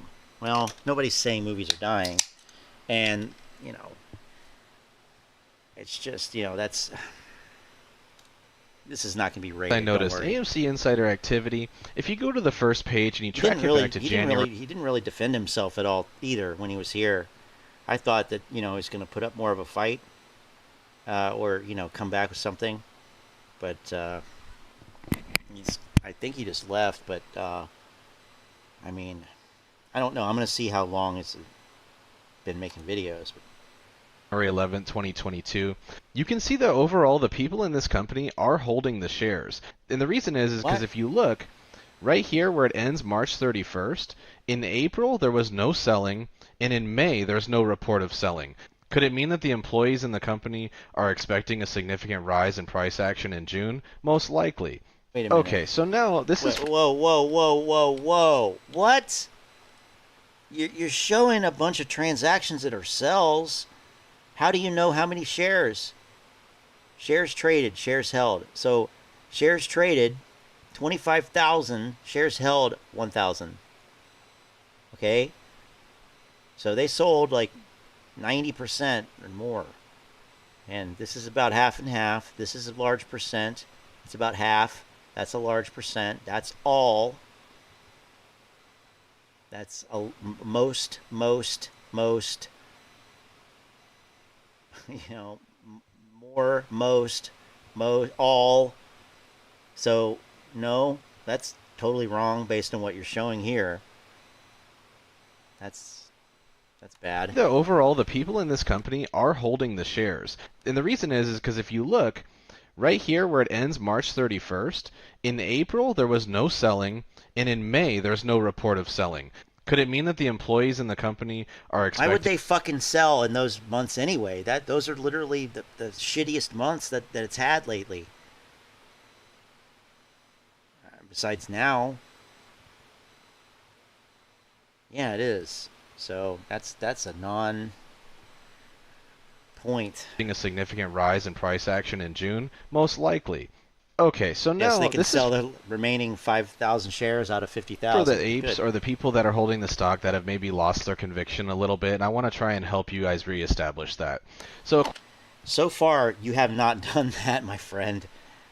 You know, I mean, maybe if people literally can't read, chartmill.com, don't show the shit on the screen that contradicts what you're saying. That's one tip. Under the fundamental analysis tab, you know, AMC Entertainment is doing very well. Now, these numbers are dictated based on forward-thinking statements, but I want you guys to see this. Under growth, the EPS 1 year, 90%.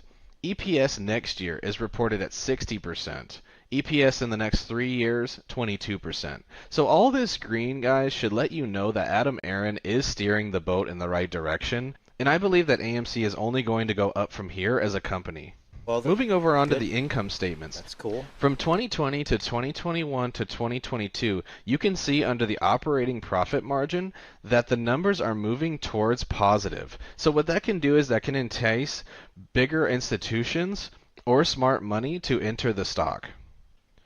Now you say, Steven, why do I hold the stock? Why am I holding AMC? You know, besides the typical buy and hold that you're going to hear from most of the people in the community. This is why I hold the stock. If you look at the recent earnings versus estimates, you can see here that we have turned the boat completely around and the company is heading towards profitability. Also, if you look at EPS estimates... Well, if you're going to talk about profitability, you need to talk about debt. And I don't even see, I mean, certainly didn't address it, but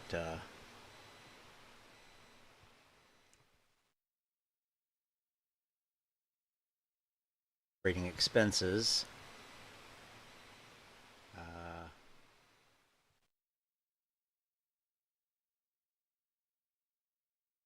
cost of goods, of course, you know, but it's still under pre-pandemic. Okay, all right.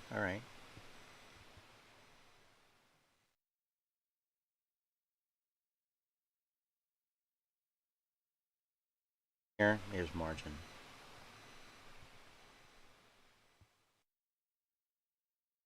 See debt, no. So that would be important to show. Talk about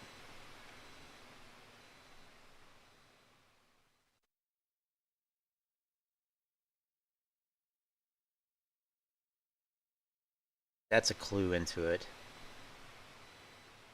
The 289 million as opposed to, you know,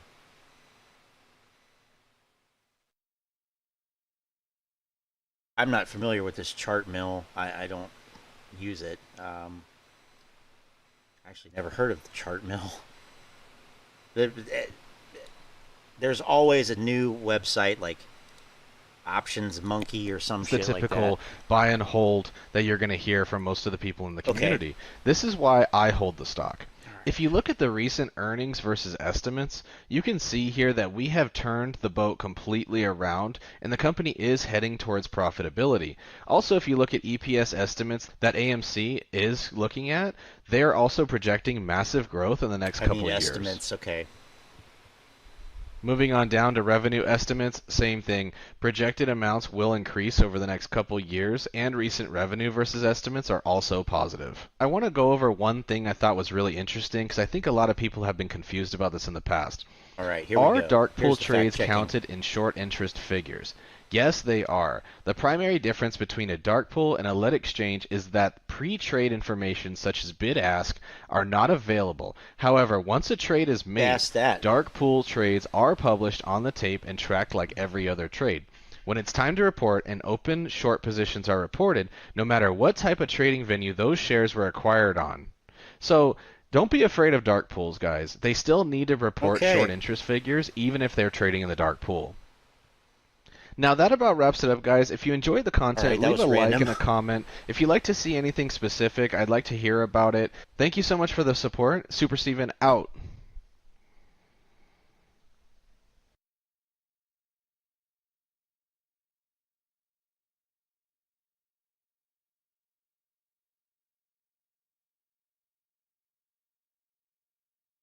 Not nearly enough to bring it back to all-time highs. AMC's all-time high was $72.62 a share, and well, actually, it was higher than that in the after hours, and we're currently at $14.62. What's going to do it is current market conditions being so bad that it has reduced the liquidity in the markets. The DTCC increasing collateral requirements, and the executive orders cutting what foreign stocks can be used as collateral. The executive orders being a major catalyst.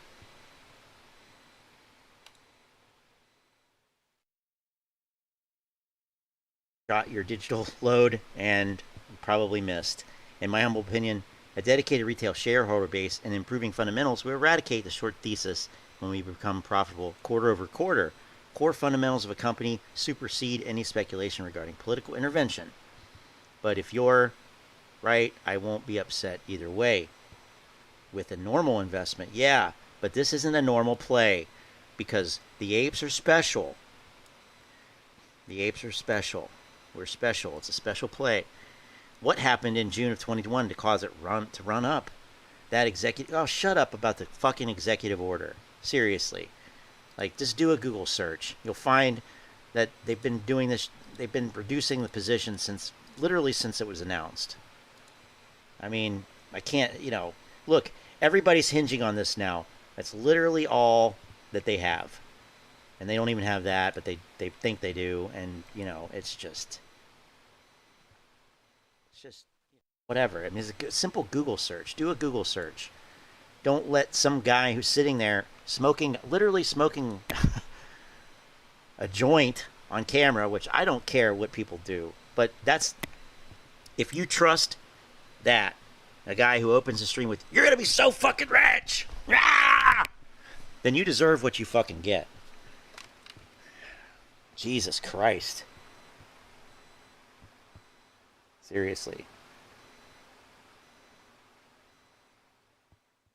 What if they aren't being honest about what they're wrong there? And wrong there are legal ramifications for not reporting accurate short interest data to FINRA according to security exchange rules. Where to start with this? The short. I mean, how many times do we have to go over this? People literally think that hedge funds report their short positions to Ortex, FINRA, I don't know who. It's not the short sellers. That would make no sense. We know that they don't have to report those positions. And there are legal ramifications for not reporting short interest data to FINRA. Nobody reports it to FINRA. Nobody reports it to FINRA. Except for the exchange. But that's not what Ortex is. You didn't talk about exchange reported short interest. You talked about Ortex estimated, which comes from the people who lend the shares. There was so much misinformation. How can there be this much misinformation a fucking year later? Jesus. Seriously. Oh my God. Oh my God. Seriously. Yeah, I mean, I better not rank this. Whew. It's just, oh, look, Pantheon. Good video, Super Steven. Excellent job, sir. Jesus, from one shill to another. We didn't rank Pantheon, though. We didn't rank Pantheon. Oh, he's here. Yeah, you need to... yeah. Thank you for reviewing me. To clarify bulk of what they had held on to. Yeah, most of those sold most of their position, according to what you showed on screen. So you can rewind the stream and listen to what I said. I can't.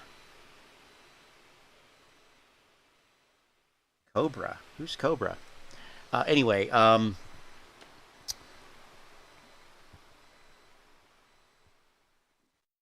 this guy either, and I don't, I don't care to. I don't think I care to do it, but what did I listen to? I had to listen to something, and it was just, might have been this right here. Yeah, illegal synthetic counterfeit shares. Where do they keep coming from? All revealed.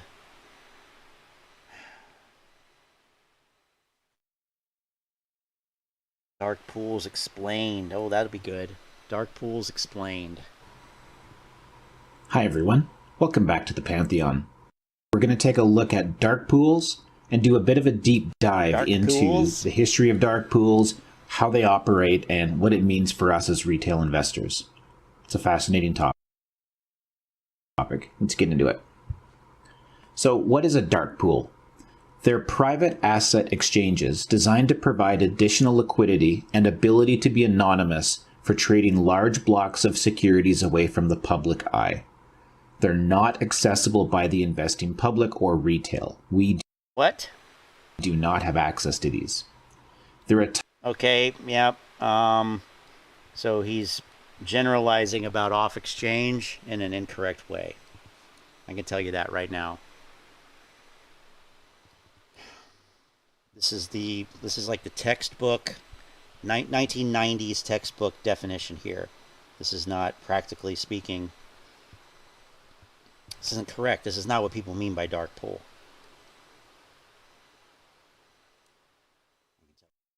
Type of ATS, or alternative trading system. You're going to hear that acronym all over the place. They have a complete lack of transparency, and they allow institutional investors to trade without exposure until after the trade has been executed and reported. So people can't see them telegraphing ahead what they're intending to do.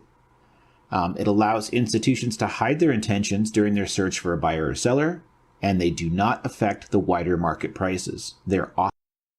This is completely way off base. I mean, this isn't biased or anything, right? My God. Off exchange. So when a transaction goes through, institutions to hide their intentions during their search for a buyer or seller, and they do not affect the wider market prices. They're off exchange. So when a transaction goes through the dark pool, it does not go through the lit exchange, which means a buy does not help increase the share price. Okay. Dark pool's lack of transparency makes them, able for conflicts of interest by their owners and predatory trading practices by high-frequency trading firms. Now, we'll come back to high-frequency trading in a little bit in this video. I can't wait to hear him explain that. So, the rationale for dark pools, or why are there dark pools? Okay, so it really comes down to one small thing. Well, it's a pretty big thing, but one thing. Large institutional investors who want to move a large number of shares at one time would typically impact the share price.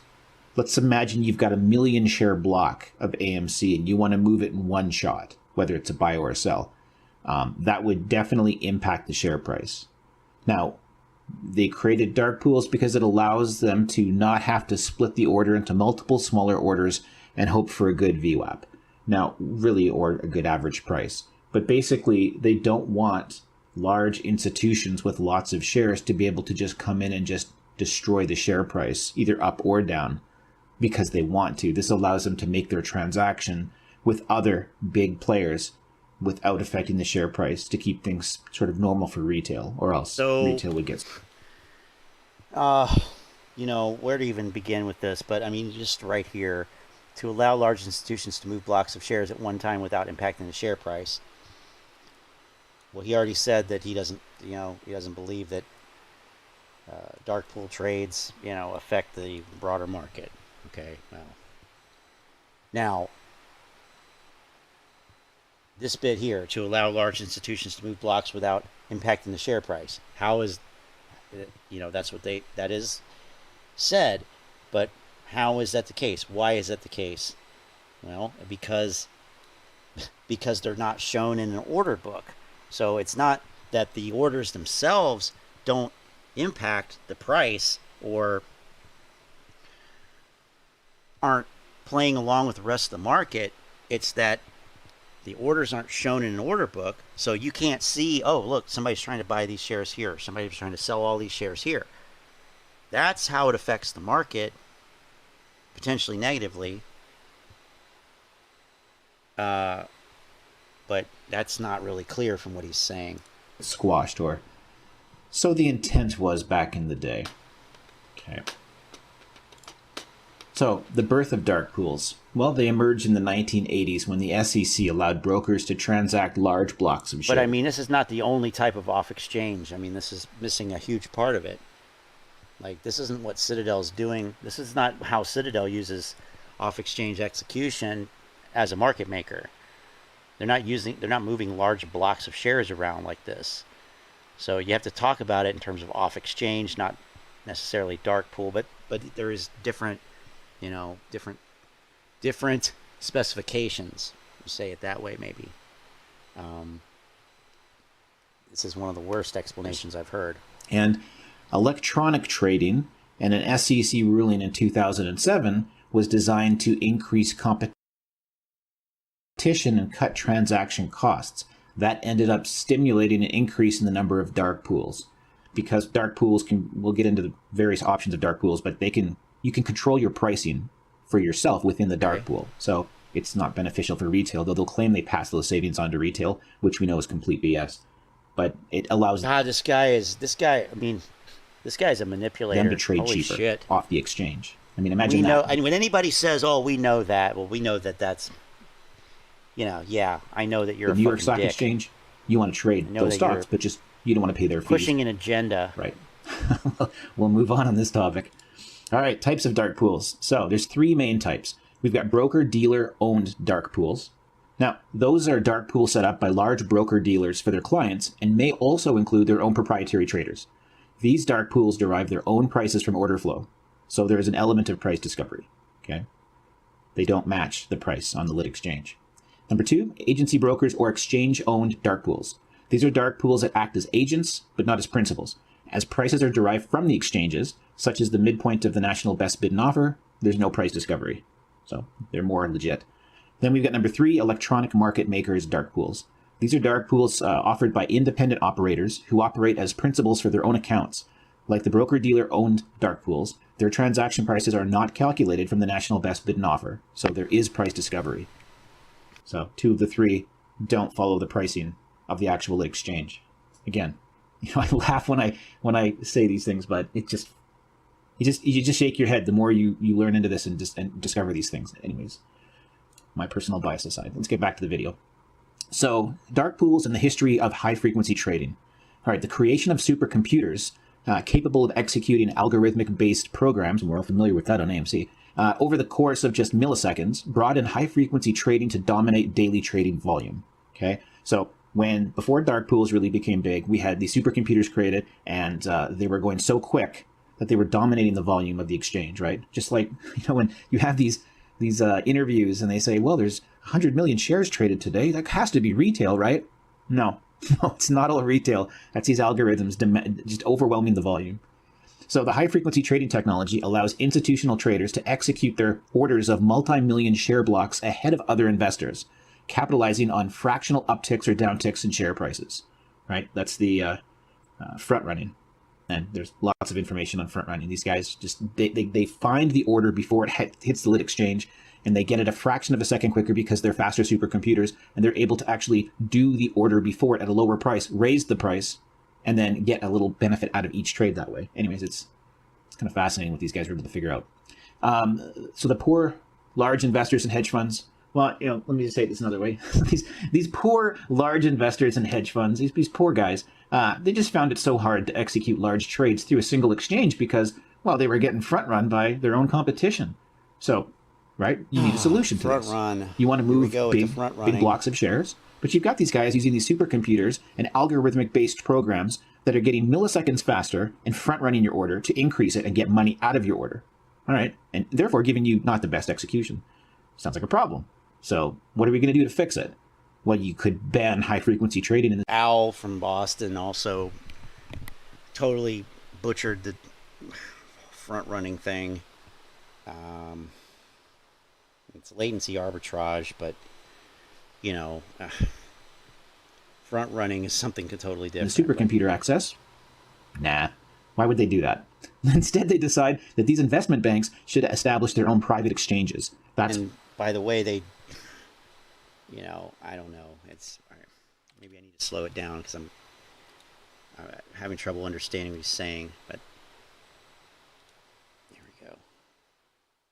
Could ban high-frequency trading in the supercomputer access? Nah. Why would they do that? Instead, they decide that these investment banks should establish their own private exchanges. That's what became the dark pools. So, for traders with large orders who are unable to find them on the public exchanges or want to avoid telegraphing their intent, dark pools do provide them, the buyers and sellers, with the liquidity to execute the trade. So, if you can't find somebody willing to buy or sell 1 million shares and you want to either buy or sell 1 million shares, you can meet up in the dark pool, right? And anyways, it's just baffling that you've got this problem and there's an easy solution to the problem, but instead they just allow these guys off exchange action. I guess I'm getting a little bit of bias in this video. Oh, you don't say. So What's the problem with dark pools? All right. Today, the lack of transparency actually works in the institutional investor's favor, since it may result in a better realized price than if the sale was executed on an exchange. So again, they're saving some money when they do it in the dark pools. So are retail investors when their shares get sent to Citadel to execute.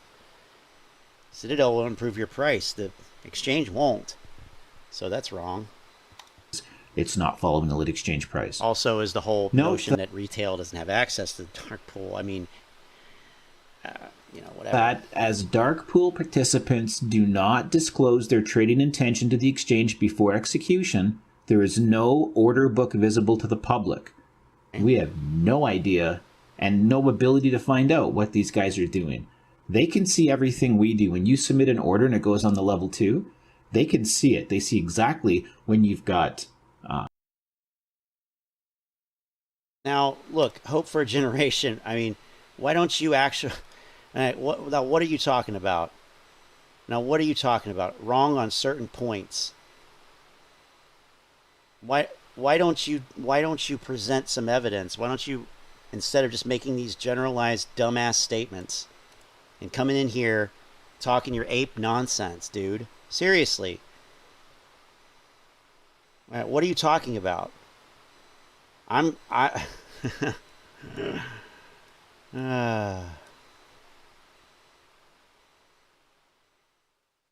Waiting. I'm waiting for you to explain yourself. What you mean with that. We're waiting.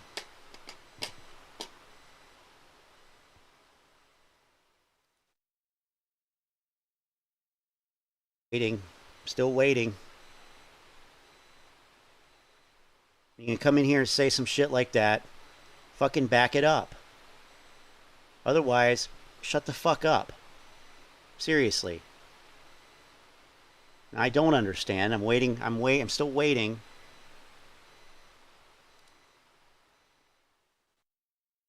I mean, I don't know. Perhaps perhaps you have a problem admitting that you have no fucking clue what you're talking about, and you bought into a lie sold to you by a bunch of clowns on YouTube. And when somebody dares to say that you're not going to get rich,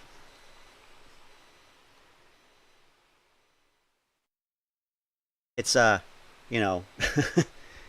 somehow that negates all of the times when the AMC influencers have been wrong, which is like every time. So 2 days straight, and you ignored the Petterfee statements.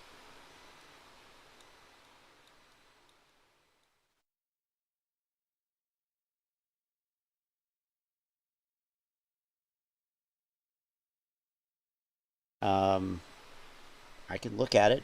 I can look at what he said, but I mean, when was that? When did he say those things? What happened in between there? What was the economy like then? I mean, it's just, I don't think it's relevant. Oh. The head of a brokerage, who, by the way, has an interest, a different interest than retail investors, hedge funds, institutions. Well, their job is, their goal is to make money off of trades. So, I care about what he said as much as what Vlad Tenev said from Robinhood. Really, as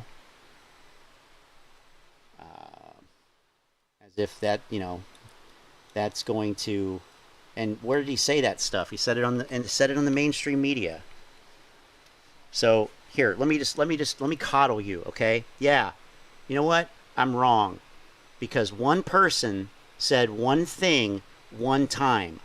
You're gonna be rich. Get the fuck out of here. Get the fuck out of here. You have a fragile fucking ego. one statement by one person one time. And that erases all of the bullshit that you have believed in. No hope for your generation.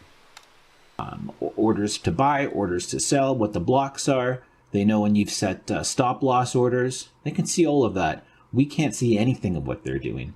And that's part of this whole problem of what we're here for. Okay? We're here for making things right. More transparency. Okay. So trade execution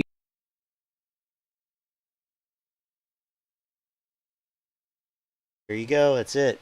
Details are only released to the consolidated tape after a delay. That's the advantage they get. The lack of transparency in dark pools can also work against a pool participant, though, since there's no guarantee that the institution's trade was executed at the best price.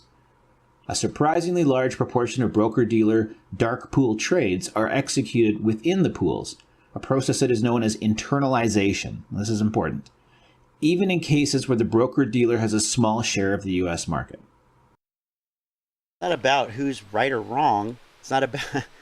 It's about looking at the information and does it align with the facts? Did what they said would happen end up happening? And based on that track record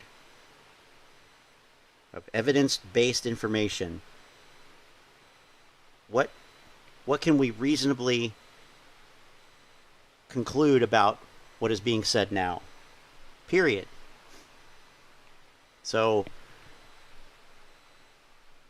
it's not about me being right or wrong. It's about looking at what's being said, like your fake executive order catalyst, okay, which you're clearly butthurt about, that you didn't have the common sense to do a basic Google search to look to see that this is being dealt with, and it has been being dealt with since December of 2020, right after it was announced. You know, I mean, literally, you can Google search that. That's not my fault.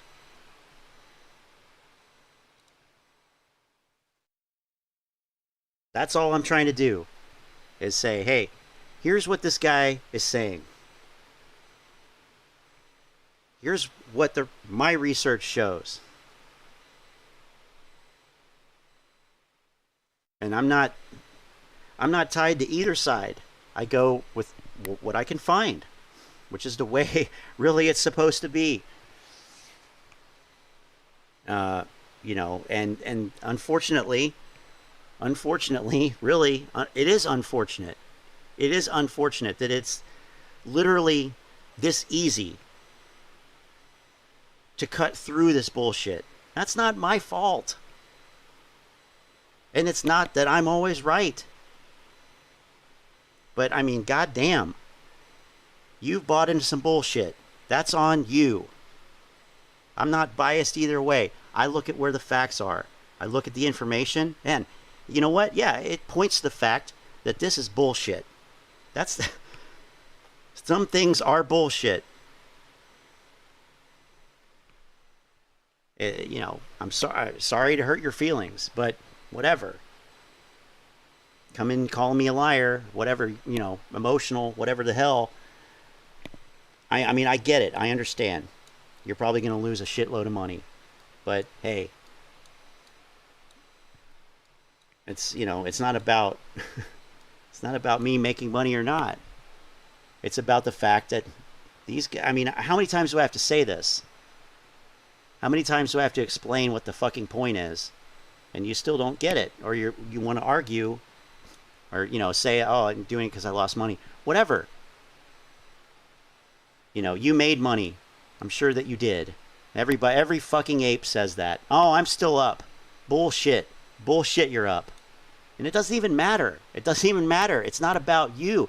It's not about apes. It's about calling out these grifters who are making money lying and misrepresenting information that is clearly available. But most of the apes, literally can't do a Google search. And then you have people who are making videos that show information on the screen that literally contradicts what they're saying. You know, I mean, seriously. Seriously.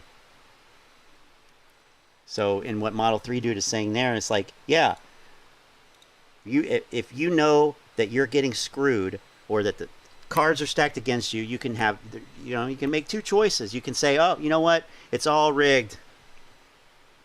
I'm not going to play that game. Okay? That's fine. Or you can say, all right, I'm going to adjust, I'm going to change what I do because now I know this, and I'm not going to try to beat Wall Street. I'm going to try to actually, you know, go with it. I'm going to try to understand signaling. I'm going to understand trends, being able to read, jump in, play both sides, whatever. But the answer is not, oh, I'm just going to buy and hold this one stock. And that's going to teach them a lesson. That is the most ridiculous thing. It's the most ridiculous shit. And it's just not, it's just not. So that's what it comes down to. And these guys are saying, yeah, hey, you can just buy and hold. You can change the world. We're going to change the world in 2008. This and that, and emotional pleas here and there. You want to talk emotions? Go watch a Short Squeeze channel. You'll learn about an emotional manipulator. I mean, you guys have seen him. I mean, he should be a preacher with his ability to manipulate emotions. So, you know, again, you made money. That's fantastic. That's good. That's good. That's the point. That's the point. That is literally the point. So you get it. I don't know why, you know, what your deal is, why you're fighting me. I don't know. I don't know how old you are. I don't know anything about you, and I don't care. But you're not understanding the point here. It's not to convince you of anything. It's not, you know, to make anybody feel good about anything. It's literally to assess the information that is in front of me. And, you know, plenty of angry emotions here. See, and that's the thing. It comes off as being angry. It comes off as being bearish. It comes off as this or that. Well, yeah. You know, when people are this ignorant and they don't care, and they come in here with this stupid fucking rocket emojis and shit. I'm not talking about you, Model 3. You know, saying, just repeating that mindless shit. When that's not what this is about, and it's my channel, like having the same ignorant shit thrown in your face over and over that you're trying to literally bring some facts to, bring light to how manipulative this is. Seriously. Seriously. You either miss the point or you're a troll or whatever. But yeah, that's very passive aggressive. And it's not hard to understand how somebody like that is an ape. Because a lot of these people, you know, I'm sorry, you know, I don't know any of these people personally, but based on what they post online, based on what they say on their channels, you know, they're a little bit emotionally immature. I'll say that. So blame everybody else. It's somebody else's problem, somebody else's fault. The reason that you're not rich is because the market's rigged. The reason this is that because of somebody else. You know, and it's just garbage. This is the only way. This is my only chance to not be poor. Well, bullshit. I see that shit every day on Reddit, Twitter, and people say it in the YouTube comments, you know, whatever. This is going really off topic, but I mean, seriously though, like, I don't know what the point, you know, of you being here is. If you get something out of it, that's good. But I'm not here, you know, I am not here to satisfy, some apes, thirst to, oh, what about this? What about this? You're going to throw me off or something like that. I talk about the things that matter, that I see, that are relevant now, that people are being influenced by. Why do you think I'm looking at the stuff that I'm looking at? I don't care about what Thomas Petterfy said a year and a half ago. I could care less. And it's not going to change anything anyway. And if you think it is, great. Then you don't need to be here.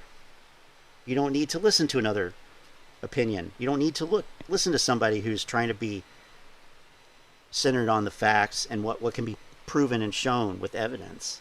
That's the point. Yeah, some old guy on TV said this. Great. Doesn't matter. Doesn't matter.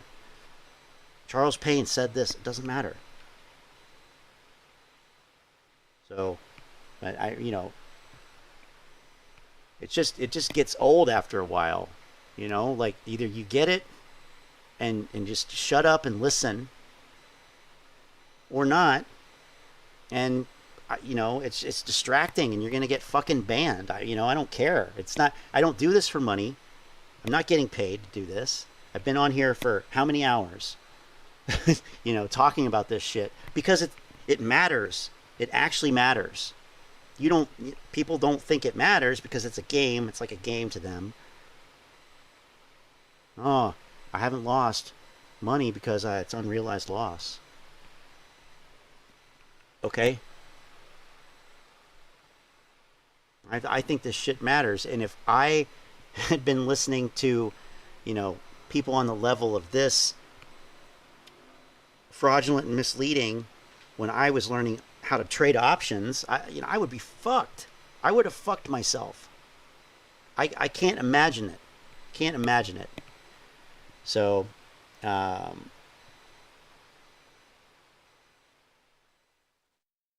go. How many times have I said the I blow up my account? Not once, but twice. I blame no one for that. But I learned to play the game better. And I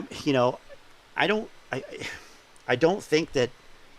I can't imagine that these apes haven't blown up their account. I don't know how they haven't. I guess it hasn't gone to zero, and they have shares and not all options. But yeah, how many times?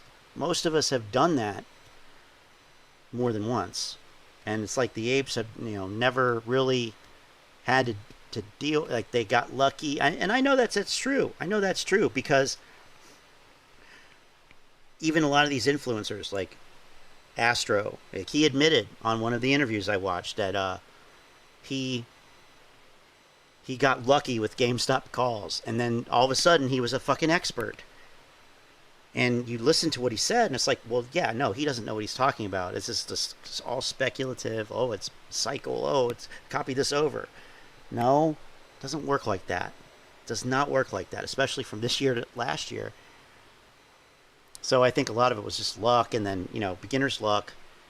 But there's no, at least for me and for Model 3 and a lot of other people, the losses are like how you learn.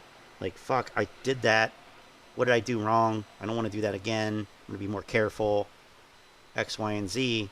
But the apes just, they think they're different. They think they're special. They think that this is somehow different or special. Why do they think that? I think it's because they've been told that. So anyway.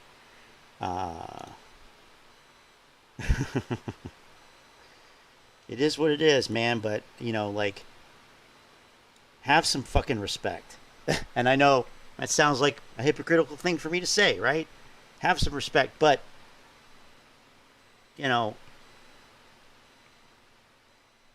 we've heard all your arguments. We've heard all the ape arguments. Nobody is here because they want to hear a fucking ape argument. And that's the truth, including me.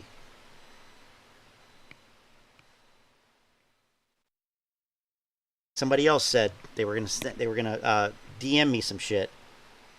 about interactive brokers, institutional account. Sign up for an institutional account, and it'll tell you that there's an algo that controls the price. And I'm like, okay, fine, yeah, DM it to me, whatever. Oh, I'll DM it to you. Never did. Because no, there isn't an algo that controls the price overall, like in terms of the entire market. Most of this stuff is nonsense. And if it sounds too good to be true, it is.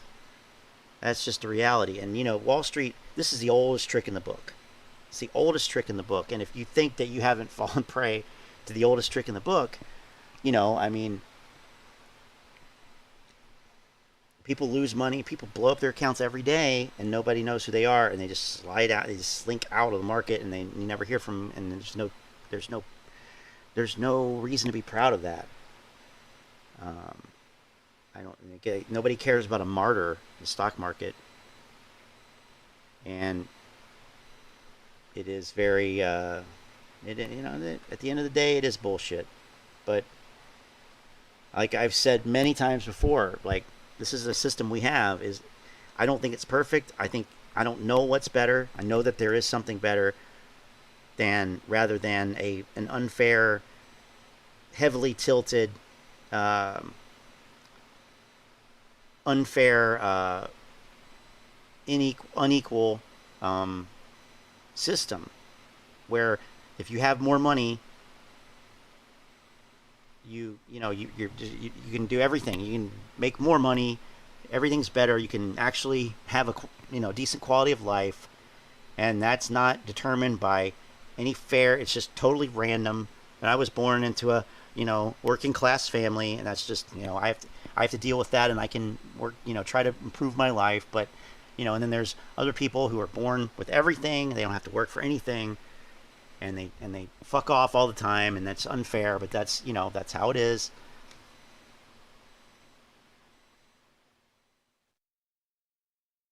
That's capitalism, That's what we have.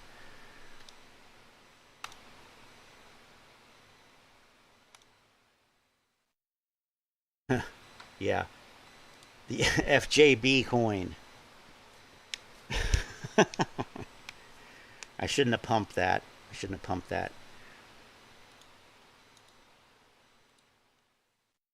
mean, at the end of the day, like, I actually agree that these quote-unquote private markets, like, conceptually, it sounds pretty ridiculous. I mean, and anybody will tell you, I probably, now not publicly, but, well, a couple of my coworkers would be able to attest to this, but there's some shit that I say that I can't say here when I'm trading. I just it can't be repeated. I don't like Wall Street. I think it's the most corrupt, slimiest, scummiest institution that capitalism has, by far. And our system is by far the worst in the world. By far. It's the most corrupt. And it's despicable. It's lamentable. It's stupid. It's a stupid system. Especially the way that it's set up now. It's literally fragmented. And people literally pay money so that they can put their servers next to the exchange server so they can get in faster. I mean, if that isn't just, that's the bullshit. But I'm also not, like, deluded enough to say that I think that this can change so easily and that people are going to give up their wealth. And if you know that it's corrupt and just a cesspool, then why would you not think that they would do everything? This is something we used to talk about a lot last year. Why do you not think that they would do everything they could, legal or otherwise, to protect what they have? Because that's what people always do. That's what you would do if somebody came for what you have. And I know that that's true because that's what the apes say. So, turned into a rant. I don't know. But you know, the approach that these guys are taking, and it really, it's the problem is in information and education, and that's why I'm so adamant about, you know, talking about this stuff and highlighting it, because Pantheon here is not helping. Pantheon is not helping by confusing people, by not understanding the system himself, and putting out information that's just confuses people more. That's the problem here. You know, we need another in February, we needed another person to quote unquote explain dark pools. Some random person who by the way, doesn't even live in this country. He's not even from this country. He doesn't participate in the same system that we do. I mean, it's kind of ridiculous. And, you know, and so what I saw was that there was nobody actually looking at this stuff. And that's fucked up too.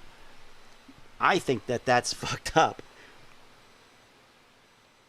Like, there are channels over here on the right that are actually good. Like, the Maverick of Wall Street. Like, he's a professional. He tells you he's a professional, and you can tell he's a professional by what he says and how he approaches it, and his track record of being right. And Dr. Todd Grande, you know, he's a professional. He has credentials. He has a scientific approach, etc. Like, there are other ways to do this. Professor Dave.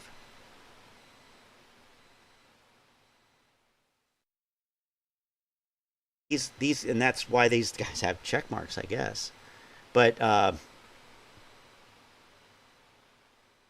this whole finance thing with meme stocks and all this shit, it's a Wild West.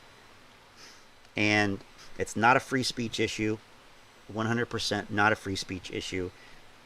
I could not, I always say this, if I wanted to, I could not go down the street and rent an office, or I could rent an office, but I couldn't put up a sign in there that says therapist or counselor or dentist without having the credentials to do it.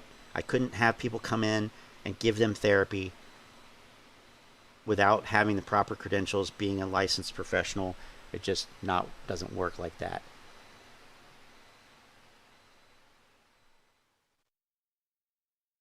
Here you go again, you know, fighting me, you know. That's the kind of shit right there that I'm talking about. That's the kind of shit, you don't get it. You just don't get it.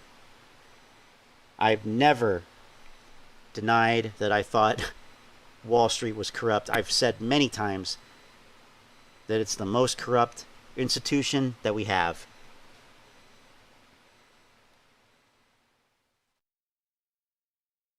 I've never denied that. That's my opinion. It's my opinion. But I also think it doesn't matter. And that's the difference. Yeah, this is corrupt, but you can focus on that. I'm not going to focus on that. That's not the point of this. There's enough people, i.e. the apes, focusing on the negative. They're focusing on the shit, you know, that at the end of the day, it really, you can still make money. That's the thing. So, no, I don't focus on it. Because if you do, then you're going to end up like this. You're going to end up like an ape. You're going to end up disgruntled. You're going to end up posting this shit, you know, like all this shit. Like, well,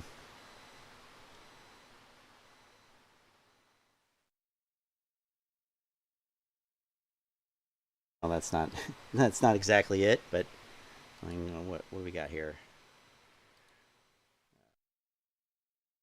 Tim Pool. Now this is like the one time I actually agree with Tim Pool on something.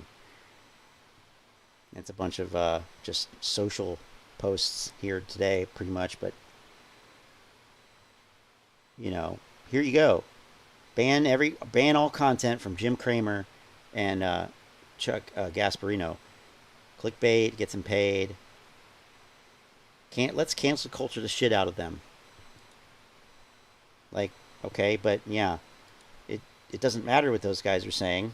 If you know they're shills, you know that they're part of the problem, so then just don't listen to them. Case in point right there.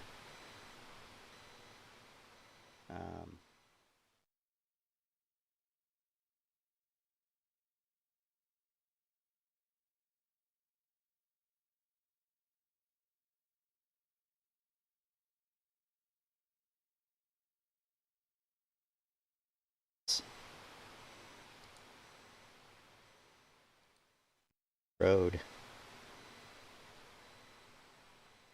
Anyway, it's a bunch of stuff about Top Gun and the weekend and all that stuff, but you know, but what I'm saying is something being corrupt. Well, a lot of things are. Like I keep saying, that's the system we have. There's not much we can do about it. So, yeah, I've never said it was honest. Never said that they're stand-up people. In fact, I've said the opposite. And like I said, I've said things that I can't repeat here. But, but at the end of the day, it doesn't matter. All I can change is my approach, my thoughts, and how those turn in from thoughts to actions, what actions I take. So, and at the end of the day, and I tell this to, when I curse Wall Street, I'm really mad at myself. At the end, in reality, I'm mad at myself because I did something wrong. You have to assume that they're going to do the fucking shittiest thing that you could imagine that they would do. You can't be surprised when they do that. You just can't be. So, being corrupt, whatever, doesn't matter. Doesn't matter at the end of the day. And that's the difference. So, maybe I didn't explain that before, but, if you sit there and cry about the market being corrupt and that's why I lost money and this and that and this and that, nobody likes a sore loser, even if you didn't lose fair and square. So, and that's the position the apes are in. Really, it is. They, it's nothing new to get fucked around by Wall Street. And it's it sucks, but what are you gonna do? Blow up some inflatable apes and put them in front of the SEC, right? So that's why these videos like this. I mean, I don't know what good this does. Mostly where this is all handled. All right, the dark pool's opaqueness or darkness can also give rise to conflicts of interest if a broker-dealer's proprietary traders trade against pooled clients, or if the broker-dealer sells special access to the dark pool to high-frequency trading firms. So you've got these dark pools created to avoid the problem. The problem I have with all of this is it's so conceptual, it's so high level. Most people don't understand what he's talking about. He doesn't understand. It's being presented in a very confusing, misleading way. And it is biased. It's extremely biased. And all it does is fosters this distrust. And that's why I don't focus on these things. Distrust and belief in corruption and all that stuff. And like I said, you really trust a bunch of rich guys who are basically playing around with other people's money, making money off of it? Do you trust them to do the right thing? Absolutely not.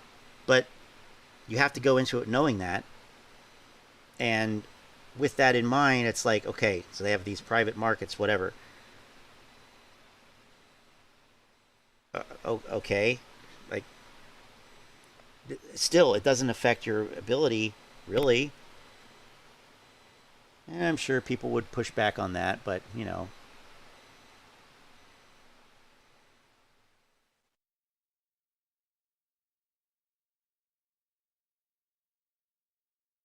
Tell you what, then why don't you just leave, okay?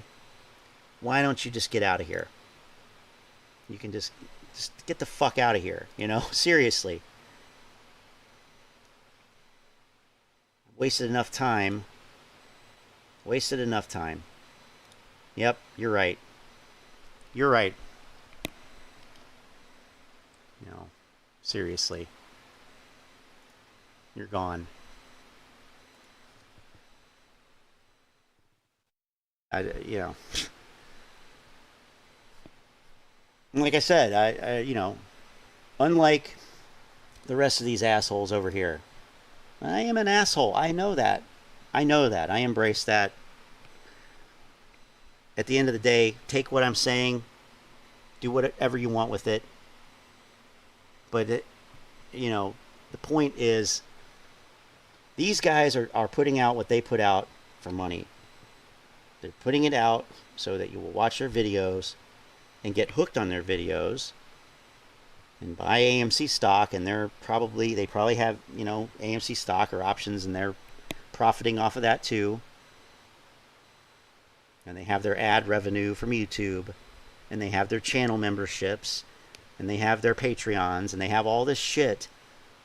Literally every, you know, dozen ways to take money from people. And they're putting out shit information. Option chain pricing in huge earnings move. Huge earnings move. Okay? Right. Is that a message? Okay. If you only knew it was coming. Did Elon Musk just confirm what we expect? Yeah, I'm sure he did. Because he cares about everybody but himself. Like, what? Desperate Shorts just doubled the squeeze roof. They just doubled it. So now it's $2 million a share, right? Is that what they mean? I mean, Andrew Mo Money. I'm a data scientist. Yeah, okay. Is that...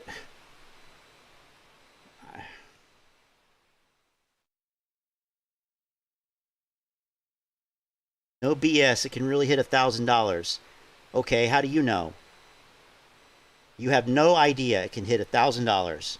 You're guessing. You're speculating. You're putting that idea in people's minds, and it has ruined a lot of people.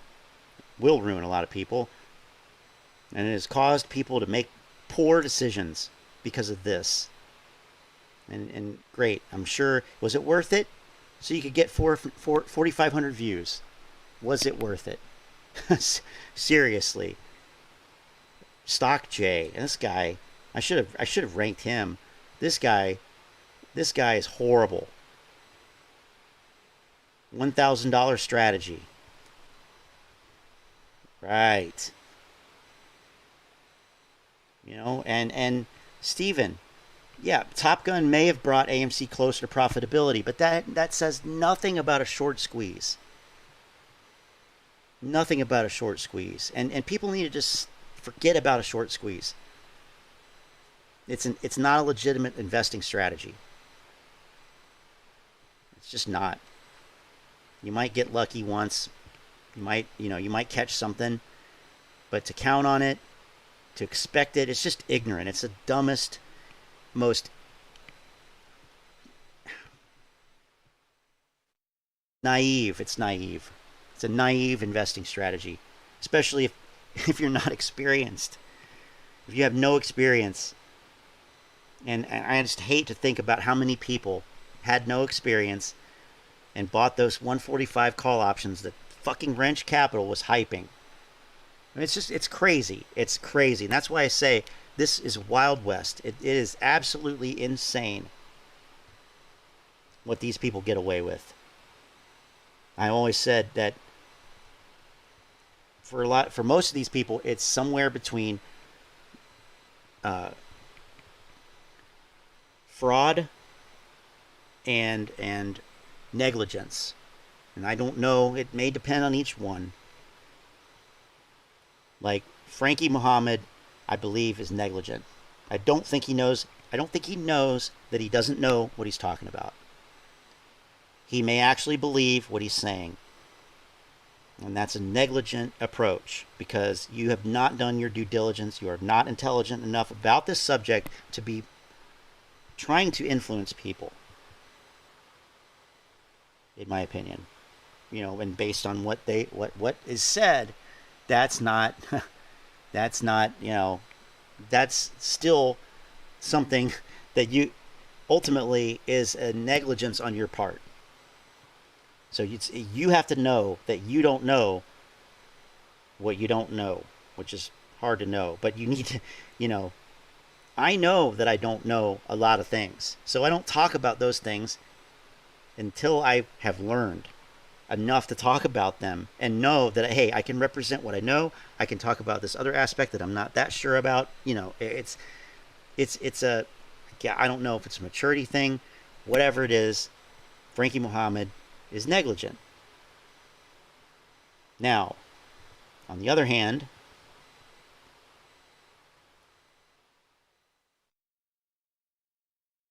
Al from Boston, Lou, Trey, probably. Yeah, definitely. These guys are frauds. 100% frauds. They know that what they're saying is wrong. Because what they say is intended to create that hype. But their actions don't necessarily align with what they're telling people to do. Do as I say, not as I do. Trey sold option contracts and made $1 million. That's a fact. He mentions it. He admits it, but he didn't admit it on his channel to his community. People found out another way. It's crazy. It's insane. Hey, there's nothing wrong with doing that. That's what everybody should have done. But to not disclose that and to keep people strung along like you still believe that the best is yet to come, that's bullshit. That's fraud, my friend. That is fraud. Trey's a fraud. Lou's a fraud. Al's a fraud. So most of these guys are somewhere in between fraud and negligence, somewhere in between there, or maybe a little bit of both. It's crazy. It's crazy. I can't think of another type of subject where or topic or anything where there is this much bullshit. I mean, maybe there is, and I just don't know it. Probably. This is just what I know, but. And then you get people like the Ape Father, Commander 35. They're just, you know, in some ways they're less harmful than people like Short the Vix, who I've never been sure about. I don't know. I don't know what he knows. It's unclear. It's unclear because he says things like shorts haven't covered. Okay. I mean, it's just hard. It's so hard with him. I don't know. I can't even really give a guess. I think he's a little bit of both. But either way, like, you know, you should know, like, I don't put out videos like, you know, AMC stock, you know, going to zero next week, ready for implosive moves.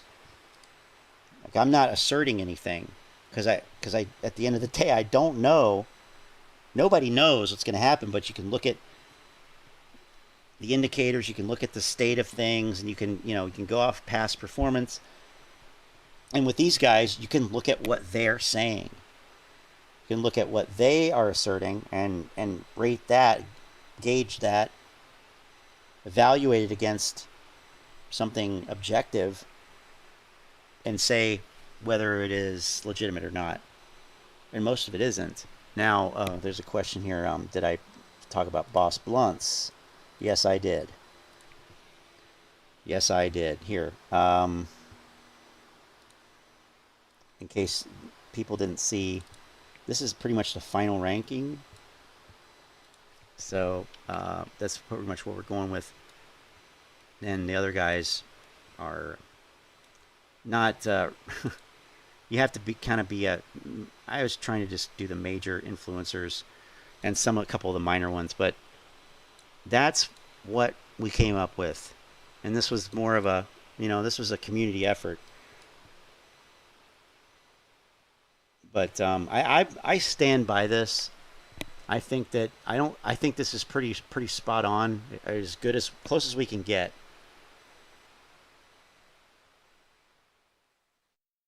And, you know, of course, there's a little bit of irony in some of these, but unironically, though, too, you know, Al and Lou, I mean, did you see that video by Al today? Like, oh, guys, I need you to send me any DD you have on da-da-da-da. Like, send me your DD. Like, what?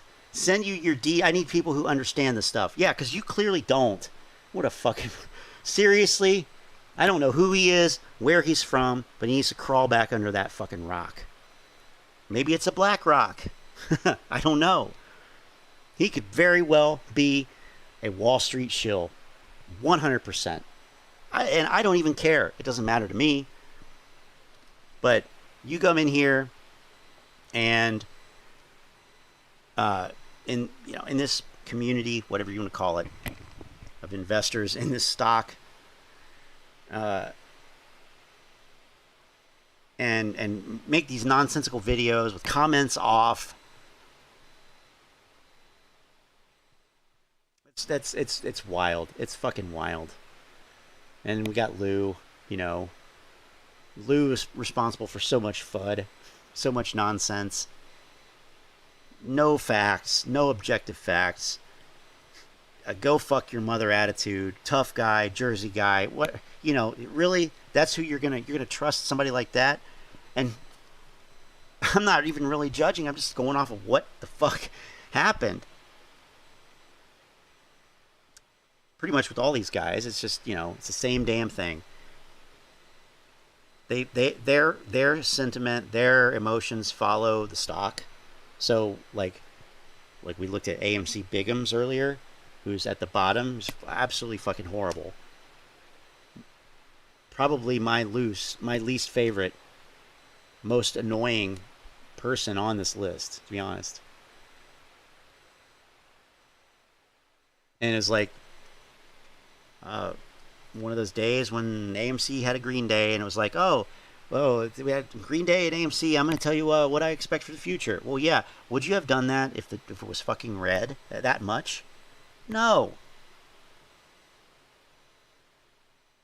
Or it would have been a video about this negative thing, why it's, you know, what they're doing to keep it down, and naked shorts and all this stuff.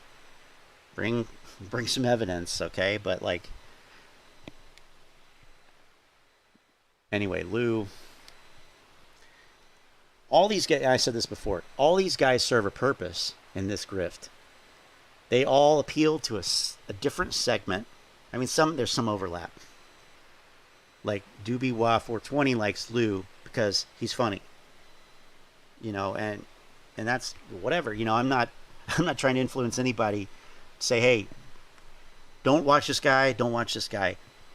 I would say don't watch them all, or watch them all and laugh at them, but or watch them and verify what's said, because, well, we'll get to him, but you know, and Trey, well, you know, Trey is Trey. I don't know what his deal is, but we looked at pictures of him from last year to this year, and he looks like he's aged about 12 to 15 years in less than 1 year.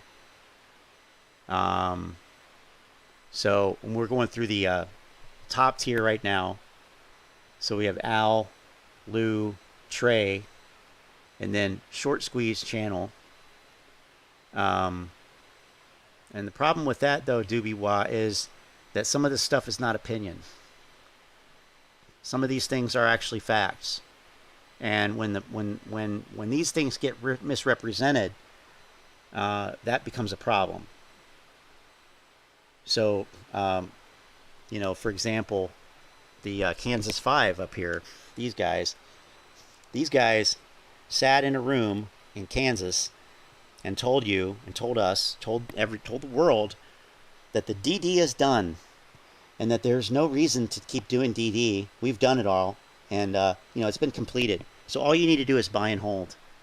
All you need to do is buy and hold. Well, I mean, I don't know what 16-year-old would believe that things don't change, especially when you're talking about, like, this Wall Street with endless deep pockets. and every technological resource and experts and human psychology and all this stuff, you know, things change, yeah. Especially when you put out what you're doing all over Reddit, YouTube, like, yeah, we're just going to buy and hold, and oh, we're going to do this and whatever. They know what's being said. And it makes it a lot easier when people say, hey, yeah, don't worry about going beyond what we already know. Like, that really rubs me the wrong way. And that's not an opinion. Like, that's just not how the world is. It's not how things are.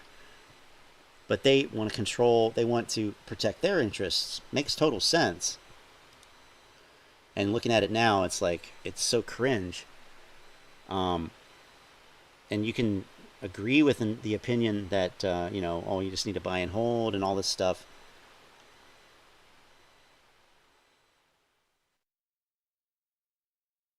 Some people are going to do better than others. And generally speaking, people that are active and proactive in managing their portfolios and whatnot are probably going to do better. I'm trying to be as diplomatic as I can. Some things are right and some things are wrong. You know, Short Squeeze channel is like a preacher. He's like, you know, he's all about the emotional manipulation. It's really bad. He said in a recent video that this was worse than cancer, more serious than cancer. More serious than cancer. I mean, I guess that's an opinion, but it's a pretty absurd one.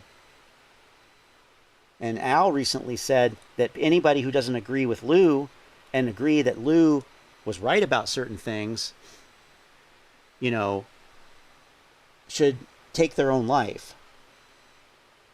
Now, I doubt that he actually meant that, but I'm sorry, that's not something that you, especially trying to be some kind of professional, trying to be that's something a 12-year-old says, a 14-year-old, 16, you know, that's not what is your, why would you say that? Especially when, you know, and I'm trying to tread lightly here, but especially when these types of things have and do lead to people making very irrational decisions in a very emotional state. Like, that is just, to me, that's just, it's unacceptable. And they all have done stuff like that. Half of what Lou says is offensive to, you know, half of the people. So, you know, just don't watch him, you know, whatever. Don't take it seriously. That's fine. Trey, I think Trey knows that he fucked up. I think he feels guilty about it.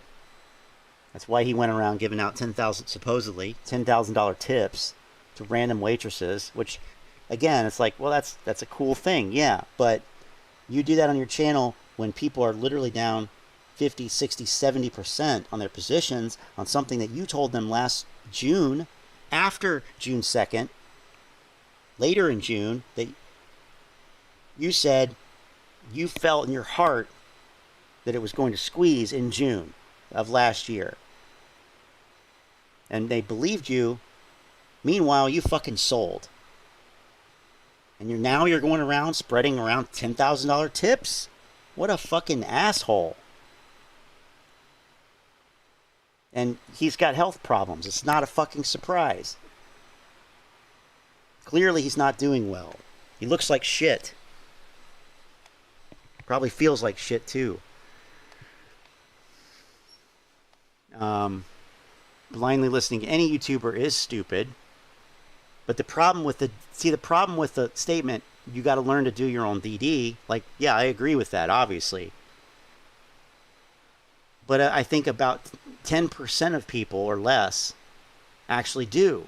And what they mean by do your own DD is go to Reddit and read the DD there. And that's not doing your own DD. And I'm not saying that that's what you're saying, but that's what people do. And a lot of this stuff, it's like, you know, you're not going to find this information. It doesn't really exist. Like, if you have an idea in your head, like, there's going to be a MOAS, you're already biased. You're going to look for information that confirms that. There may or may not be information that confirms it, but that actually confirms it. But there's a lot of biased information out there that people are influenced by, you know. So you really have to, like, it's hard. It's something that I think a lot of people struggle with. A lot of people don't struggle with it because they don't even try, because they are running 100% on bias. And that's trying to turn off the, turn off the bias or adopt the contrarian attitude, like, okay, yeah, I want this to be true, but I'm going to assume it's not, and I'm going to require that it be proven. Like, the assumption is it's not, and then it has to be proven, like innocent until proven guilty kind of thing. And you see what I mean? So, yeah, I agree. Do your own DD, but at this point especially, I don't think that that's valid because there's so much bullshit out there. Well, but at the same time, I mean, I was able to do this earlier today. I literally searched for stock indices, remove Chinese military companies, and I found several articles that directly contradict the bullshit executive order catalyst that people like Boss Blunts are pushing. So the indexes removed these stocks pretty much right after the executive order came out. So this is from December. Here's another one from July of 21. This one is from January of 21. So it's talking about global index providers cutting out these companies because they know that they have to do it. BlackRock compiled its ETFs have complied with the moves, and then this one also talks about how it's actually this statement here. U.S. investors were adjusting their investment exposure. So that the notion that like somehow that these institutions like aren't taking care of this, that they're going to allow it to wait till the last minute, and somehow it's going to be used to make you so fucking rich. It's just not true. Like, that's verifiable. And I did that with one Google search this morning. And I never looked it up, and I can't believe that I hadn't thought to do that. But, it's pretty absurd, really, that everybody's convinced of something that they have not done the most basic of research on. Meanwhile, they're trusting somebody, who seemingly has not done that either. So that's concerning. And that's kind of like doing your own DD. I am dumbfounded by this. I am dumbfounded by the blind. You want to talk about blind belief? There it is, right there. How many people do you see everywhere talking about this as if it's that's it. It's done. Although it's funny because that kind of contradicts the DD is done theory, and also, in this, I don't know how this squares, but if Boss Blunt says that the executive orders caused the run-up in January of 2021 and June of 2021, well, the dates don't really line up. But even if they did line up perfectly, it doesn't really prove the link. It's just a correlation.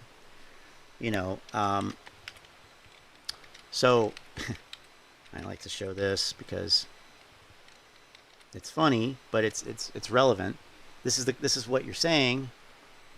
But if you adopt that philosophy that was executive orders, it was all this Chinese whatever, then that contradicts the other part of the ape narrative, which was that retail investors came together and bought these stocks and caused this run-up. It really can't. I mean, It could be a little bit of both, I guess. But the narrative was this, and then until it needed to be this other thing, because Boss Blunt's Evergrande catalyst also failed because he didn't even do basic research in that. So it's just it's clownish, man. How in the fuck? And that's the only thing I can think is that, you know, yeah, he's cool. He smokes a fucking joint on stream. Cool. He tells people they're going to be rich. That's manipulation. That's manipulative. All I can do is show the, you know, the data that I can find. But I mean, look, the per capita cheese consumption correlates with the number of people who died by becoming entangled in their bed sheets. And this is no joke. It's right here. The data's right here. And it correlates 94%. Well, of course it doesn't. These things just happen to have the same graph, same looking graph. So you put them together on the same graph and it looks like they actually do influence each other.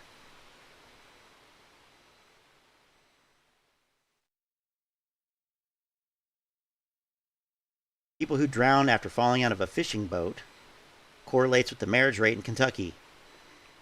So the more people get married, which is declining in Kentucky,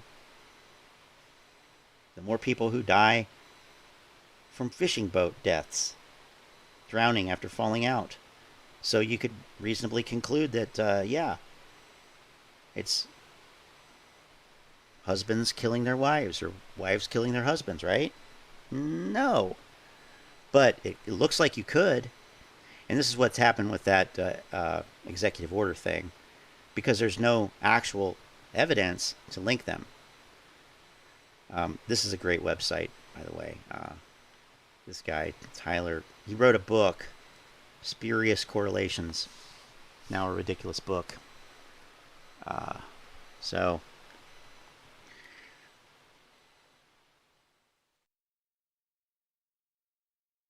you know, it's ridiculous.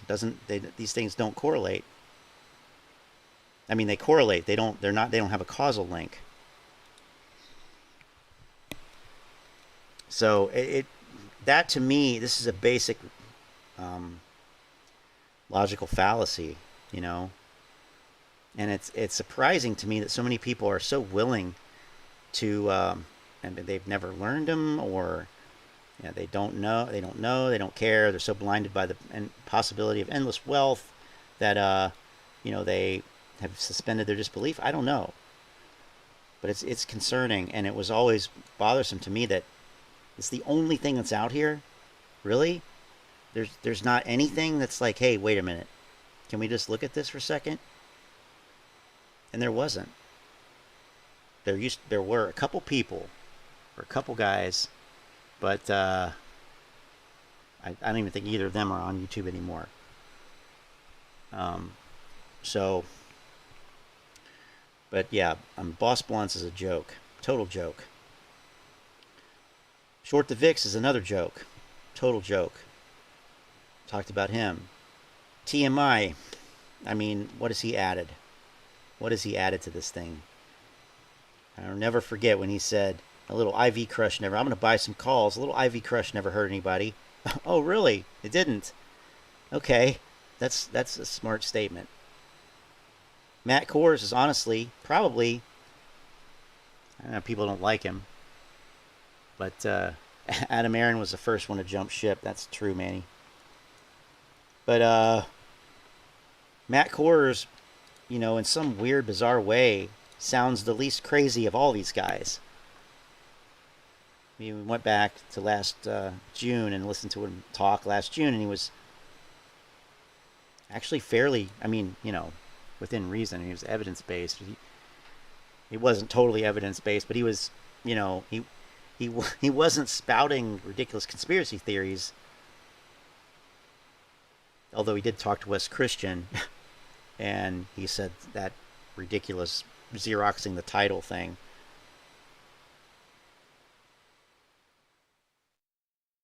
Like leasing the title, or renting the title. But Jack Hunter. So I just went through the B, I guess the B tier, because I got talking about boss blunts, but yeah, I know people like boss blunts, so whatever. But you know, it's nothing personal. It's not personal. I'm sure all these dudes are cool to hang out with. Well, I can't say that because I mean I did see this video and it looks like they're actually wretched to hang out with, to be honest. But some of these guys, you know, I'm sure Boss Blunt's cool guy to smoke a blunt with. You know, I would do it. I would smoke a blunt with Boss Blunts. He would never do it. But, the Ape Father, I think, was always interested in just self-promotion, being a clown, being the center of attention. He's a performer. He makes that clear. He's not a financial planner. He's a performer, an entertainer. You know. So, not really somebody I ever took seriously, but kind of whatever. You know, and then I took him off here, but this guy, the Commander 35, this guy is probably one of the more dangerous ones. I mean, I'm sorry, when you bring guns and weapons and things on stream, on screen, and talk about people's families and wives and children, and that what you're gonna do, no, I don't know what the deal is there, but it's disturbing. And I think, again, it's center of attention. It's attention-seeking. But there's certain lines, you know, that you don't cross. And then people ask me, well, why don't you have a camera? Why don't you show your face? Why don't you this, that? Honestly, a big part of it is because I don't trust these people. I don't trust the apes. I've seen what they say. People like this, Commander 35, and just random people in the comments. They make ruthless, mean, hateful statements. I don't want anything to happen to me or anybody that I care about. It's not worth it to me. So people say, well, fat man, fat... No, they don't say that.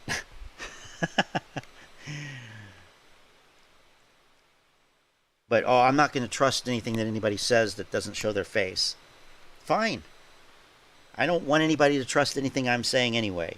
Really, at the end of the day, the most I could hope for from the apes, and it's not even the reason, is, like, just to cause people to question what they already assume to be true. And everybody, I think, should do that anyway, always. But the more sure you are of something like this, the more likely it is that, you know, there's something that you're missing.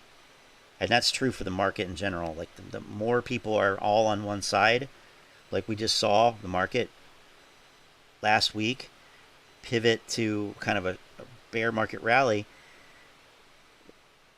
everybody had gotten to a bearish point, and a lot of people were expecting, you know, this kind of relief rally, short covering rally, whatever you want to call it. That's what I call it. That's what it is. But so contrarians were, you know, I think more prepared. By the time the media, everybody, every retail investor, they get bearish, is it right to be bearish anymore? So, same thing about bullish, you know, same thing about anything. So the more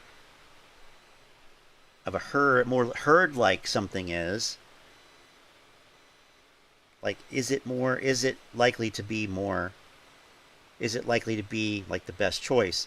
Because it's easier to do something that everybody's doing. But the market rewards people, you know, who are willing to take the risk. That's the way I think about it.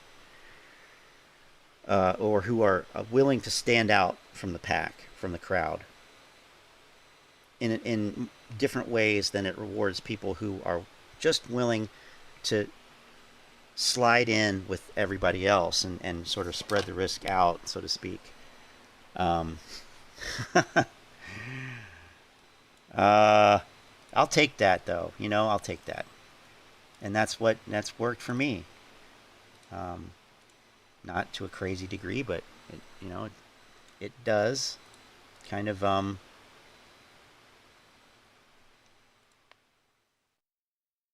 interesting results. What do Scott and Aron have in common?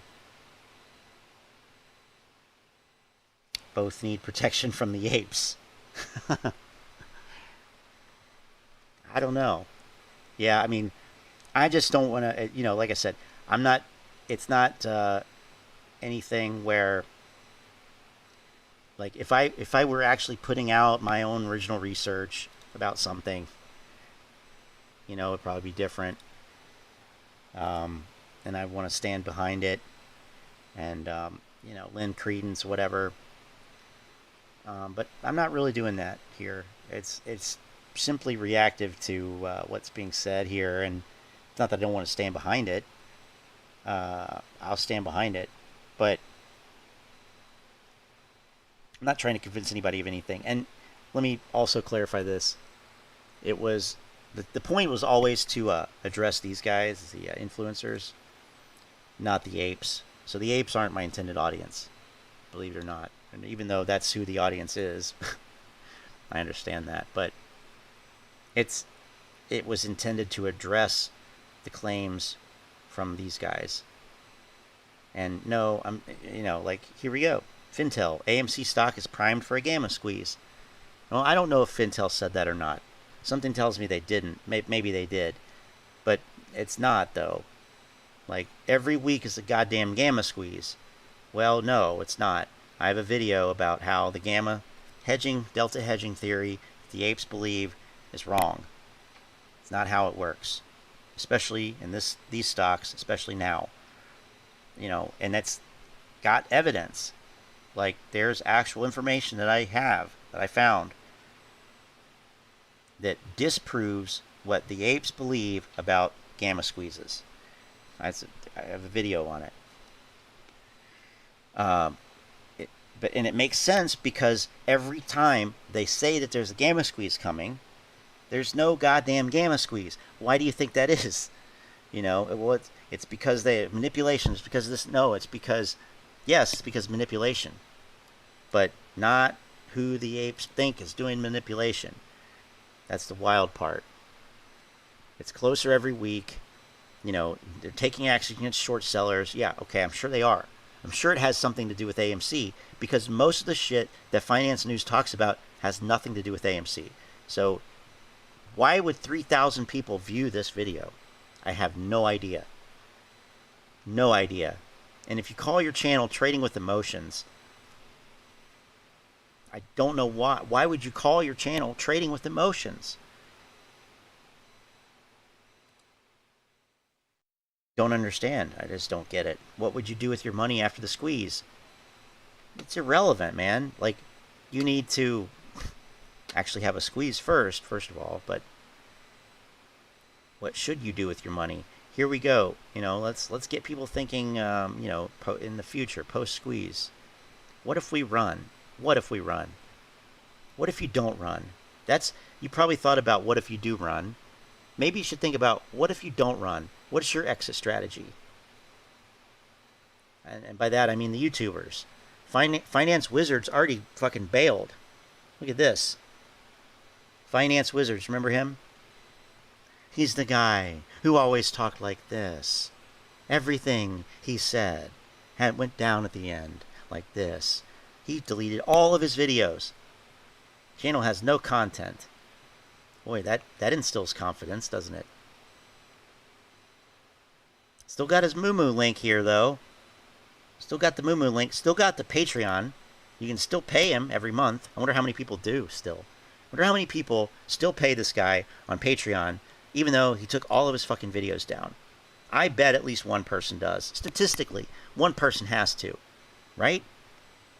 Well, their Patreon doesn't show the number of subscribers they have over there.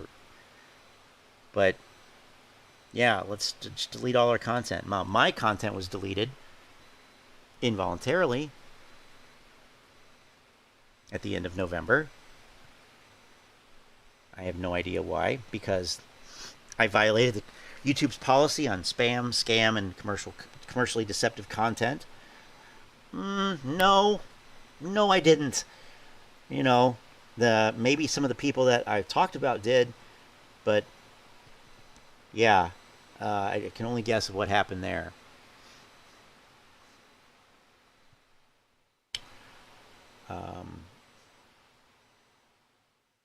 AMC $200. Paper hands, B. Hayes. Fucking paper hand right there. $200. What the fuck? Bullshit. $200,000. What is all this bullshit with Lou? All these other people on Lou's channel. That's not Lou, but I mean, it's gimmicks. Total gimmicks. PFOF is not banned. It won't be banned. It's just not going to be banned. I mean, like, that's something that people just have to know. It's a huge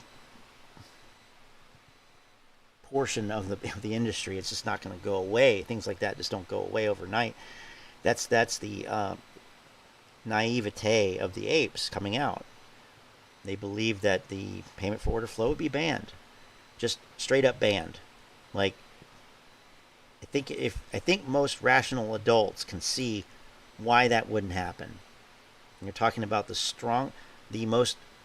literally the most corrupt institutions. Do I mean legally, illegally, whatever? The most unethical, slimiest institutions. The banks and brokerages and Wall Street in general. They're just going to give up all that money. They're going to not fight it. They're not going to do anything to allow it to be banned. Most people would realize that that's probably not likely. So why is Benji still talking about it? As if people actually believe this. And the only reason is because he wants clicks and money. So why would 2,000 people watch this? Makes no sense. Charles Payne, as if anybody is more irrelevant than a fucking Fox News host. I mean, give me a break. He stroked the apes off last year saying that the Reddit revolution changed Wall Street. And then quietly abandoned that once the shit fucking crashed. You want to talk about a shill? That's a shill right there. Charles Payne, he's not your friend. Neither is Adam Aron. Neither is Adam Aron. His job is not to keep a bunch of 20-something first-time investors happy. Although I think he got confused about that too, a little bit. Some of the shit that came out, some of the bullshit. Because he knew, he had to know that when he said excluding retail funds, excluding ETFs or index funds, retail would seem to own 90% of the legally issued float. You don't know that's going to be misinterpreted by the most ignorant group of investors in the market today. Then he's more ignorant. But I don't think that was a crafted statement. 100%. All of it is. Everything. Anything that's public relations like that is 100%. They combed through every word of that, and it was worded the way it was for a reason. And they don't. Everybody, almost 9 out of 10 people misinterpreted that, and they still go around saying that retail owns 90% of the float. Adam Aron told us so. And it's like, no, that was never so. But you can't tell, it's easier to scam people than it is to convince them they're scammed. That's the real problem that I'm up against here. So I go after the scammers, not the scammed. Because I know that I've never convinced people like no hope for my generation, 57. I don't know if he's 57 years old or if he was born in 1957, but I'm pretty sure that number is there for that reason. But kind of smells like a baby boomer. No offense, Len, or anybody else, but you know, some of these boomers, they don't get it. And it's sad that somebody who's like, you know, half their age, you know, whatever, a geriatric millennial, an old millennial, older millennial, is literally sitting here trying to tell somebody that they need to think for themselves. And they need to turn off the hype and stop putting in rocket emojis into my chat. That's pretty ridiculous. Aron told investors they can lose money last year during the share offering. That's true, said. That was odd too. That was an odd statement. But I mean, you know, I don't know if it was legally had to be done or what. And here we go. Here we go. You know, I'm not. Do I even need to answer this? Like, clearly I am, right? Because I'm not. Because I'm saying something that goes against something that the most uninformed group of market participants believe. Yeah. You know, it's disappointing, but I don't care. Because it's not, you know, it's not about me. It's just about talking about what the shit is. And you know that a lot of the shit that I've said makes a lot of sense because you're still here. You know it. So I'm not even going to address that. Keep that, you know, you just keep those thoughts. If you have those questions next time, keep it to yourself. You know the answer. You know the answer to that. I live in fucking Cleveland, Ohio. Insinuate that I work for Ken Griffin. You know, that's something that you should just wonder to yourself and answer it for yourself. I mean, seriously. Because anybody who doesn't believe in the MOAS clearly works for Ken Griffin. You know how many times I've heard that? Do you know how many times I've heard that?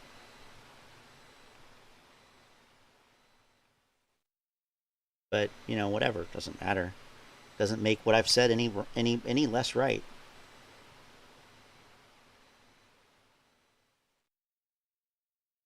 Yeah, but you know, Lynn, the problem is, and we looked at this once, not that long ago. We looked at posts on Reddit where people said that they convinced their parents to buy AMC stock. And some even had screenshots of texts or positions on their trading accounts, you know, and boy, you know, it turned out to be another case of the inmates running the asylum, and those parents are going to be like pretty upset that they actually listened to their children.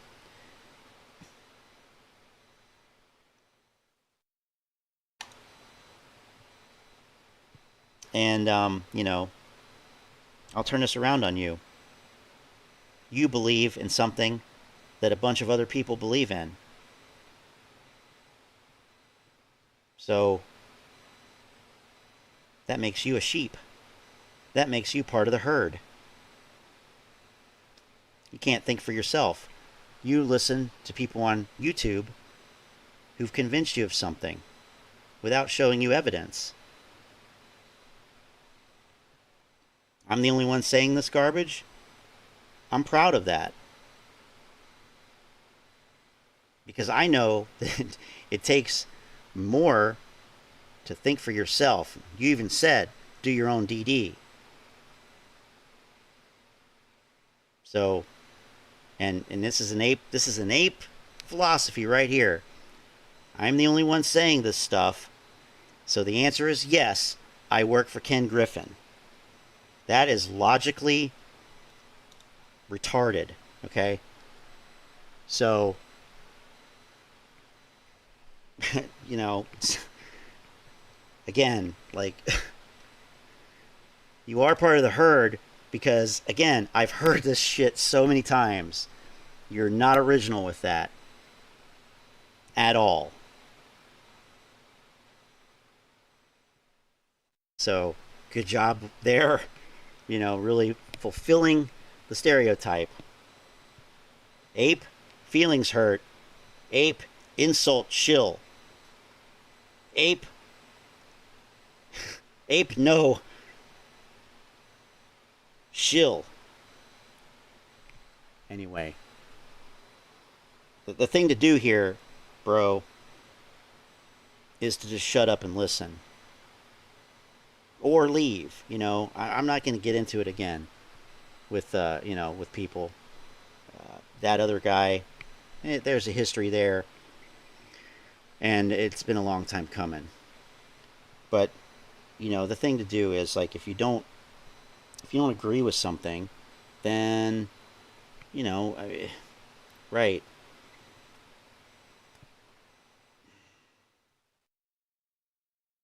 No. But see, the difference is, bro, that I don't have an opinion. I have facts, man. Like, I actually have facts. I have resources. I have information that's based on something, not just a feeling, not just what other people say. So you can have an opinion. You can have an opinion. But, you know, like, it's just, it's not about that. And that's what these people don't understand, man. It's, you can have an opinion, but opinions can be wrong. That's something, that is a thing. Opinions can be wrong.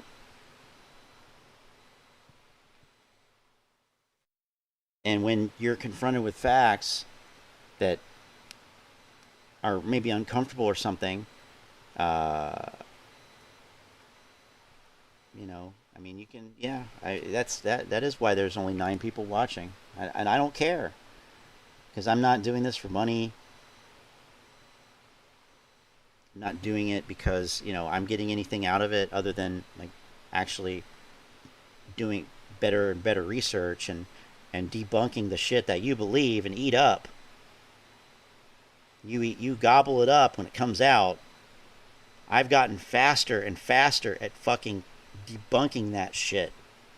So that's a personal pride thing, I guess. I don't know. It's a guilty pleasure. But, you know, and I've debunked this shit 6 ways to Sunday.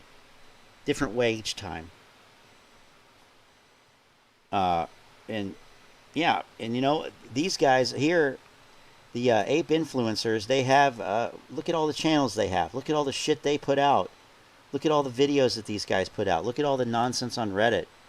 Like, yeah, 9 people are watching my stream because it's a hell of a lot easier to go along with all this other nonsense.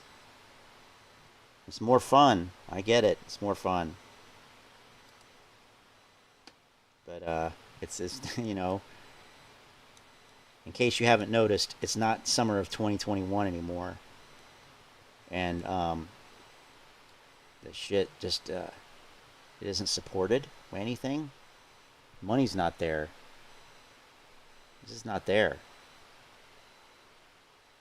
Shit got real. Last couple years were a little bit surreal in a lot of ways, but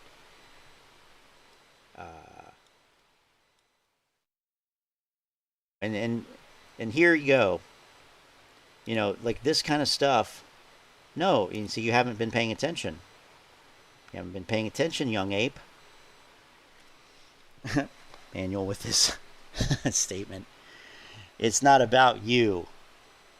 It's not about you. I don't care about you, okay? I'm not doing this for you. Not really doing it for me either, but the point is, let me break it down.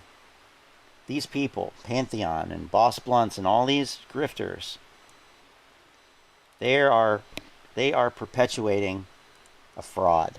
They are misleading people. And there's one set of information you can get on YouTube about AMC stock. And it is the one that ends with everybody being so fucking rich. Okay?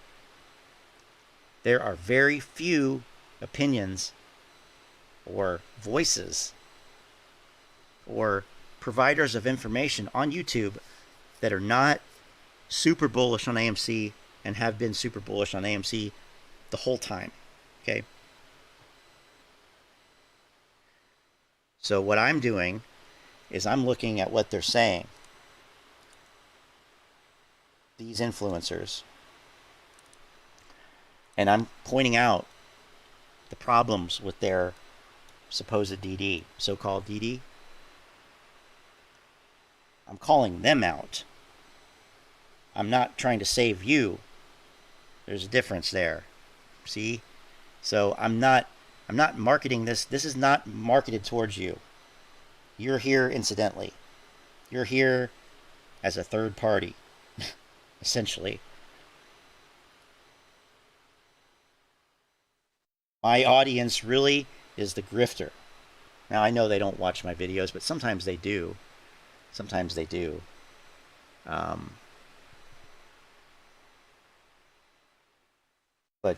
know, and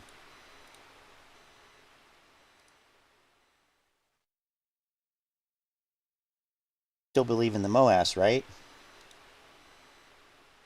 You still believe in the executive order, right? You still believe in synthetic shares, right? You still believe in, you know, name your catalyst. Like you need to watch some, you know, be exposed to some different information or something, but, you know,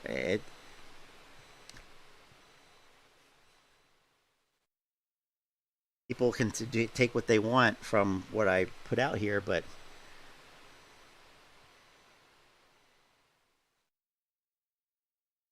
this point, the AMC influencers have pretty much, in my mind, proven that they are unable to be right.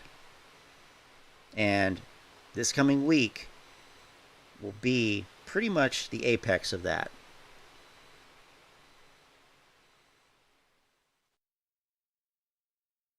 This executive order nonsense.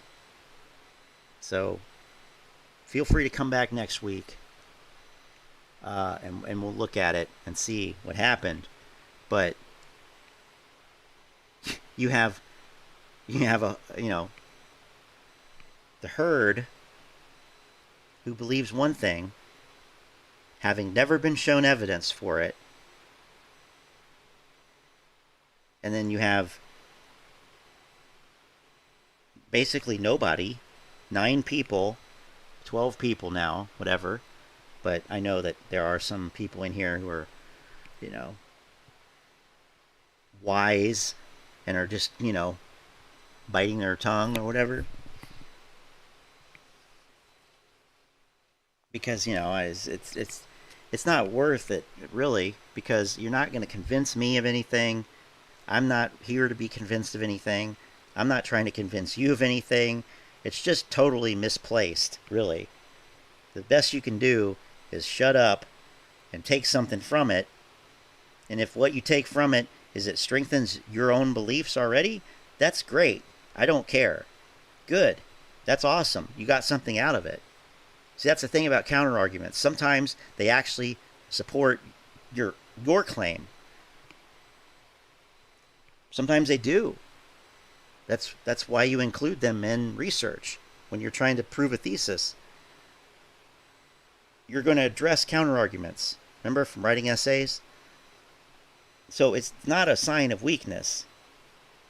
It's actually a sign of strength. But you know, if you don't fight it, it just doesn't make sense. It doesn't make sense. But unless people know there is a belief, there is an understanding on some level, there's an insecurity. And that's, you know, I'm not saying that to ridicule anybody. There should be all kinds of doubt. Because if you're 100% sure about anything, boy, you're going to be disappointed in life. You know, seriously. I don't understand. Don't understand, but I'm also older than a lot of these apes. I've been through more in my life. And, you know, whatever. I mean, that gives me a different perspective. It gives me a more reasoned approach. It gives me a slower, more definitive outlook. Like, I'm not, you know, I'm just not easily convinced of anything, so I'm going to question everything. I always have.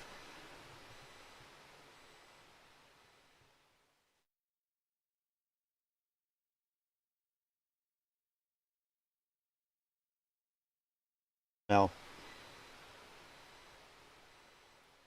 he doesn't believe in the MOAS because the government will intervene somehow, but I do believe the prices will rise significantly. And they might. They may happen. I mean, if you think about it, you know, shorts will be covered,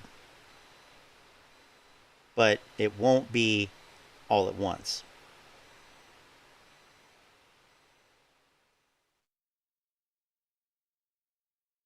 Never be all at once. And, you know, the counter argument isn't to say shut up. What I'm saying is you should just listen instead of trying to, you know, instead of these ad hominem attacks. See, that's how I know. That's how I know that, you know, because it's always the same. It's literally always the same.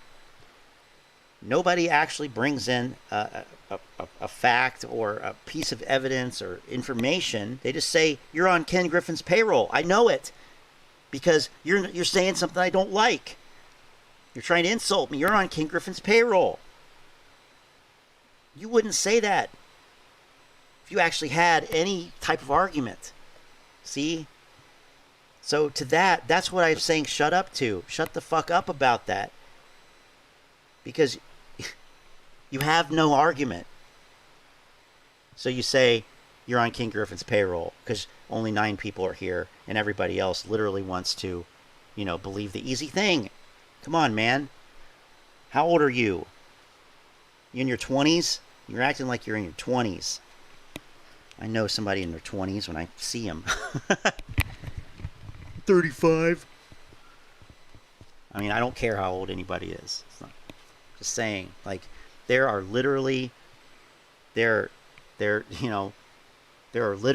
people in this who have never really had a job before. Okay? Like,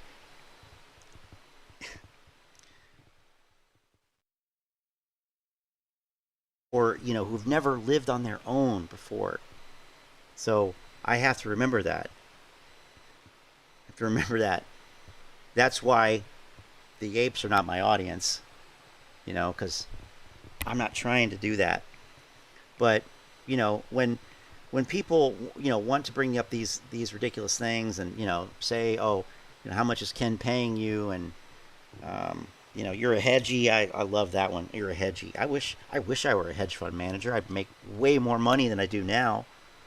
But no, I'm not.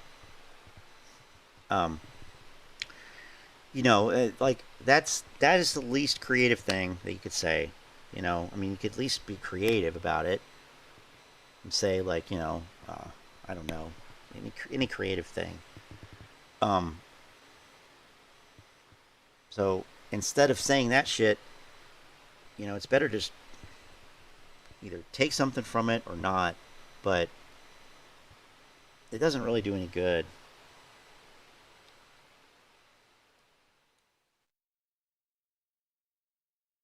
Anyway, I'm getting tired. Jesus Christ. I actually did work today. I mean, not work, but I did do some work today. this morning and afternoon. So you know, it's been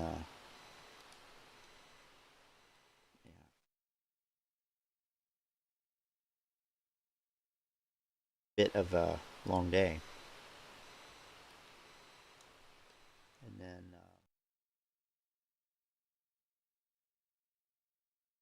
I had to finish this.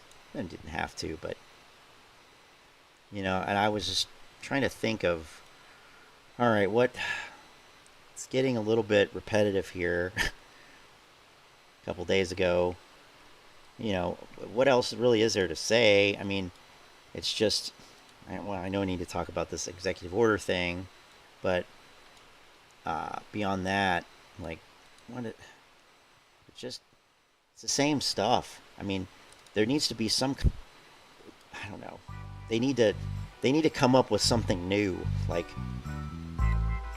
I don't know what it could be. Like, no. You full of shit,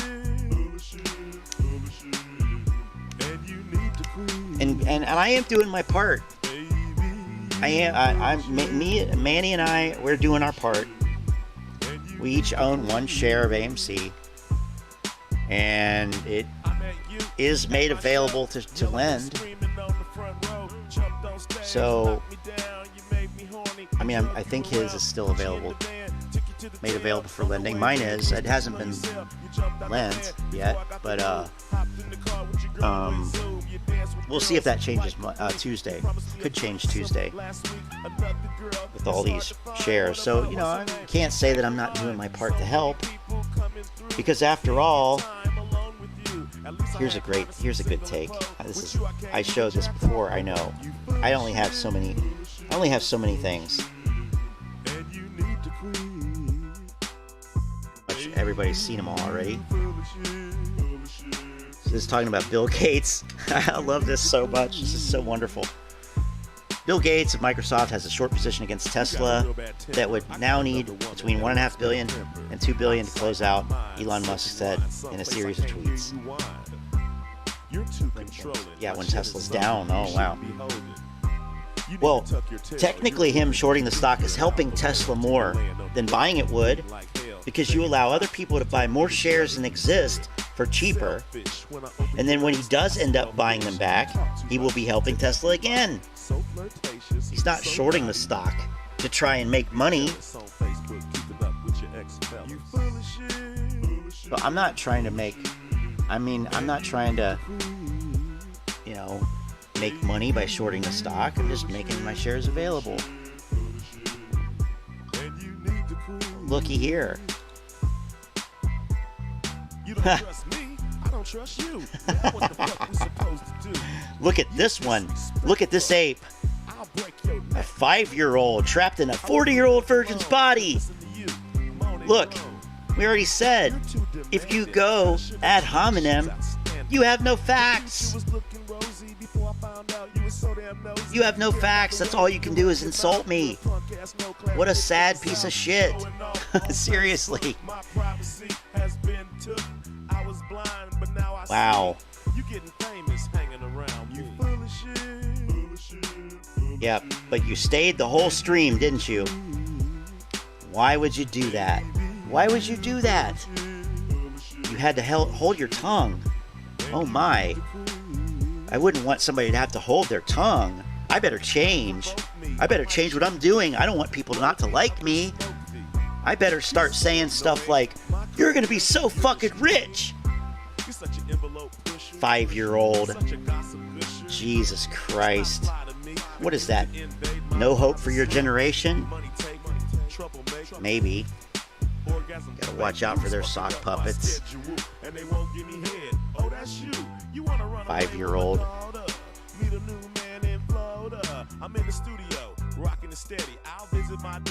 Yeah? You love a good comedy?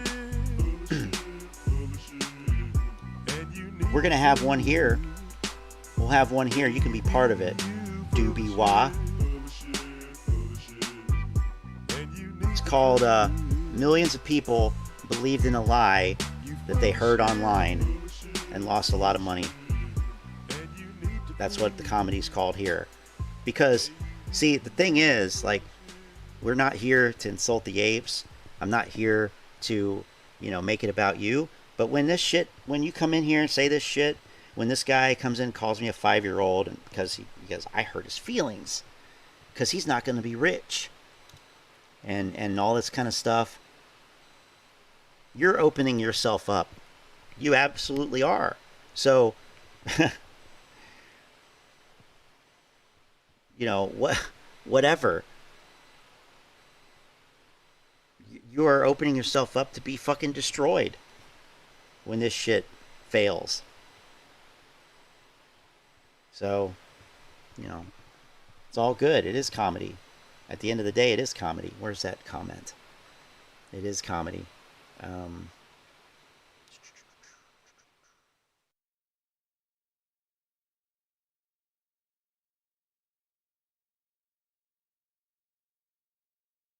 Why would I delete this stream?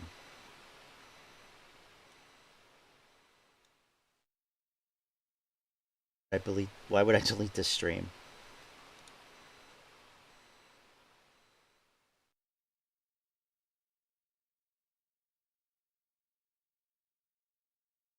Nope, not deleting the stream.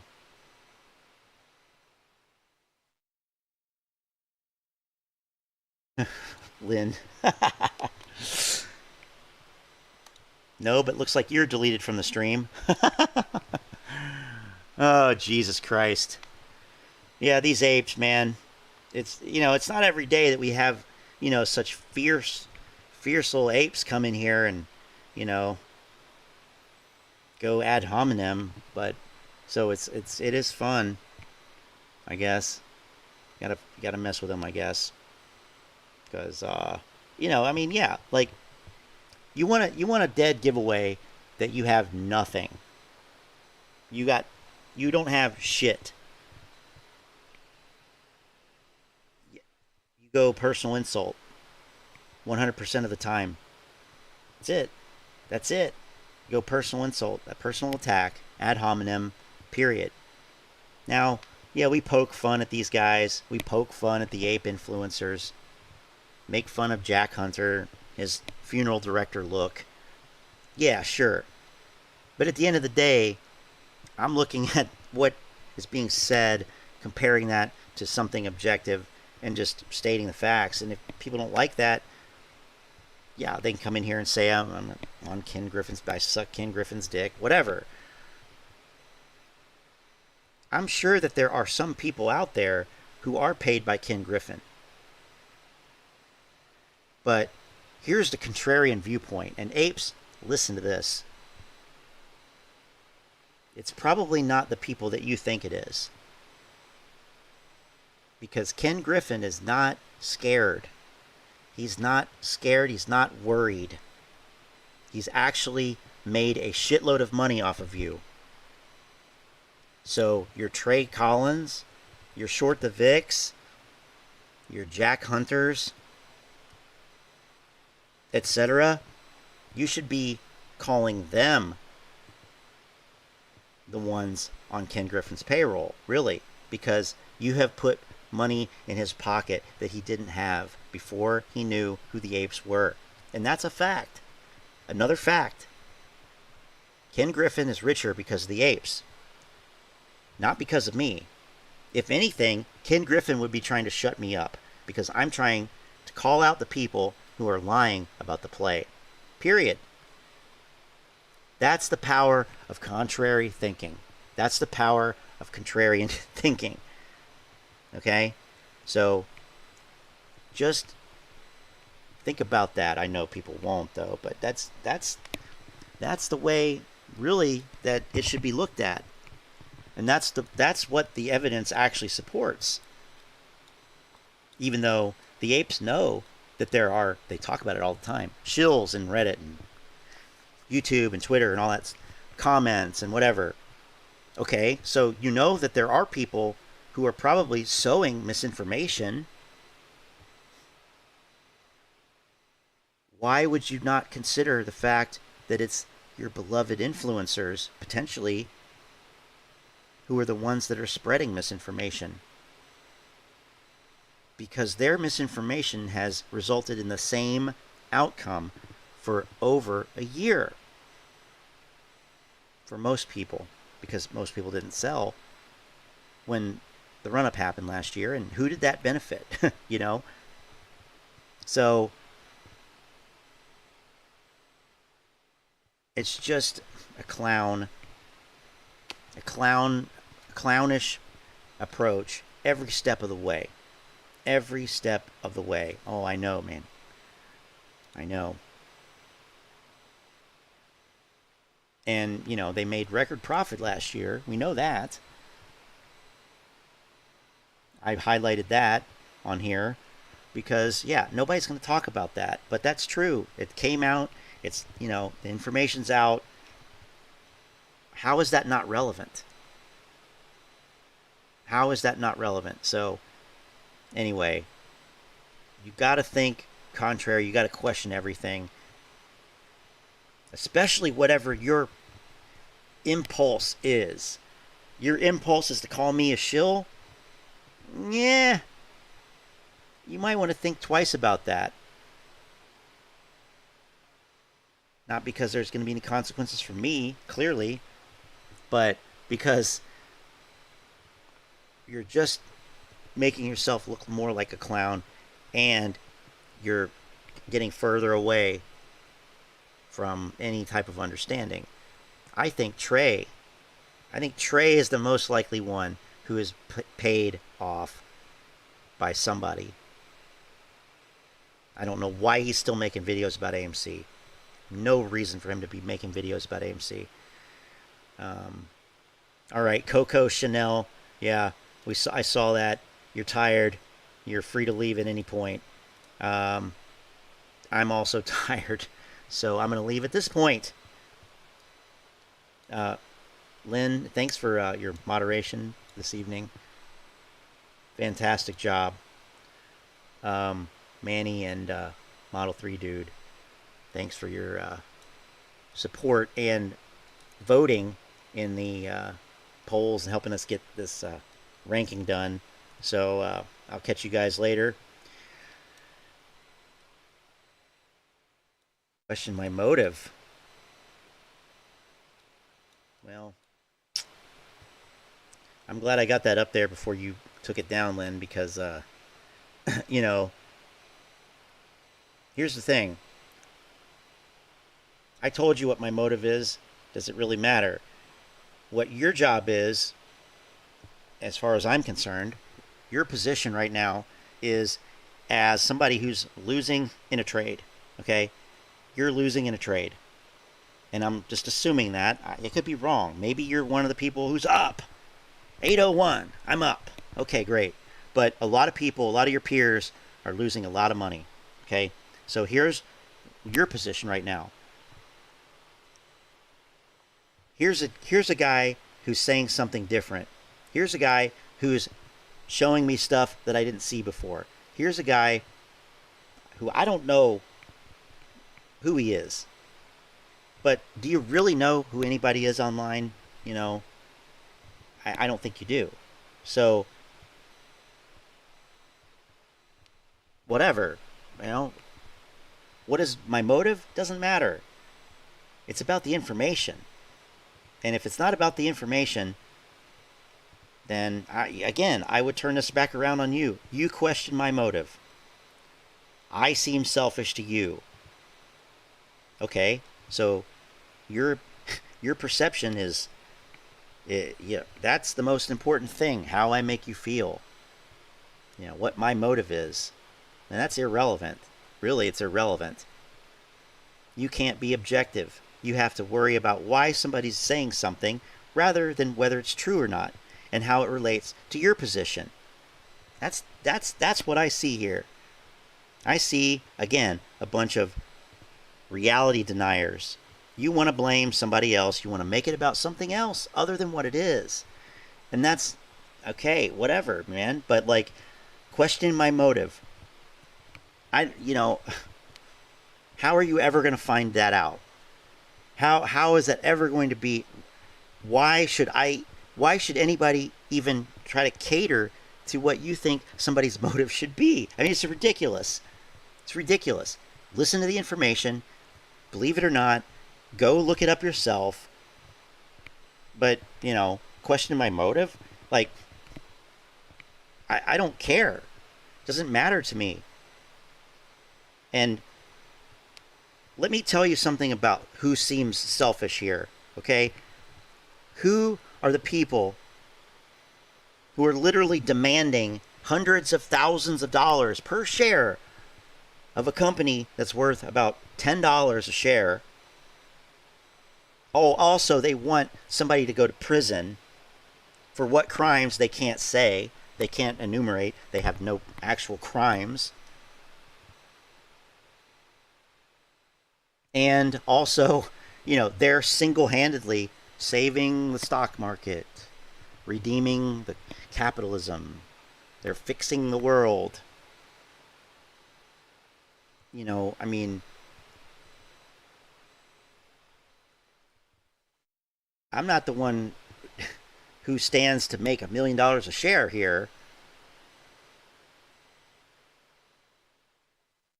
The apes are selfish. The apes are extremely selfish. They're self-centered. They think they're. I mean, honestly, they're narcissists. Big, large group of narcissists, and you know, I mean, it's not hard to see why. That's the role models they have. Hi, Antoinette. I'm just about to sign off.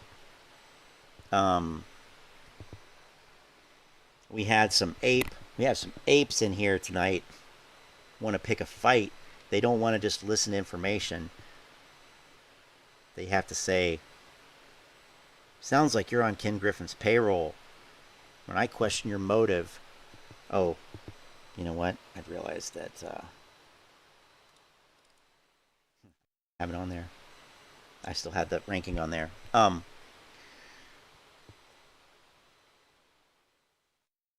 You know, I mean, like I said, it does that, you know, if that's what you're worried about, why aren't you questioning anybody else's motives? Maybe you are. And that's good then, but I'm not making money from this. I'm not asking anybody for any money. I don't have a donation. I don't have a membership. I don't have ads. I don't have this or that. There's literally no way for you to give me money. So if that seems selfish to you, then you are kind of a moron. Okay? And you want to come up, again, with an excuse so as not to confront something that goes against what you already believe. I mean, it's clear. That's clear. Look at this. Here you go. Like, you're mad. You are so mad. The apes are mad. Look at this mad ape. It's hilarious. Get out of here. You're on my stream. Who takes a poll with 2 people watching? There were more than 2 people watching. Like, the apes are literally incapable of stating a fact. They run on 100% on emotion. Here's more proof. It's so fucking hilarious. Like, what are you doing, man? What a clown. Oh, shit. Ah, God. These people are going to get fucking destroyed. And I have to say, you know what? It's actually going to be fucking great to see, because people like this, you know, they think that they're not going to get destroyed.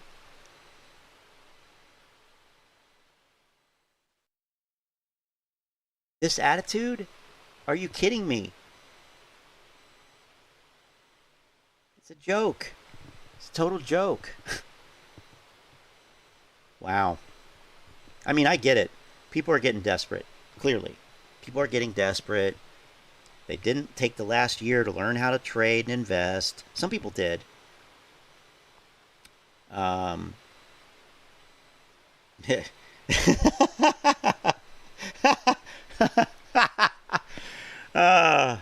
just laughing because, you know, it's not really a free speech zone, my friend. Like, it's not really a democracy. It's not, we're not here to let everybody express their opinion. You know, we might, but It's not really part of our mission. You know, you can go express your opinion anywhere else, and it's not a free speech, and it's not a free speech issue, and you know, it's not about that. And you express your opinion that you think I'm on Ken Griffin's payroll, and I state the fact that you're an uninformed investor who's going to lose all their money, you know, whatever. I would absolutely, yes, absolutely. And, you know, I'm not above buying calls. Fuck it. You know, I'm here to make money. But that's a big if. Like, I didn't get involved last week. I'm not really looking to.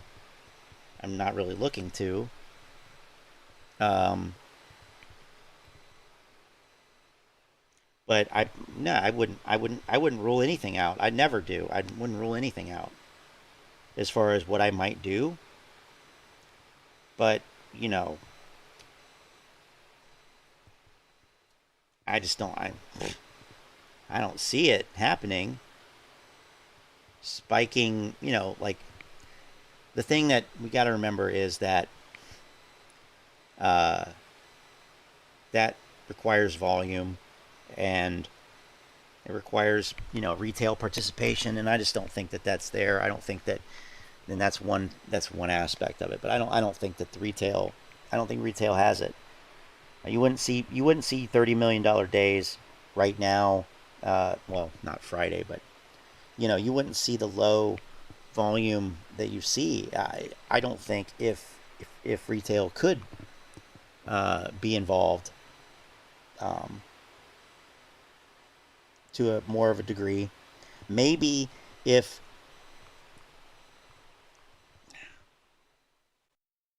I don't even know what the numbers were from Friday, but actually I have Fidelity right here. That's it. 3,500 buy orders on Friday on such an up day. Like, I don't know. It just seems low. It just seems anemic to me. But everything does, though. And a lot of things had more selling on Friday. So I don't know. You know, I just don't. I think that you're not going to get. I don't think. Okay. You're not going to get what happened last year. If for no other reason, simply than because it's not last year. And you know, everything came together for whatever happened last year. But to answer your question, yeah, I'm not above considering anything. I'll consider anything. Problem with puts is IV. So if IV shoots up, I would not buy puts. So that's something that you have to look at. Calls might be different if you catch it while IV is still expanding, but if you look at the IV rank and it's, you know, it's already, well, I forget what it is now, actually. I closed Thinkorswim. But you know, that's the thing with options, because if the price collapses,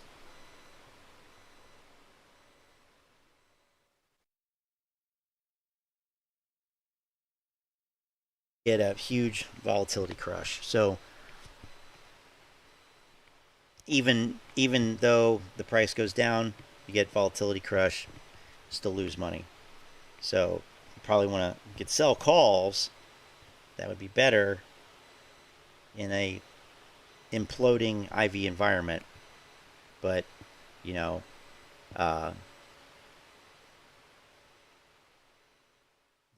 these kinds of questions are good. These are the kind of questions that people should ask. If I could be honest. Not, do you work for Ken Griffin? Like, come on. You know, so I appreciate that question. Just watch your IV. That's the only thing. And make sure that you buy the right strikes. So Manny's talking about bear spreads. And spreads are a great way to do it too. Honestly, it makes more sense. It makes a lot more sense, and capture risk. It does cap your upside, but just buy 10 spreads. So yeah, it was 90 million on Friday, but I'm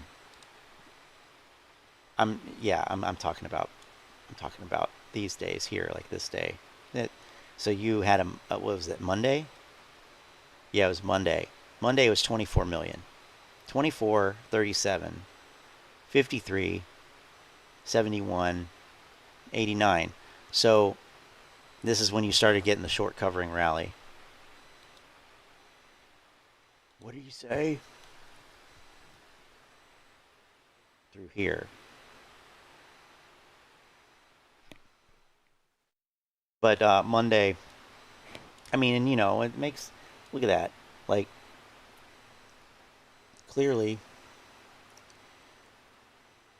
I mean, it's just, you know, pathetic, very anemic move.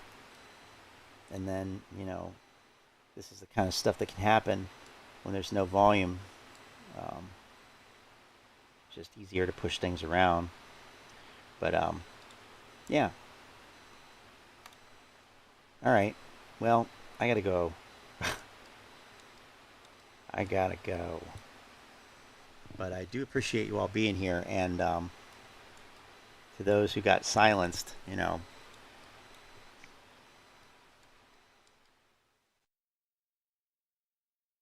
I think what they're trying to tell you is, you know, more listening, less talking.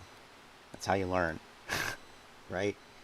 So, all right, guys. Manny, catch you later. Chilo, Wrench Lady, Lynn, and Antoinette, if you're still around. Everybody, catch you later. We'll check in sometime. Yeah, next week. Next week will be interesting, right? So we'll see what happens, and we'll go from there as always. See ya.